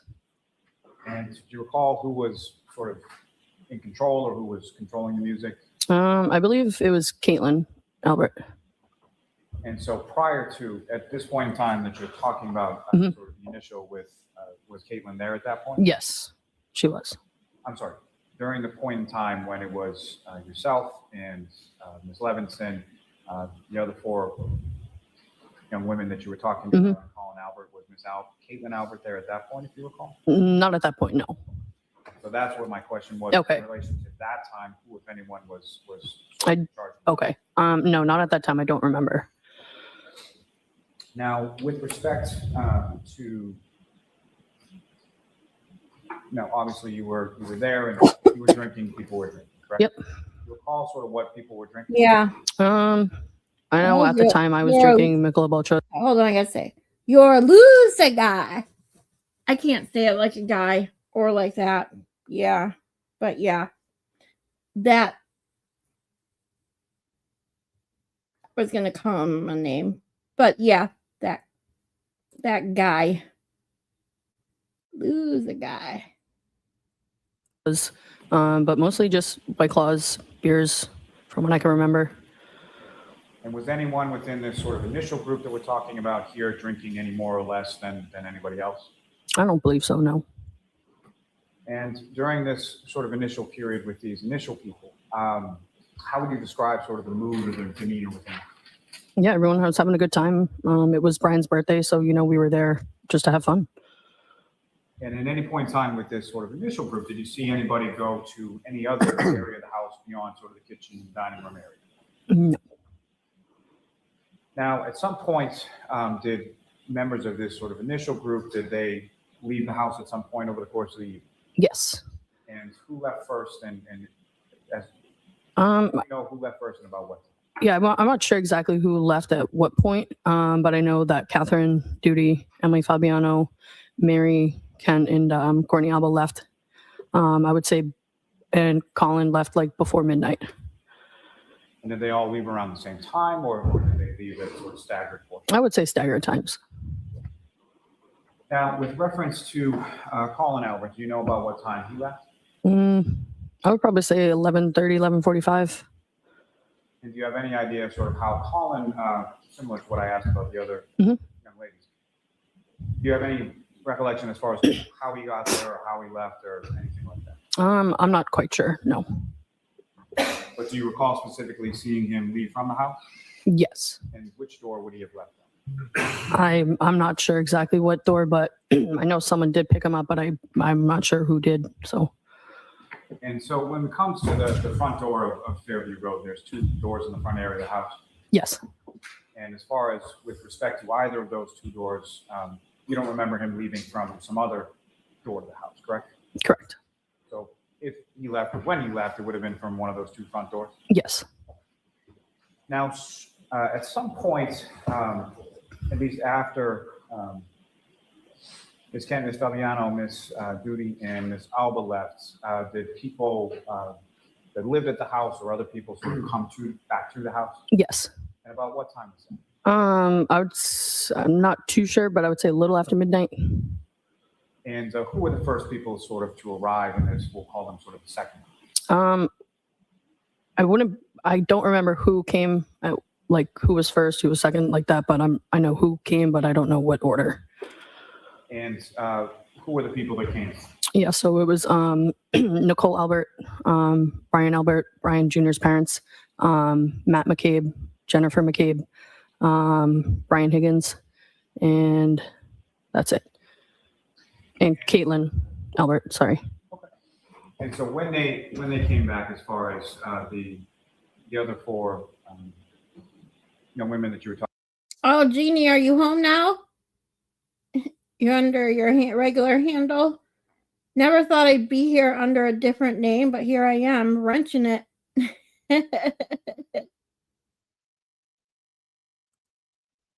Talking about they had already left, is that correct? Yes. And Colin Albert, was he still there when those people came in? He left as well.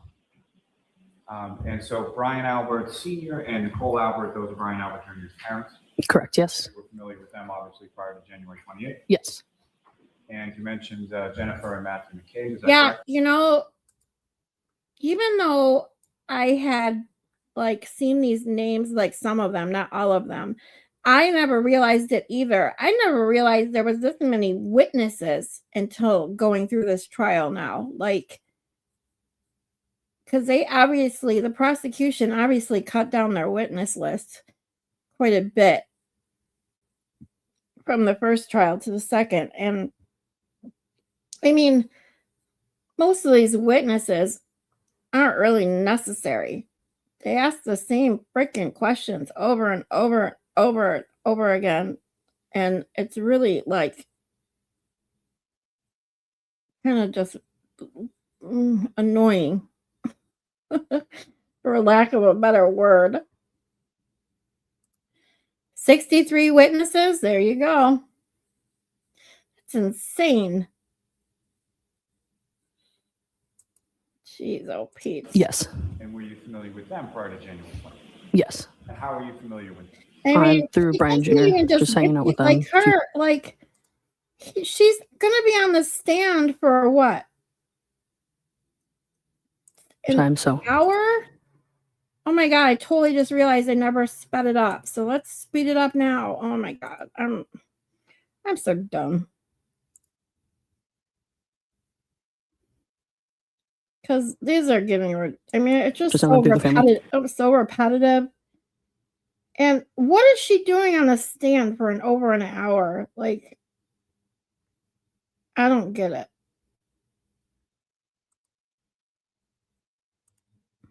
No, I think she meant 63 people were called as witnesses for the prosecution, which is insane.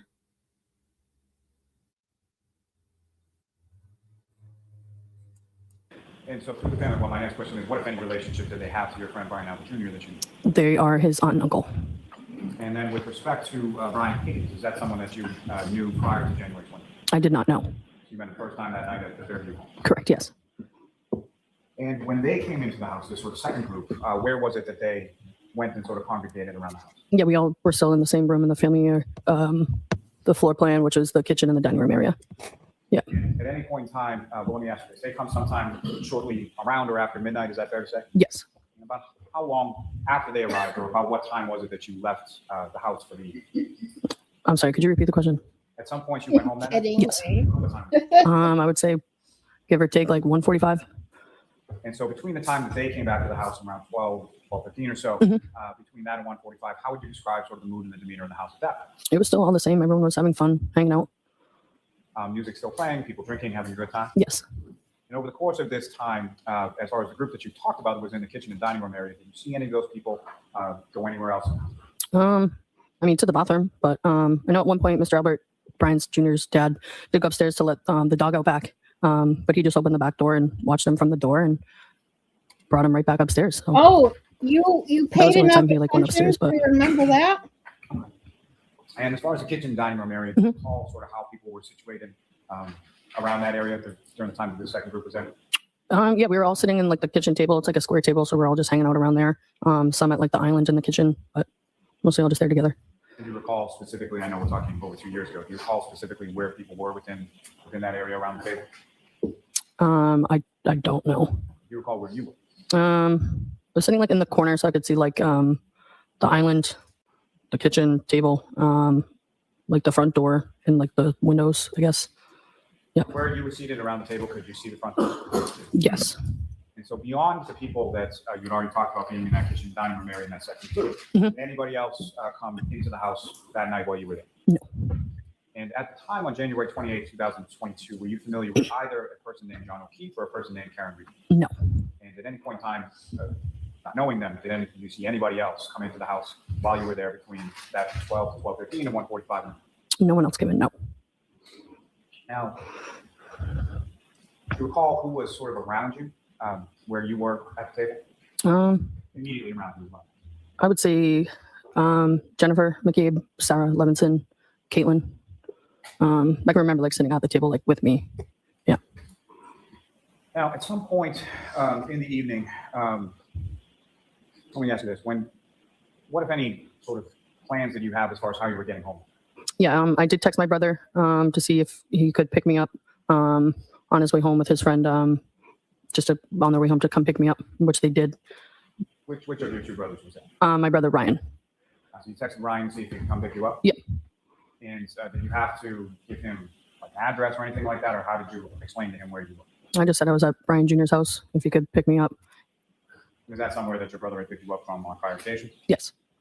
And about what time, if you know, did you send that text to your brother about getting picked up? I'd probably say a little after, probably like 15 minutes after midnight.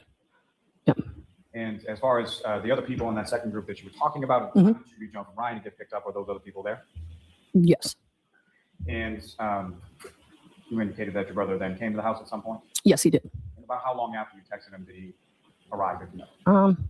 I'm not quite sure. And when he arrived, did he come into the house or did he reach out to you in any way to let him know? He just texted, oh, sorry. No, I'm sorry. Did he reach out to you at any point to let you know that he was? Yes, he did text me saying that he was outside. And upon receiving that text, where did you go? I went out through the front door. Now, before you went out through the front door, what, if any, conversation, well, let me strike that as far as conversation, but who, if anyone, did you speak to about the fact that your brother was outside the house? Yeah, I just mentioned saying my brother's outside. I do remember someone or a few. I want to hear the answer first. Just a few people saying, "Oh, just have your brother come in." So I went outside, and it was my brother in the passenger seat, his friend Ricky, and then his ex-girlfriend Heather. I asked them if they wanted to come in. They said no. I'm going to let that stand. But next question. So you go outside to where your brother is, right? Yes. And you recall which of the two front doors you used to go outside? I used the front door. Front door is the one with the brick steps, is that correct? Correct. Yes. You come down the brick steps, go down the walkway. Do you recall how you came down to where your brother was? I walked down the steps through the little path, and then down the driveway, and they were parked right in front of the driveway. So they were parked right at the end of the driveway? Yes. And what kind of vehicle was this that you came up? It was Ricky's pickup truck, a Ford F-150. And you mentioned that there were three people in the truck, is that correct? Yes. Where were they seated within the truck? Ricky was driving his truck. Ryan was in the passenger seat, and then Heather was in the back seat. You mentioned that Heather is Ryan's ex-girlfriend, is that correct? Correct. Were they dating at this time? At that time, yes. Now, with regard to Ricky is someone who's a close friend of your brother, is that correct? Yes. You know him pretty well? Yep. As you get to the truck, do you recall how it was that you were speaking to your brother Ryan? Was it through an open window? Did you open the door? Or how were you communicating? He rolled down his window. And when you came out to the truck at the end of the driveway, what, if any, other vehicles did you see in the area of the house up there? Well, before when I went outside, I did notice another vehicle before my brother pulled up. So you had gone outside before your brother had, or Ricky had fully sort of parked the truck? No, he was like fully outside already, and then I went out, and it was just Ricky's truck. And so at some point later, there was another vehicle that came up? Prior. Correct. And can you describe that vehicle for the jury? Sort of what did it look like? What kind of vehicle was it? Yeah, it was a black SUV. And had you ever seen that vehicle before? No. Hold on, Jeannie says, does anyone else find it strange she never left to go home with the brother? She stayed 2 hours later and most of her friends had left already. Yes, I do. And I'm sure we're not the only ones, Jeannie. All of them, it's so strange. I mean, with Caitlin wanting to stay, her boyfriend was going home to get sleep so he could go plow snow early in the morning, then supposedly drives a half an hour home, and then shortly after, instead of getting sleep, she calls him to come back and pick her back up because now she wants to go home. Yeah, I mean, all of them have some excuse as to why they didn't leave or why they stayed longer, and it's all fucked up. I'm sorry. All of these stories are just so dumb. They didn't think this shit through. Yeah. And you go up to the truck and you're talking to your brother, is that correct? Yes. Now, with regard to, about how long period of time were you talking with your brother next to the truck? I would say maybe 3 minutes max, not even. And did you invite your brother and his friends inside the house? Yes. How did they respond? They said, no, we just want to go home. And then I was like, I'll find out another ride home. And so that brings me to my next question. As far as arrangements for you coming home, was there any, prior to you coming out of the house, was there any talk or discussion about how you would get home if you didn't go home? Yeah, Matt McCabe and Jennifer did offer to drive me home if I didn't want to go home with my brother. So I just stayed and then took their offer. You decided you wanted to stay and took them up on their own. Correct. Yes. And in addition to yourself, who if anyone else, went home from the residence on Fairview with the kids? It was me and Sarah Levinson. Now, if I could bring you back to that period of time when you're outside, the vehicle that you were talking about, where is that in relation to the pickup truck that Ricky's driving? Well, it was like the SUV wasn't there when my brother was there. It was like before. Like when I was inside, I noticed it. Yeah. And so at the time that you were talking to your brother, the pickup truck, was the SUV still there? I don't believe so, no. And so where was that SUV parked in relation to where the truck was? So when I noticed, looking out the window, I did notice the SUV in front of the mailbox, and then pulled up a little bit in front of the yard, and then stopped, and then pulled up again towards the flagpole. So you saw it in sort of 3 different locations at the time. Oh, so according to her, the SUV moved three times, or I mean, was in 3 different places, moved twice, not just once, not just from the mailbox to past the flagpole. Now she's saying it moved, had 3 spots, was in 3 spots, so moved twice. And I like how she just volunteers that information without even really being asked that question specifically. Hold on. I just want to hear this again. You didn't go home. Yeah, Matt McCabe and Jennifer did offer to drive me home if I didn't want to go home with my brother. So I just stayed and then took their offer. So you decided you wanted to stay and took them up on their own. Correct. Yes.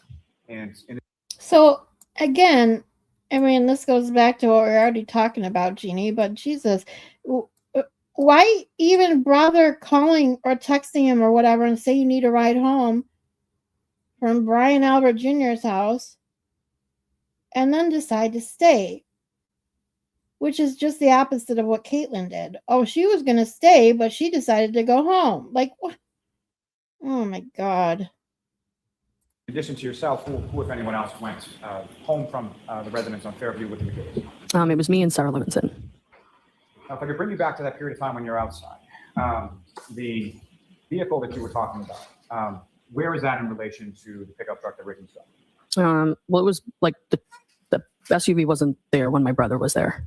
It was like before. Like when I was inside, I noticed it. Yeah. And so at the time that you were talking to your brother, the pickup truck, was the SUV still there? I don't believe so, no. And so where was that SUV parked in relation to where the truck was? So when I noticed, looking out the window, I did notice the SUV in front of the mailbox, and then pulled up a little bit in front of the yard, and then stopped, and then pulled up again towards the flagpole. So you saw it in sort of 3 different locations at the time that you were seeing it? Correct, yes. And again, where were you in relation to the vehicle at the time that you made these observations? I was inside at the dining room table, looking out the window. And at any point in time, did you see anybody come out of that? I did not know. And at any point in time, did you see any sort of, well, when you came out initially to, or when you were looking out and when you came out, did you recall anything about the weather and sort of what it was doing at that point? It was, I would say like flakes of snow, a little dust on the ground. And so from the dust on the ground, from either the SUV or the pickup truck that Ricky was driving, did you see any sort of like imprints in the snow from tires or anything like that? I don't recall. You don't recall if there was that much snow or what it was? Correct. And as far as anywhere in and around where you was, I think she was about to say no. But who was it earlier that remembered? Oh, Sarah Levinson, wasn't it? They remembered the tire tracks. And no, it wasn't Sarah Levinson. Who was it that remembered the tire tracks but didn't see anything else? Hold on. The pickup truck, was the SUV still there? I don't believe so, no. And so where was that SUV parked in relation to where the truck was? So when I noticed looking out the window, I did notice the SUV in front of the mailbox, and then pulled up a little bit in front of the yard, and then stopped, and then pulled up again towards the flagpole. So you saw it in sort of 3 different locations at the time that you were seeing it? Correct, yes. And again, where? Yeah, totally different than what everyone else said. All testimonies remember what they rehearsed, but not other details. Yeah. Doesn't make sense. Uh-huh. Oh, yeah, it was Brian Albert Jr. He remembered the tire tracks, but didn't notice anything else. Mm-hmm. Now watch when she's asked that question about tire tracks. I swear she's about to say no, but probably remembers, oh wait, Brian Albert's testifying that he saw him, so I must have, I probably can't say no, but I don't remember. Where were you in relation to the vehicle at the time that you made these observations? I was inside at the dining room table, looking out the window. And at any point in time, did you see anybody come out of that? I did not know.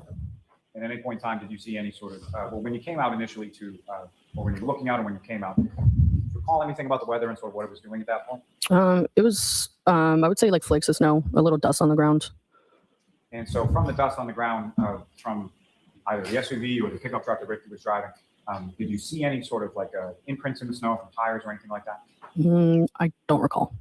You don't recall if there was that much snow or what it was? Correct. As far as anywhere in like and she was around gonna where you say, see the SUV, no, either of the three oh, spots that you wait, saw it, after something. did you see any sort of like footprints in the snow or in the ground or anything like that? And did you see inside of the vehicle, see anybody inside at any point in time? No.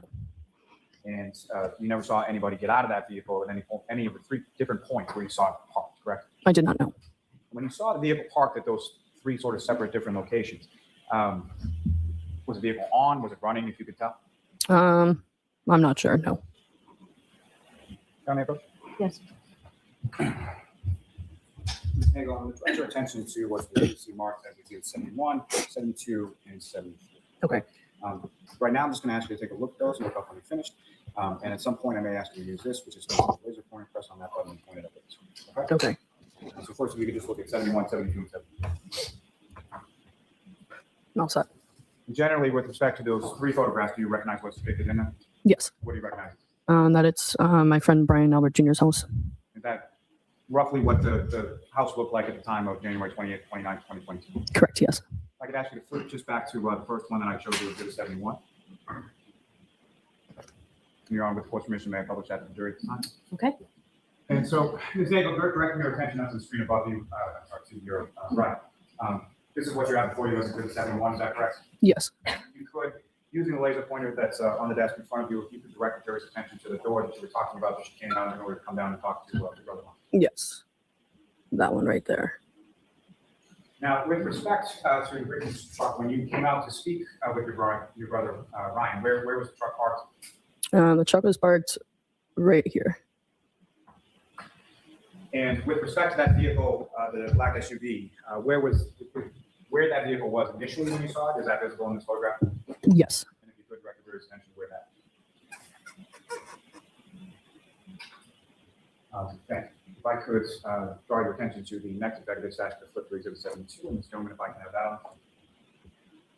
Again, what's up on the screen, is that what you have before you as exhibit 72? Yes. Now, the second position that you indicated you observed that black SUV in with relation to the house. Yeah, he shows it with every single witness.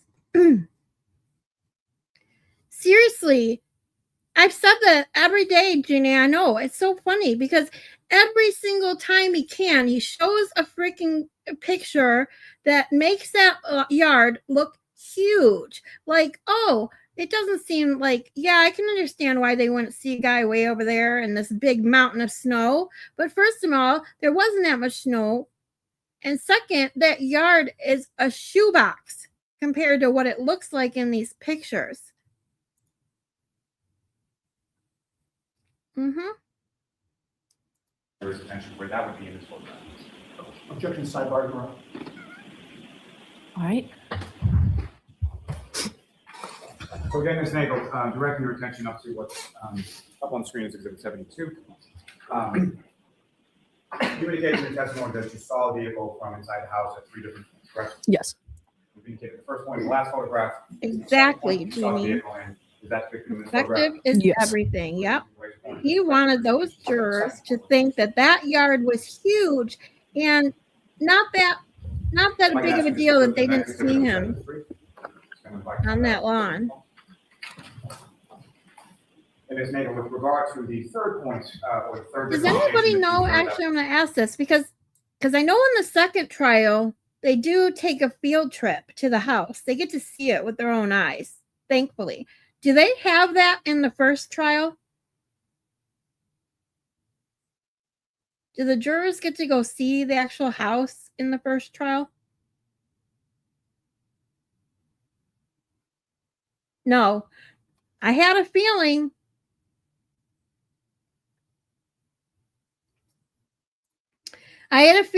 And that's why he was using these photographs. He is trying to deceive this jury. Oh my God. I don't think they do either. I mean, like I said, I haven't watched it, but I don't remember ever seeing anything about a field trip at all for the first trial. Well, one way or the other, we will find out. He did better than Hank. Yeah. Yeah, because you know what? Lally did like this kind of deceit.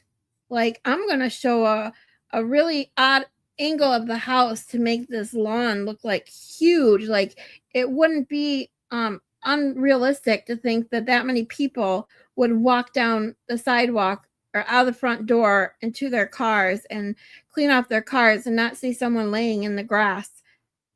But you got Hanky Poo, who totally tried to deceive the jury with fake not fake, but holes that were made in the sweatshirt by the techs, trying to play them off as if that was done by all the oh my God, all the pieces of tail light, like or the ground or whatever he was trying to say with that shit.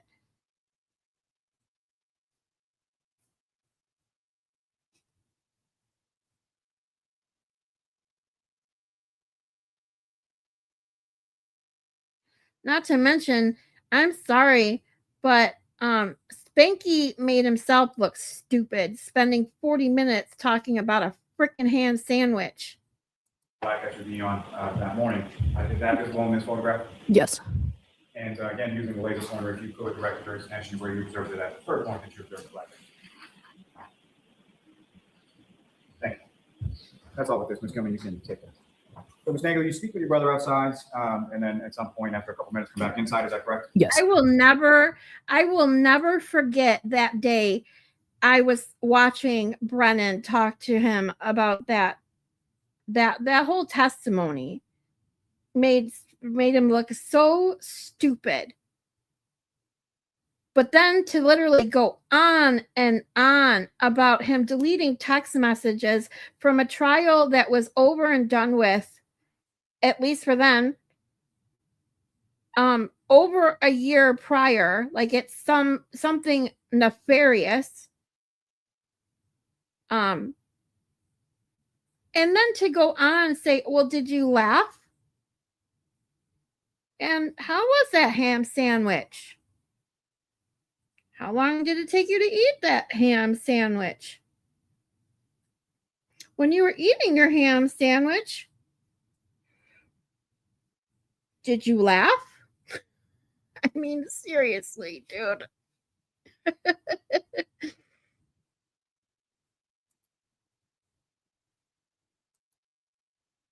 And the people that you would mention that were in the kitchen and dining room area, were they still in that area? Yes. And at some point over the course of the evening, yeah, I mean, the trial's over. Who wouldn't delete that shit? I mean, and it's not like it was anything. I mean, no one is going to text things that are super important anyways. It's going to be, can you meet on this date and time kind of text. Like, who saves that kind of shit anyway? Like, he was trying to make every little thing out to be something that it wasn't, and not in the way that like Yannetti and Alesti and Jackson were trying to show that things could be something that if portrayed in a different light. Spinky was literally trying to totally deceive that jury. Like, how dare you delete text messages and use Signal when you're testifying in a trial? Like, dude, first, the trial's over. Second, Signal is probably used for obvious reasons. You know, considering it has to do with a trial,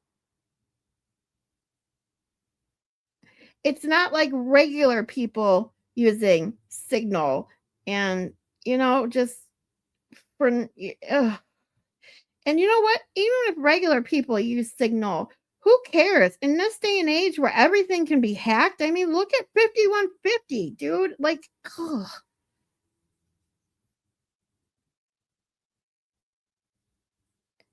It wouldn't surprise me if people started using those kind of apps all the time.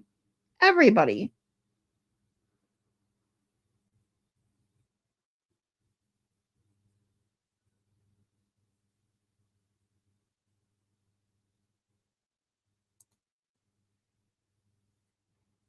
I bet my bottom dollar that if they got everyone's phone extractions that were in that house that night, they would find out a lot more. Oh yeah, I just was talking about this the other day. Because I have the Google Drive, we didn't get to it today, but we can do it tomorrow. But seriously, like, because someone asked if there was on the Google Drive if there was extractions from certain people's phones and stuff, and it's like I don't even think that they bothered to get extractions from people's phones. I mean, Higgins, I don't know if they even like specifically tried to get, I mean, obviously before they all destroyed their phones, but to get their entire phones or specific portions. And then you got Higgy, who took his own phone to his friend to get portions extracted. And who knows if anything was deleted first. I mean, they just didn't give a fuck. Did not give a shit. And people are leaving the house, is that correct? Yes. Can you recall what order it was that people left the house on that morning? I'm not quite too sure, no. And with respect to yourself, you indicated that you left with Miss Levinson and the kids, correct? Yes. And do you recall who, if anyone else, was present in the home when you left? I'm not sure, no. And so when you left, how was it that you came out of the residence at that point? Out the front door. Same front door that you had indicated earlier. Yes. So let's move on with which door, please. Go ahead. You come out from that door. Where was it that you went into Matt and Jennifer's car. Do you recall anything about the car, what type of car it was, or? It was an SUV, but I don't know what kind it was. And where was that vehicle parked when you went over to it? I was in the driveway. And do you recall sort of how you came from the front door to the driveway? Just walked on through the pathway in the front yard and then out the door. So sort of along the brick path through the driveway to the car. Yes. Recall when you got in the car where it was you were seated or where anyone else was seated in the car? Yeah, it was Matt driving, Jennifer in the front, and then me behind Matt, and then Sarah next to me in the back behind Jen. Now, after you get in the car, about how long was it before the car backs out of the driveway?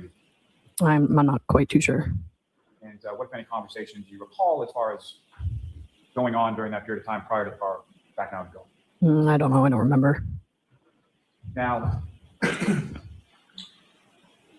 when the vehicle leaves from the house, at some point it's going by the house, correct? Yes. Do you recall which side of the McCabe's vehicle was facing towards the house? And by that, I mean, was it the side you were sitting on or the side that Ms. Levinson was? The side that Sarah was sitting on. And that would have been the passenger side, is that correct? Yes. And at the time that the vehicle was driving by the house, what is it that you were doing at that time? We were having a conversation. So Jen was kind of facing towards the back, towards me and Sarah. We were talking about making PB and jelly sandwiches because there was some peanut butter and jelly and bread in the car. So talking about that. PB and J. But yeah. And so when Miss McCabe she's in the front seat, is that right? Yes. And she's talking to you and Ms. Levinson, correct? Yes. And how is it that she's positioned, talking to you in relation to the seat that she's in? Yeah, I would say she was kind of turned back a little bit towards us in the back seat. And what I'm asking is, she turned towards sort of the center of the vehicle, or she turned towards the window next to her? Towards the center of the vehicle. And you're speaking to her and to Ms. Levinson, correct? Yes. Which direction are you facing? I'm facing towards Sarah and Jen. And which direction is Sarah facing as you're having this conversation? Towards me. And as you drive by home, what, if anything, did you observe? I did notice behind Sarah and Jen, I did notice something out of the ordinary, like a black blob in the ground by the flagpole. And from where you were situated in the park, do you know sort of what was the lighting like over in that area of the yard that you saw by the flag? It was pretty dark out, but the snow was kind of heavy at that point, so couldn't really see too much, but. There was snow coming down at that point? Yes. And if you know about where in relation to the flagpole was this black object that you saw? I'd probably say like close to like the street, but like in their. Whoa, hold on. Wait a minute. Did she just change her So, like testimony? something out of the ordinary, like a black blob, and As you're having this conversation. towards me. And as you drive by home, what, if anything, did you observe? I did notice behind Sarah and Jen, I did notice something out of the ordinary, like a black blob in the ground by the flagpole. And from where you were situated in the park. Okay, I'm going to point out something that I guess I should preface is just my opinion. However, did anybody notice how all of a sudden she's breathing harder? You can hear her breathing in the microphone really hard, and she's pursing her lips. Her blink rate has increased, and now all of a sudden she's saying she saw something in the snow, a black heap. What?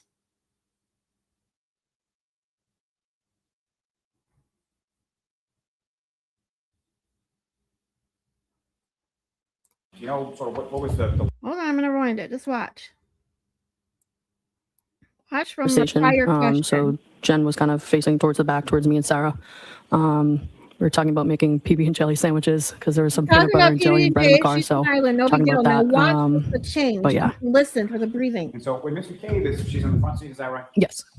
And she's talking to you and Ms. Levinson, correct? Yes. And how is it that she's positioned? It's starting to get talking you in harder relation to, and harder. the seat that she's in? Yeah, I would say she was kind of turned back a little bit towards us in the back seat. And what I'm asking is, she turned towards sort of the center of the vehicle, or she turned towards the window next to her?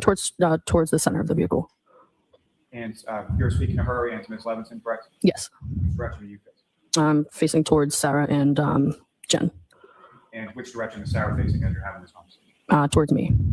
And as you drive by home, what, if anything, did you observe? I did notice behind Sarah and Jen, I did notice something out of the ordinary, like a black blob in the ground by the flagpole. Look at her blink rate. And, Like from the whole time where she you says were that answer, her situated in the eyes, look at her. park, She can't stop you know, blinking. sort of what was the And she's lighting like breathing over in that area really of hard. the yard that you saw by the flag? It was pretty dark out, but the snow was kind of heavy at that point, so couldn't really see too much, but. There was snow coming down at that point? Yes. And if you know about where in relation to the flagpole was this black object that you saw? I'd probably say like close to like the street, but like in their lawn, right kind of in front of the flagpole next to it. Now, I'm sorry to do this again, but Ms. Gilman, Your Honor, with the court's permission, I would just ask that exhibit number 72 be back up on the screen. Okay. Now, Ms. Nagel, if I could ask, the area where you saw this black object, do you see that area picking the photograph? Yes. If you could, using the laser pointer, direct your attention to where, as specific as you can be, where you observed this.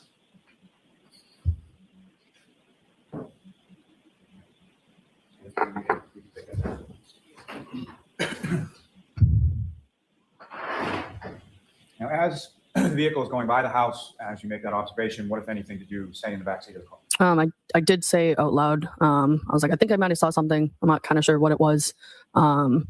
but I was also intoxicated drinking. So didn't really know what I saw. But Sarah was like, "What, Julie?" And I was like, "I don't know what it was." And then that was kind of really it. And that was sort of the end of the conversation in reference to that. Is that correct? Correct. Yes. Let me have a moment here. Ms. Nagel, if I could ask one more question. With regard to the object that you saw in that area, the flagpole, can you describe how big an object it was that you saw? I'd probably say like 5 or 6 feet, like long. But And at the time that you're driving by at that point, you can tell what it was. not quite sure. No, it was just too quick to tell. Not quite sure. No. I'm sorry, but I think if you actually saw it, your answer would be no. Because if you did have any inkling that it was a man, you would have said something, wouldn't you? Sorry, I'm getting a little snotty, but this is bullshit. I have never seen any of her testimony before, and I'm assuming it's because it's obviously not. Besides this bullshit statement, it's not interesting or. But holy shit. Look at her face.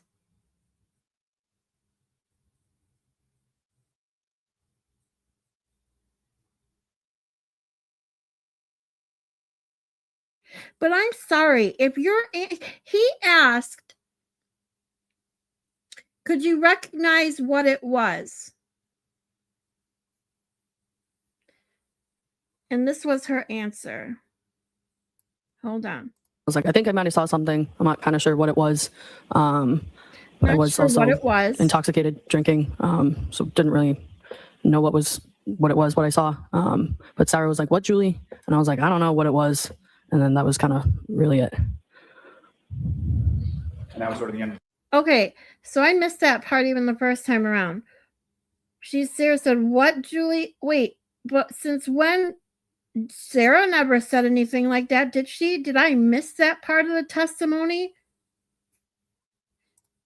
Yeah, I do. I get lucky with that, don't I? Look, I did it again. Wishes she had turkey teeth. Yeah. You and that turkey teeth get me laughing so hard, I swear to God. She was the only one who supposedly saw something. I think the McAlberts used her like a guinea pig. Oh, 100%. So that their own didn't have to reap the repercussions. Yeah, yeah. I mean, seriously though, Sarah Levinson was the one in the back seat, closer to the curb. So that means that this Julie Nagel, would have been in the driver's side back seat, looking over Sarah Levinson through the window over that, and still somehow managed to realize that it was 5 to 6 feet, but didn't really know what it was. But then, when asked, this is what gets me right here. Hold on. Conversation in reference to that. Is that correct? Correct. Yes. Let me have a moment here. And the breathing, God, that I heavy could- breathing all of a sudden is really seriously got to. Ask one more question. With regard to the object that you saw in that area, the flagpole, can you describe how big an object it was that you saw? I'd probably say like.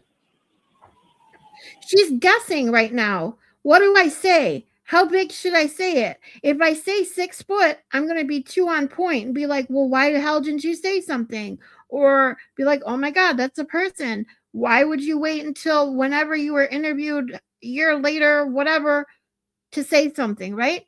Okay. And then 5 or 6 feet. Yeah. Like long. Long. Okay. At the time that you're driving by at that point, you can tell what it was. Not quite sure. No. At that point in time, driving along, could you tell what it was? Not sure. And then she says, no.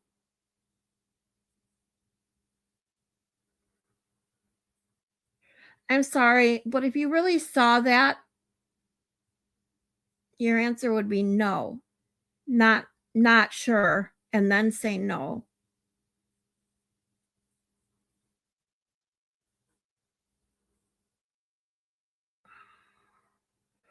Wow, I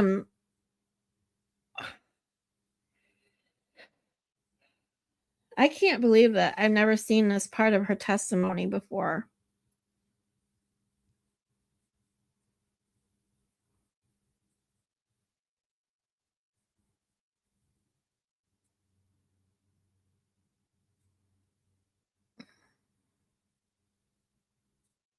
It was just too quick to tell.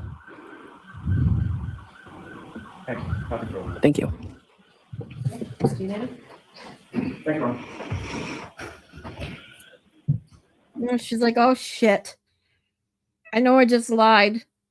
And now I gotta answer more questions from the defense. Damn it. Good afternoon, Ms. Nagel. Good afternoon. On January 28th of 2022, you got to 34 Fairview Road at about 6 or 7 p.m.? Correct. And you didn't leave until 1:30 or 2 a.m., correct? 1:45 around there, yeah. Okay. So you were there approximately 8 hours? I'm not really sure about the math, but I guess so. A lot of hours. Yep. You can't do math? You can't do basic math? But yet you can judge that it was 5 to 6 feet long, an object that's across the car, out the window, out on the curb, and you were drunk. Okay. Other than the people who lived at the home and slept there, you were one of the ones to spend the most time there that night, correct? I'm not sure. You got there early.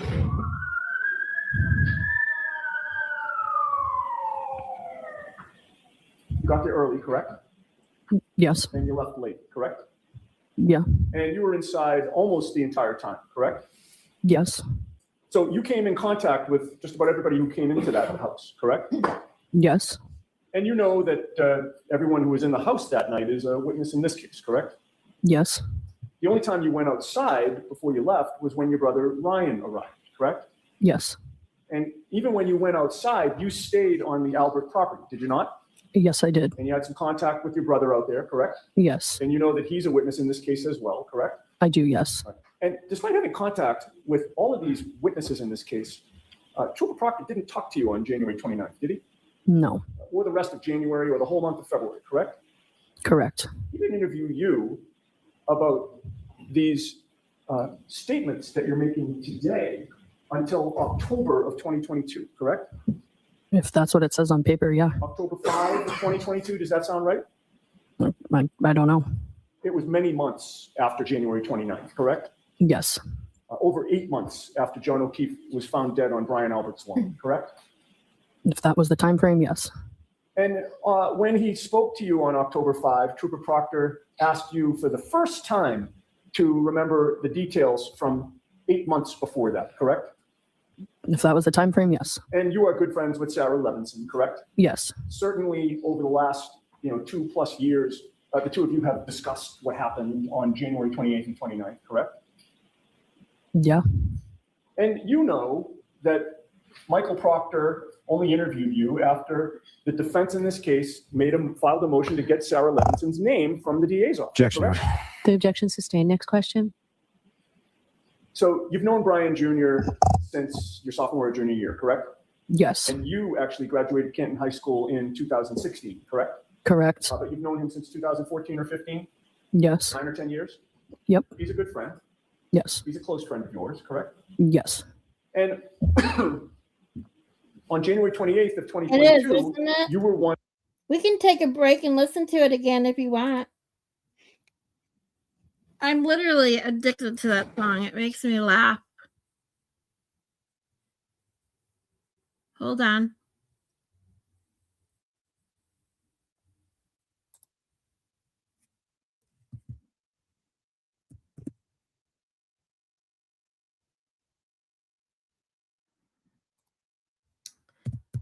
always a good time.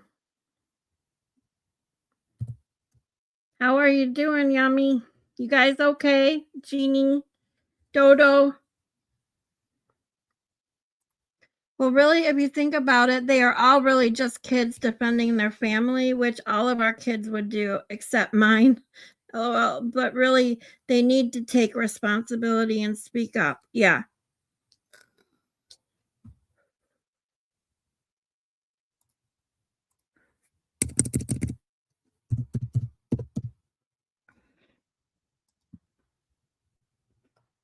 To be honest, I think those kids were manipulated more than just flat out forced to do anything. And the sad thing is, they were manipulated like that by their own parents, family, relatives, whatever.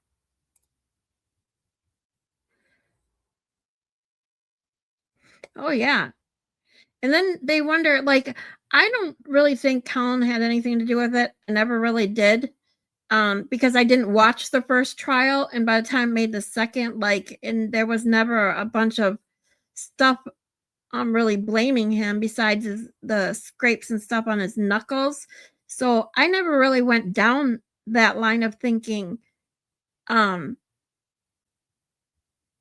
so whatever they say is, if it's true what they say about Colin, if he really is depressed and can't get out of bed, and that's the reason he dropped out of college, and it's their own parents' fault. It's his parents' fault. It's his family's fault. They want to save him from that, then you know what?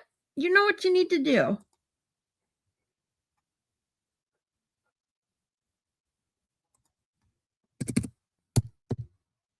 Okay, hold on.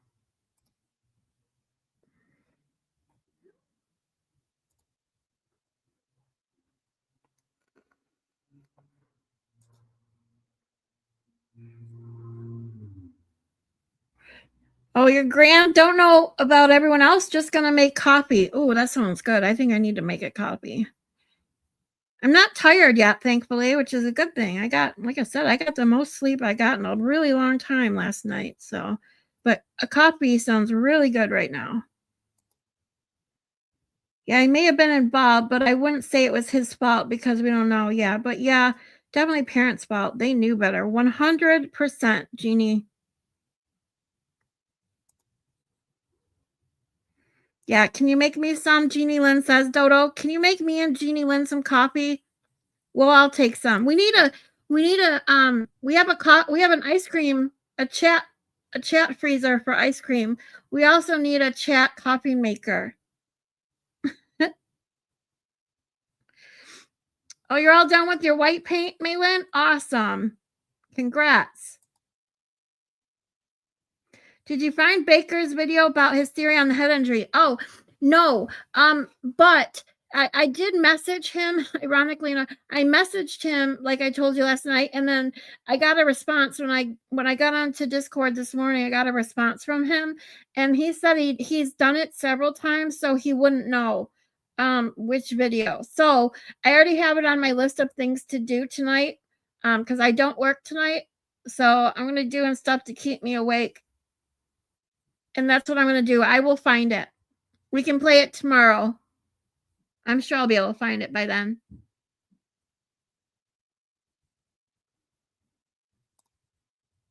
Aw.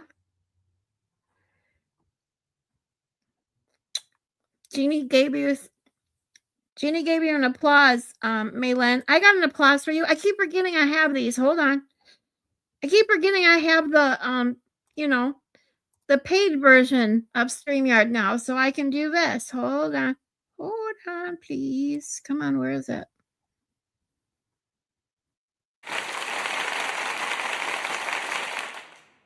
Yay! Yay, Maylin. This is Julie Nagel right now. Her heart is beating like crazy.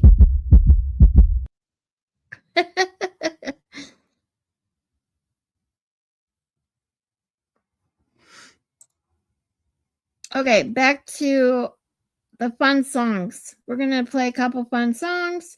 Woohoo!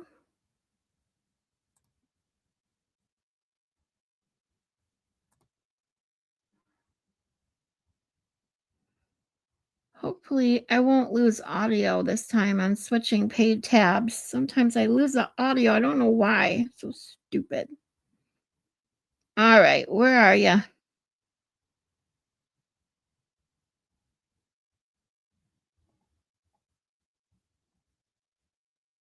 don't know why I always have like the worst time trying to find the right one.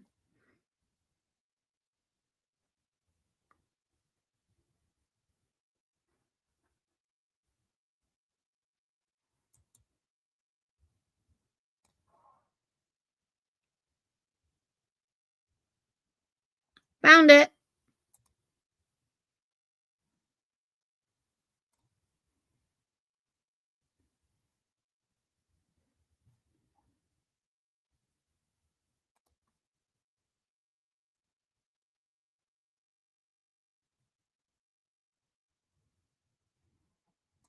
Definitely. We're going to play some jams to celebrate May being done with her painting. If I can get it to freaking load. Come on now. I've been biting There we my go. tongue for so long. Fuck you, Hank. Think you're better than me. Fuck you, Hank. No. Now be You nice. are not Lally. Fuck you, Hank. Think you're better than me. Fuck you, Hank. But why don't we see? I'm a basic kind of guy. I really don't need a flaunt. Smoking 6 packs a day and I'm happy as a hog. All I do is mumble. Do I really need any lungs? The trial one jury was just like me. They were hung. Trial 2 came around and you wanna bench me? Not one guilty vote was embarrassing to see. Need to remind you that my jury was 9-3. Take your little OUI and get about the scene. Fuck you, Hank, Hank. Think you're better than me. Fuck you, Hank. You are not Lally. Fuck you, Hank. Think you're better than me. Fuck you, Hank. Well, why don't we see? Oh, I know what will get us the win. Ask Rachel about his fucking ham sandwich again. That'll prove this beyond all reasonable doubt. Oh, who am I kidding? This shit is a rout. You took this case so damn personally, and I hold that opinion to a scientific certainty. You weasel face, fuck bet, Arca Major P. Even with all the help you got from Beverly, standing ovation. What a robust cross. Psych. Your nerdy ass looks so fucking lost. Just think, $500,000 was all it cost to get our asses kicked in the fucking law. Fuck you, hey, hey. Think you're better than me? Fuck you, hey. You are not Lally. Fuck you, hey. Think you're better than me? Fuck you, hey. Well, why don't we see? Why don't we see? Hey, how'd that case with the middle school teacher go? I hear you're taking more L's than the Commonwealth. Hey! Waiting for your response, Becky.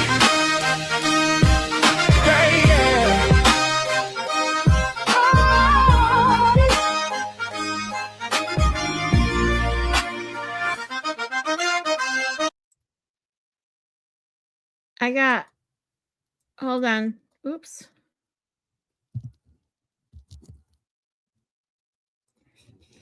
I gotta play my favorite song by Toy.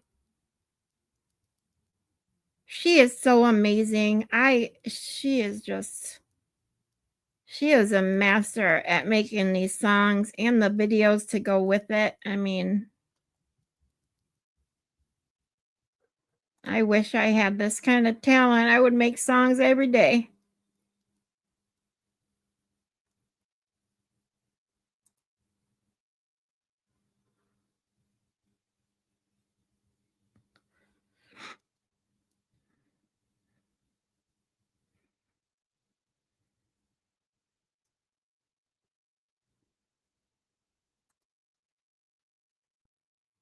My dear lovies, today we are gathered here with some cold, hard facts.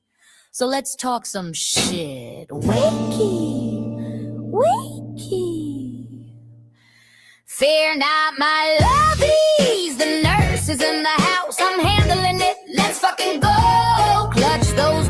I hate to pause the song because I love it so much, but I would love that, Jeannie. I'm still waiting on my rat suit, so I'm afraid to ask her because I know she's so busy. I don't want to bother her, but maybe I'll message her soon. Yeah. I'm excited to get my rat suit one day. That I'm looking forward to. Maybe she'd be willing to write me one. That would be so awesome. Pearls, lovies, clutch them tight. Not today, Satan, not on my watch tonight. Oh, oh, oh, oh, oh. Show me it. Nurse Kim in this bitch, and I'm handling it. Oh, thank you, Jeannie. Get on your knees. This might sting a little. Take you down to Unimpound Town right now, if not sooner. Chill. I don't need luck. I'm blessed and trained. You question me. Who's the fool now? Fuckery foot, scammers on the loose. Lose my number, motherfuckers, I'm cutting y'all loose. Why in the Christ would you not preserve evidence properly? What is happening right now? Tiny baby Jesus and Mary. Hey, babe. Oh shit, somebody needs a lifeline. Oh hell, we need a welfare check. Right fucking now. Ow, the clutch I clutch lovies when the x-rays entered the chat. All is interwoven in perpetuity. That's a fact. Fear not, my lovies. The nurse is in the house. I'm handling it. Let's fucking go. Clutch those pearls, lovies. Clutch them tight. Not today, Satan. Not on my watch tonight. Stop it. Show me it. Show me it. Nurse Kim in this bitch, and I'm handling it. I've been known to get a little feisty on the Twitter sometimes. Cluck, cluck, cluck, motherfuckers, y'all just wasting my time. Oh, what's this? I found something in my pocket. You can't tell me shit. I'm the hostess with the mostest. Period, clutch, clinch, kegel, hold, release. I'm trying to be what I'm supposed to be. Right now it's me, it's you. We just here to talk shit and have fun, you see. There's a little feather to put in your cap. I'm clutching my pearl.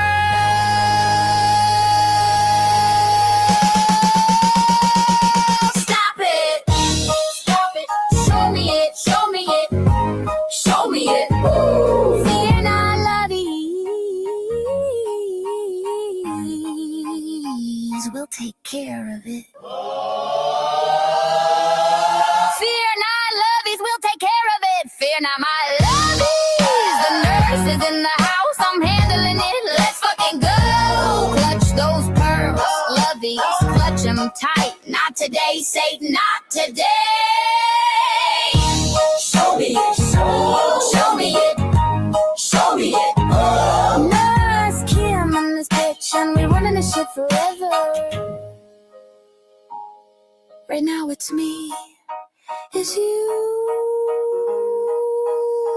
We just here to talk shit and have some fun. Now clutch, clench, kegel, hold, release.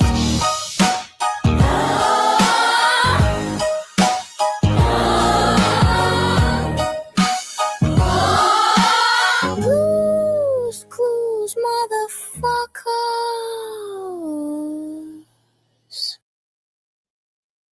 All right, we gotta play one more because this is my absolute favorite by them, by Toy. Hold on, I gotta find it.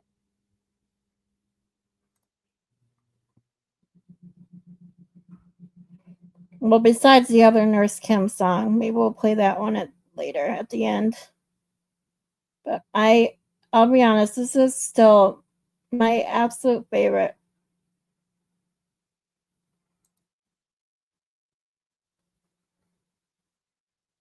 Chat rats, y'all ready? Light it up. It's that time. Let's roll. Got the crew on the dial and we setting out east. Rat daddy at the wheel on the trail for the beast. Toy got receipts and a pocket full of names, and we busting out truce like we blowing out flames. Eastbound and down, chat rats rolling heavy. Truth on our tailgate, justice riding steady. Mic in our hand and the signs all red. Ain't no lies slipping past what the chat rat said.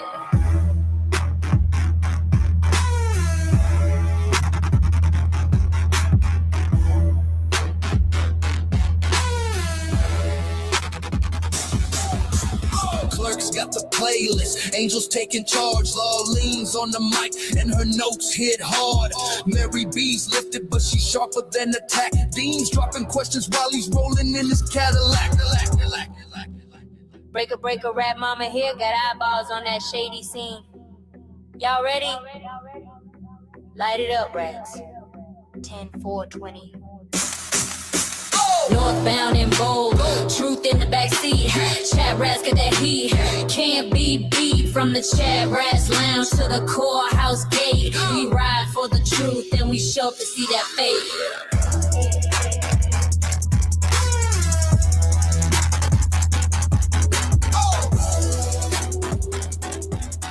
We ride for the truth and we show to see that fate.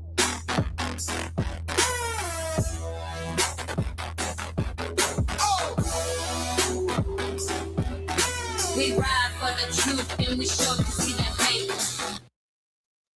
Okay, Jeannie, hold on. All right, we're gonna go back to our trial and Miss Nagel on the stand.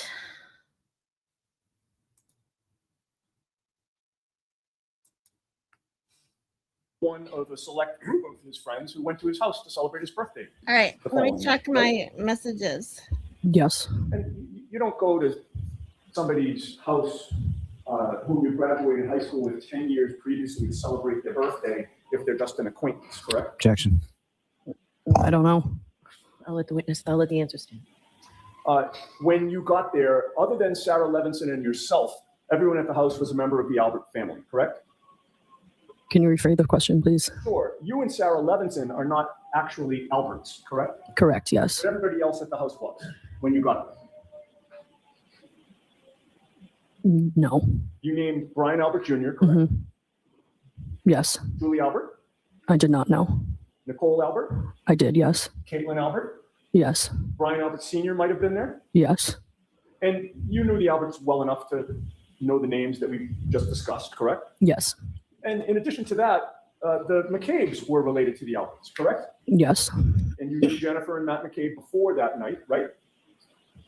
I'm sorry, can you? Yes. Before January 28th of 2022, you knew Jennifer and Matt McCabe.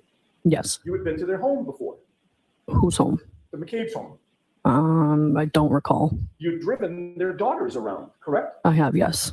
And you had actually pet sat for the McCabe's golden doodle, correct? Correct, yes. Jeannie, you're awesome. Yes. And so the answer to my previous question is certainly you've been to Thank their you. home, correct? Yes. And their golden doodle was named Bailey, correct? Yes. In fact, you knew Jennifer McCabe well enough that you called her by a nickname, correct? Yes. What was the nickname that you referred to Jennifer McCabe by? JJ. And you knew that JJ was Nicole Albert's sister, correct? Yes. Now, on the night of January 28th into the 29th, you saw Brian Albert Sr. After he came back to 34 Fairview, correct? Yes. You were on the first floor of that residence the whole night, were you not? Yes. And you have a specific memory of Brian Albert Sr. walking Chloe through the first floor of that house, correct? Yes. When Brian Albert Sr. was walking Chloe through the first floor of that house, he maintained control of Chloe's collar, did he not? He did, yes. You like dogs, right? I do. But you didn't pat Chloe, correct? I have, yes. That night. No. You've never pet sat for Chloe, correct? No.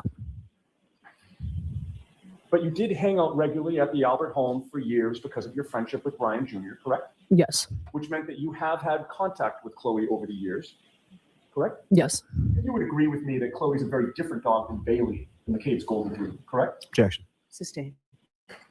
Bailey is a friendly dog, is he not? Objection. Sustain. Chloe is not friendly, correct? Objection. I'll let you have that. Can you answer that? Can you repeat the question? Yes, Chloe is not a friendly dog. I mean, I would say so, yeah. It was clear to you that she is not good with people, correct? I'm not aware. On January 28th and 29th, while you were in the kitchen dining room area, you'll agree with me that there was music playing for most of the night, correct? For a decent amount, yes. And that area of the house has surround sound speakers? Yes. Everybody was in a good mood? Correct, yes. Talking? Yes. Drinking? Yep. Singing? I don't remember. Dancing? Yeah. And all the action was in the kitchen dining room area, correct? Yes. And that was where your attention was mainly focused, was it not? It was, yes. Because that's where everybody was. Yes. You were not monitoring the basement door, were you? No. And you never went down to the basement, correct? No, I did not. Prior to January 28th of 2022, you knew who Colin Albert was, correct? Yes. You knew that he was your friend Brian Jr.'s first cousin, right? Correct. When you were at 34 Fairview, you did see Colin there, correct? I did, yes. I believe that he got there shortly after Nicole Albert, Caitlin Albert, and Julie Albert left the residence, correct? At some point, yeah. And you say at some point, that's because you're not sure of the exact time when he got there, correct? Correct. You're also not sure of the exact time when he left, correct? I would say 11:30, 11:45, around there. He wasn't somebody who was important to you that night, was he? Not really, no. You weren't paying attention to monitor when he came or when he left, were you? No.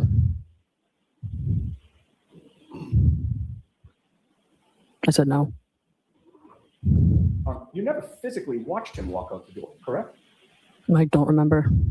You can't even say which door he walked out, correct? I don't know. You never saw him get picked up.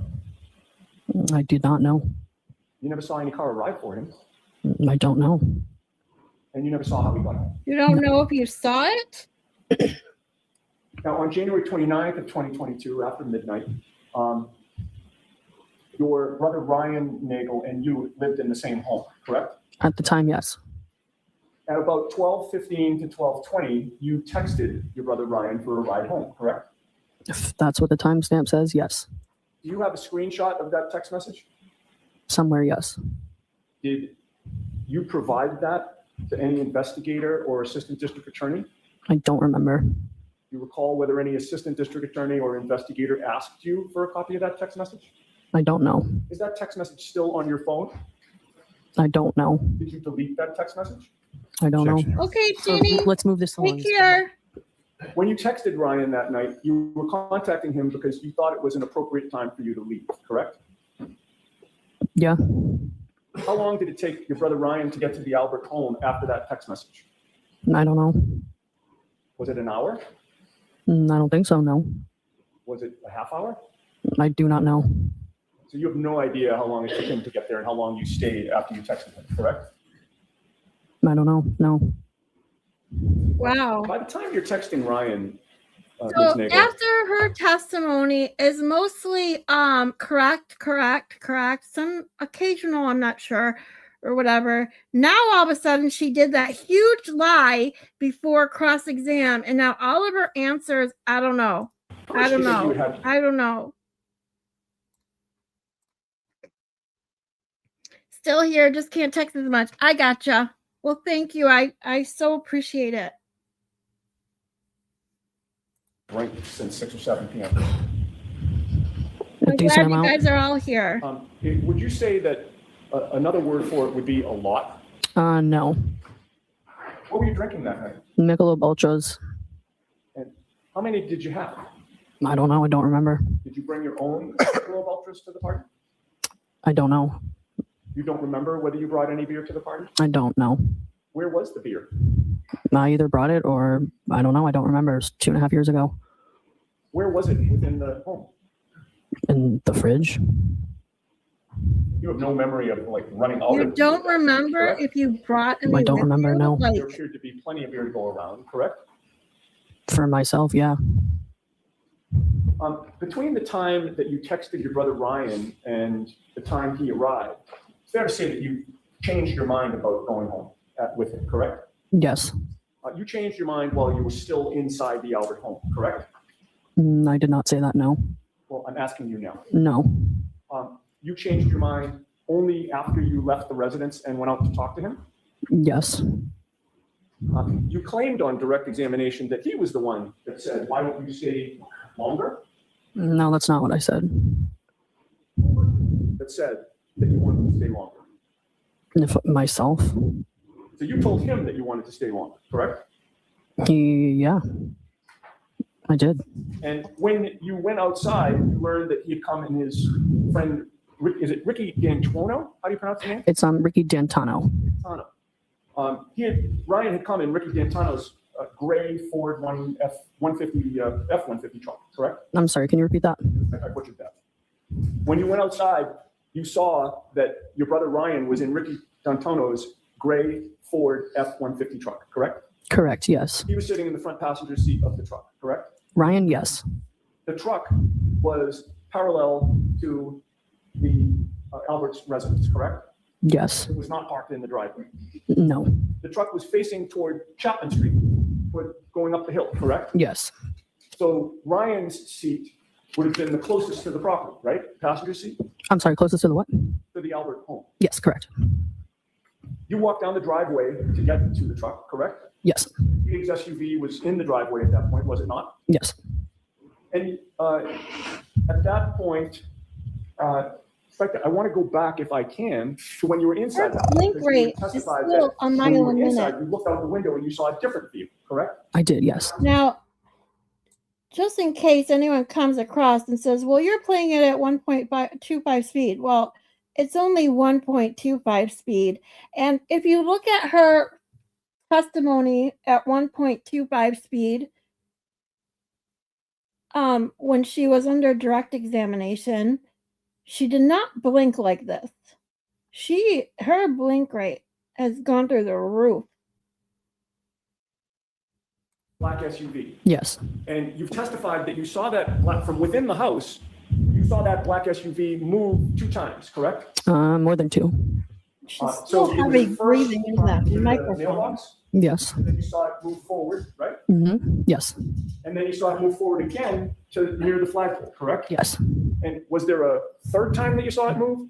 I saw it pull up, stopped, pulled up again, stopped, pulled up again by the flagpole, stopped. That's all I saw. All right. And that was all while you were inside the house, correct? Correct, yes. And, when it was pulling up like that, Ms. Nagel, it wasn't going 80 miles an hour, correct? It was not, no. It wasn't going 50 miles an hour, correct? I mean, I didn't have a radar gun on me, but no. It was going at a safe speed, correct? Yeah. You seriously just give that smart ass answer? I didn't have a radar gun on me, no. It wasn't going a very long distance, correct? Each time? No. Just a matter of several feet, correct? Adjusting its position? Just pulled up and stopped a few times. Right.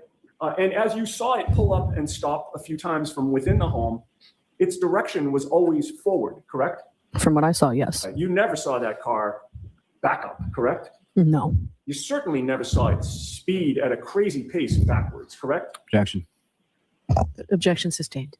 Well, did she or didn't she? I mean, Now, I'd asked you about the text messages that you had with your friend Ryan, and you could not recall whether any investigator or assistant district attorney asked you for screenshots of that, correct? My friend or my brother? Did I say friend? You did, yes. Thank you for correcting me. I did mean your brother Ryan, thank you. And I appreciate the fact that you're paying attention, at least one of us is. Yeah. So I asked you about the screenshots of the text messages that you had with your brother Ryan and whether any investigator or assistant district attorney had asked you for them, correct? I don't remember. You didn't remember, right. But somebody did ask you for a screenshot, correct? Yes. Who was that? JJ McCabe. And by JJ, you mean Jennifer McCabe? Correct, yes. When JJ asked you, do you remember when it was that JJ, Jennifer McCabe, asked you for biting her those lip. screenshots? Oh my I God, do look not at remember, that. no. Oh my God. If you ever want to see someone go from like maybe a tad nervous of being on the stand to downright stressed out, watch her direct and then really study her behavior and then watch her cross-examination. Like, this is insane. She can't stop biting her lip. She's heavy breathing. Her blink rate is out of control. Holy moly. Did you provide them to Jennifer McCabe? I did, yes. Did Jennifer McCabe, when she asked you to provide her with those screenshots, claim that she was an investigator in this case? Objection. You can answer that. Do you mind repeating that, please? Sure. When Jennifer McCabe, or as you called her, JJ, asked you for screenshots of the text messages that you had with your brother Ryan, did Jennifer McCabe tell you that she was investigating this case? No. And you have no memory of providing those screenshots to any investigator other than Jennifer McCabe, correct? I don't remember, no. Okay. Now, when you're ultimately leaving the residence, it's about, I think you said 1:45 a.m. is your best guess? Yes. You walked out which door? The front door. And that would be the one to the left, right? The real front door of the house. Yes, correct. That door faces right to the front lawn, correct? Yes. You left with Jennifer McCabe, Matthew McCabe, and Sarah Levinson, correct? Correct. And you all went out the same door, correct? I know what door I went out. I don't know about, it could have been. I don't know if they went through the side, but yeah.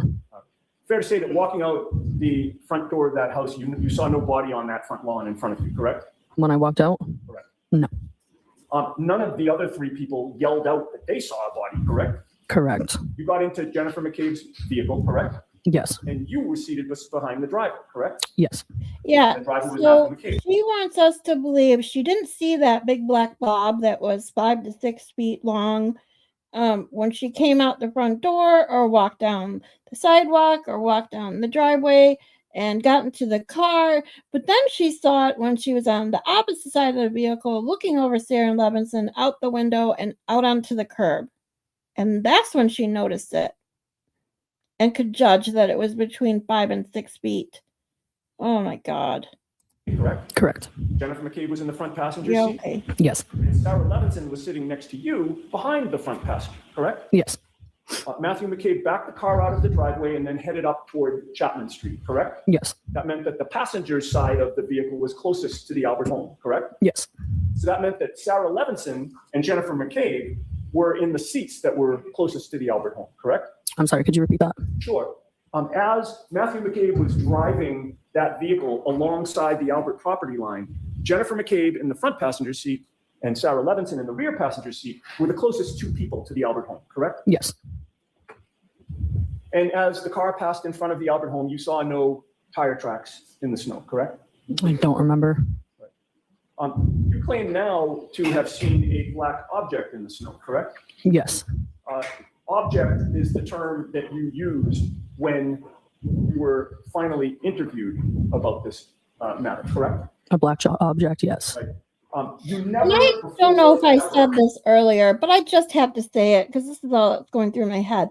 Is that you didn't say anything of the sort until you were interviewed. What did you say? 8 months later or whatever. But yet you knew what happened, and that they found him out on the lawn. I'm sure the same day, the 29th. And during that 8 months, you never said to anyone, "Oh my God, I saw a black blob on the lawn that night. That must have been him." Did you? You didn't say that. Nope, not until you were interviewed 8 months later. Told any investigator that what you actually saw was a black blob, correct? I don't remember. And of course you don't.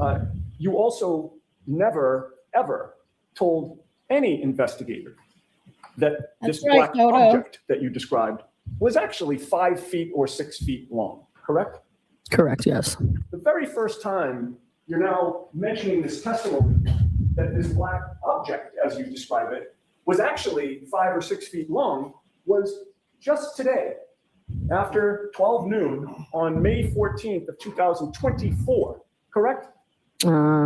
Lally asked me how big it was, so I just Yeah, it told him is. right now, yeah. Yeah, Lally, when you say Lally, you mean Mr. Lally? correct? Yes, Mr. Lally, correct. Yes. Mr. Lally just asked you during I mean, this her trial, anxiety again, and Yeah. stress right rate before this is through jury. the roof That's the right now. first time you've ever been asked or ever given an answer as to how big that object was, correct? Not necessarily, no.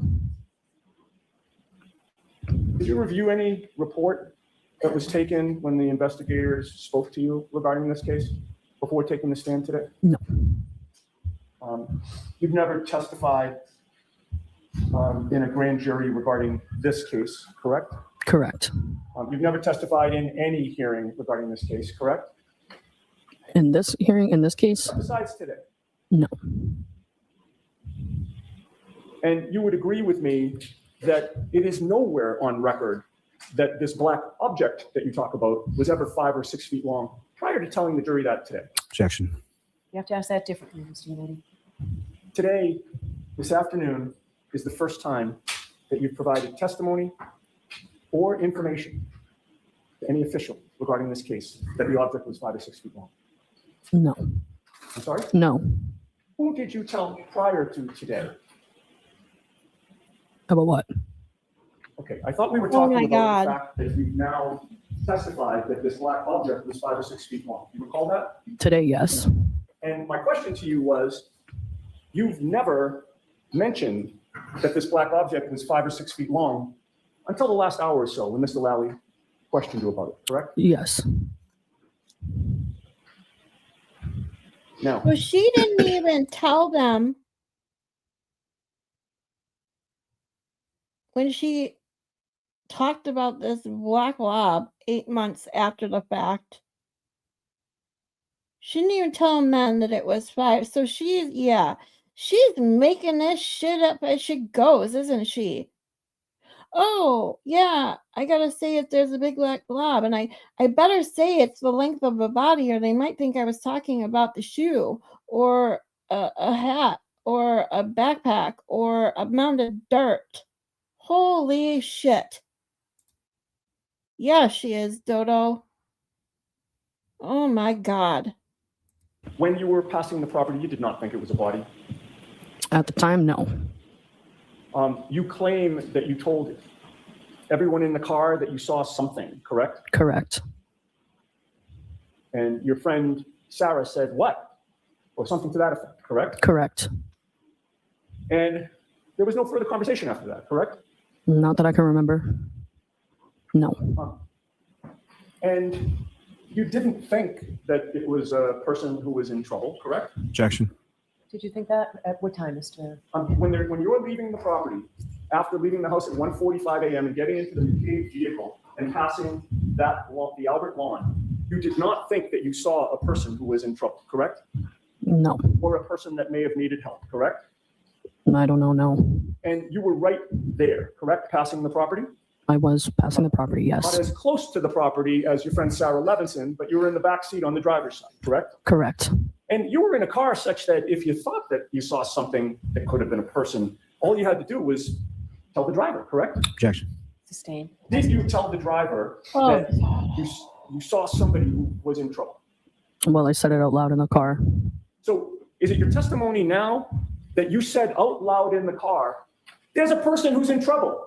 That's not what I said, no. You didn't mention a person at all in the car, correct? No, You did not tell Matthew McCabe, hey, stop the car, correct? I did not know. If you had seen a person in the snow lying there, you would have done something about it, correct? Objection. Sustained. You didn't ask Matthew McCabe to stop. No, You didn't ask him to back up. nope, You didn't ask him to check on whatever it was. Objection, Your I'll allow that. no. You had your phone with you, correct? Yeah, Your phone was working, correct? I don't remember. You used that phone to text your brother. An hour and a half I don't before. remember if your Are phone you was testifying today that working. your phone was completely out of charge? Holy shit. I don't remember, no. Text your good friend Ryan Albert Jr. to tell him that you saw somebody lying on his front lawn? Did I text him Yes. that night? As you are supposedly seeing this black object, Poor Objection. The Yannetti. immediate aftermath of that, did you text Brian Albert Jr. to tell him about that black dog? Oh, So in that form, it's sustained. Ask it differently, Mr. Yannetti. You had your friend Sarah Levinson with you, correct? I did in the car, yes. You knew she was a nurse, correct? Yeah. You didn't tell your friend Sarah that you just saw somebody lying in the snow during a blizzard who might need some help, correct? I did not know. That Brian Jr.'s father was a police officer, correct? Objection, Your Honor. So let's move this. Are you just about done with this line of questioning? I'll give you a little bit more. Just a couple more questions. and I'm Okay, done. go ahead. You knew that he was a police officer, correct? Yes. And obviously a first responder as a police officer, right? Yeah. And you knew that that was Jennifer McCabe's brother-in-law, correct? Yes. And Jennifer McCabe was in the car with you, correct? Yes. You didn't tell Jennifer McCabe or JJ to call her brother-in-law, correct? No. The fact of the matter is, you did nothing, right? Yeah. And that's because you did not see a body on that lawn, correct? Objection. Is that true? Can you answer that? I'm sorry, can you repeat the question? You didn't see a body on that lawn. I mean, I don't know what I saw, but I saw an object. You were drinking for hours. Is that a question? Yes, you were drinking for hours, is that correct? Yeah. And you were intoxicated as you were leaving that home. Objection. Were you? Yes. You were drunk, right? Some would say. wow, Yeah. go Yannetti. Go Yannetti. Yeah. Woohoo! You believe that except for Matt McCabe, who was driving, everybody in the car was drunk, right? Objection. I don't know. I'm going to let that answer stand. You have previously testified, I'm sorry, strike that. You have previously given a statement indicating that you believe that everybody in that car except for Matthew McCabe was drunk. Do you deny that? I don't remember at this moment. Oh, listen to her breathing. You told investigators that when Her- Brian look- Albert look Jr. at her, look called at you the Lally. next morning and you found out about Just the look at tragedy Lally, the like, previous save night, me.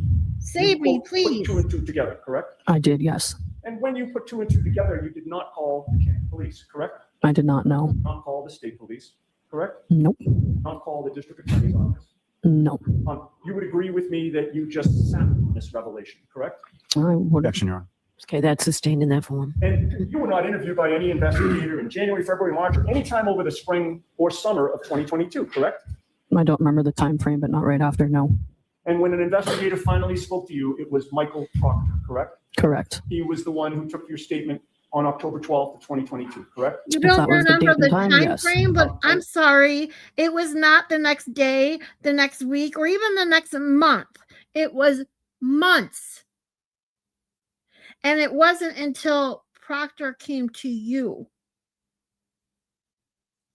Oh That my was God. over 8 months after you were driving Over past the Albert 8 home months. at around 2 a.m. while you were drunk and supposedly seeing some black object, correct?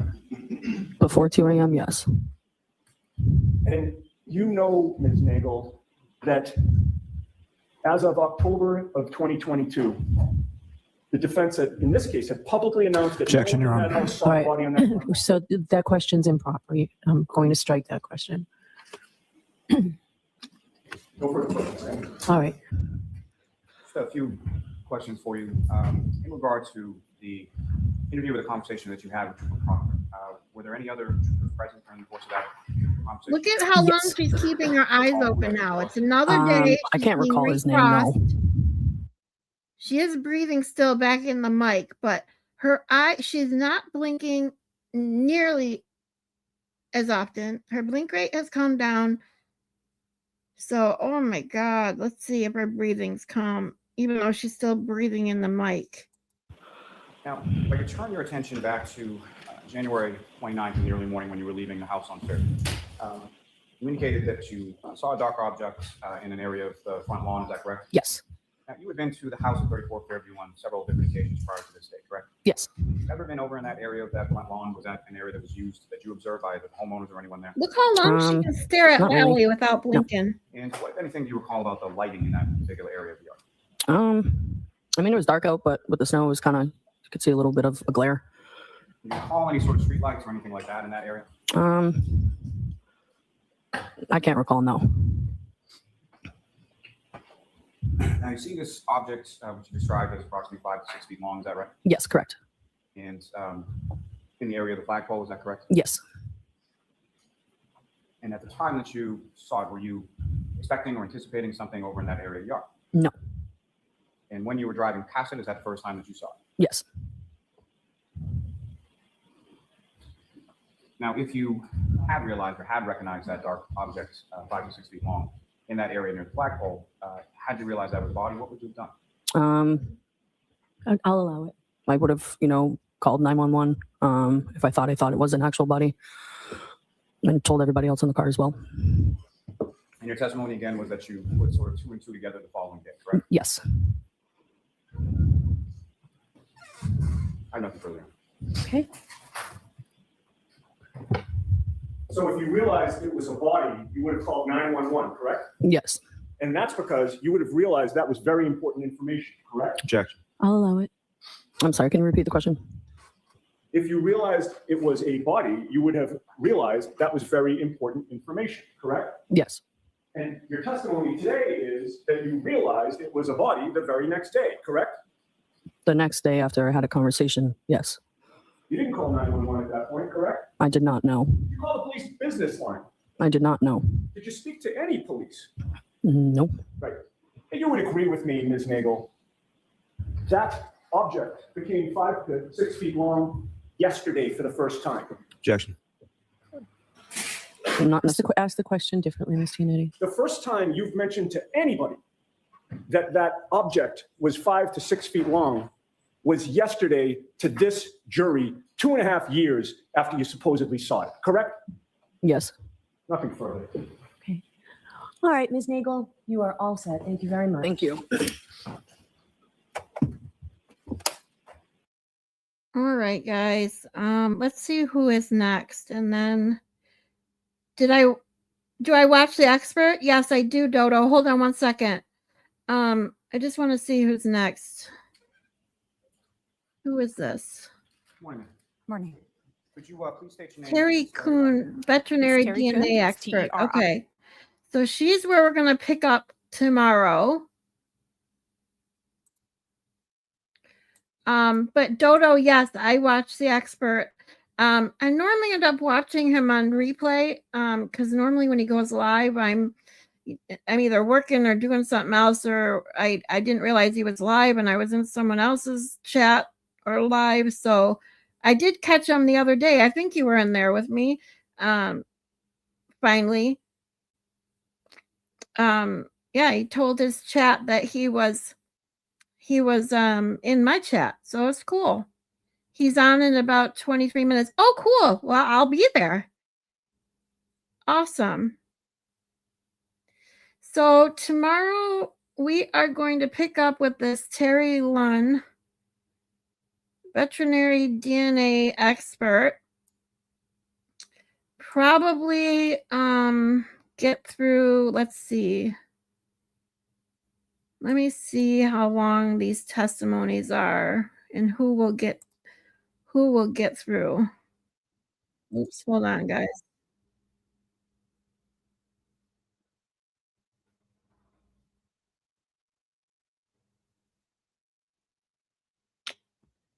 Oh, my computer is misbehaving again. Hold on.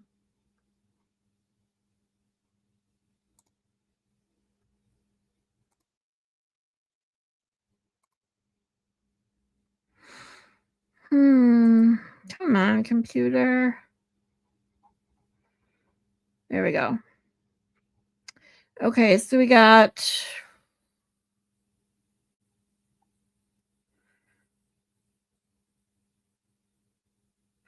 so this Teri Kun is 46 minutes. Ryan Nagel, okay, so Julie Nagel's brother is 36 minutes. Heather Maxson, I don't know who that is. I'm assuming one of the friends. She's only 26 minutes. Ricky D'Antonio, Tuono, I don't know how to pronounce his name. Is another 30 minutes. Okay. And then we get to Lally McCabe and Colin Albert. So those are the two we're going to look major ones tomorrow. Plus these few other witnesses that have short testimonies. So yeah, I'm looking forward to going through their testimony. I might be there for a couple of minutes. It's almost 12:30 in the morning here now. I got you, Dodo. I understand. Hey, trust me, everybody needs sleep. I am a big advocate for telling people to sleep, and I can tell you right now, if you don't know, 17 hours without sleep puts you at legally is equivalent to being legally intoxicated in the Americas, which is 0.08. And every hour beyond 17 hours of no sleep, I believe it's 0.1. So 18 hours, 0.9. So once you get to 24 hours of no sleep, you are equivalent to drunk.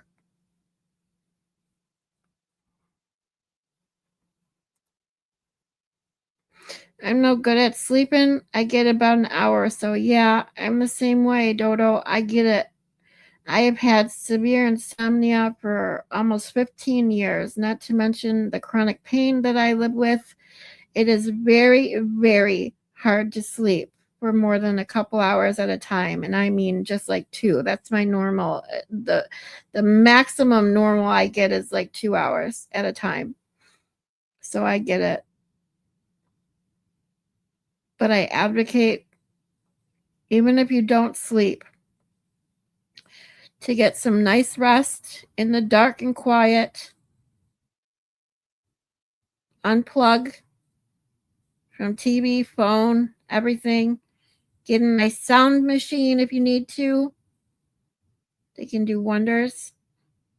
But in today's day and age where technology is just everywhere, our lives are almost dependent. Well, they are dependent on technology nowadays. Unplugging is sometimes the best thing you can do for your mental health. And I stand by that statement 100%. So, I will leave you with that thought today. I will see you in the chats. And we will be getting to Colin, Albert, and I can't remember who else I said, but some majorly good testimony tomorrow. Lally McCabe is the other one I think I said, yeah. And I think after we get, I believe what I saw after Lally McCabe and Colin Albert is Matt McCabe and Jen McCabe. So by Friday, we'll be getting into Jen McCabe's testimony, and that one is definitely going to be a good one for me to see in its entirety. Looking forward to that. All right, Maylin. Yep, I'll see you in the chats. Dodo says, take care, everyone. See y'all later. All right, everyone. Have a great night. Get some good sleep. Have sweet dreams. And I'll see you soon. Bye.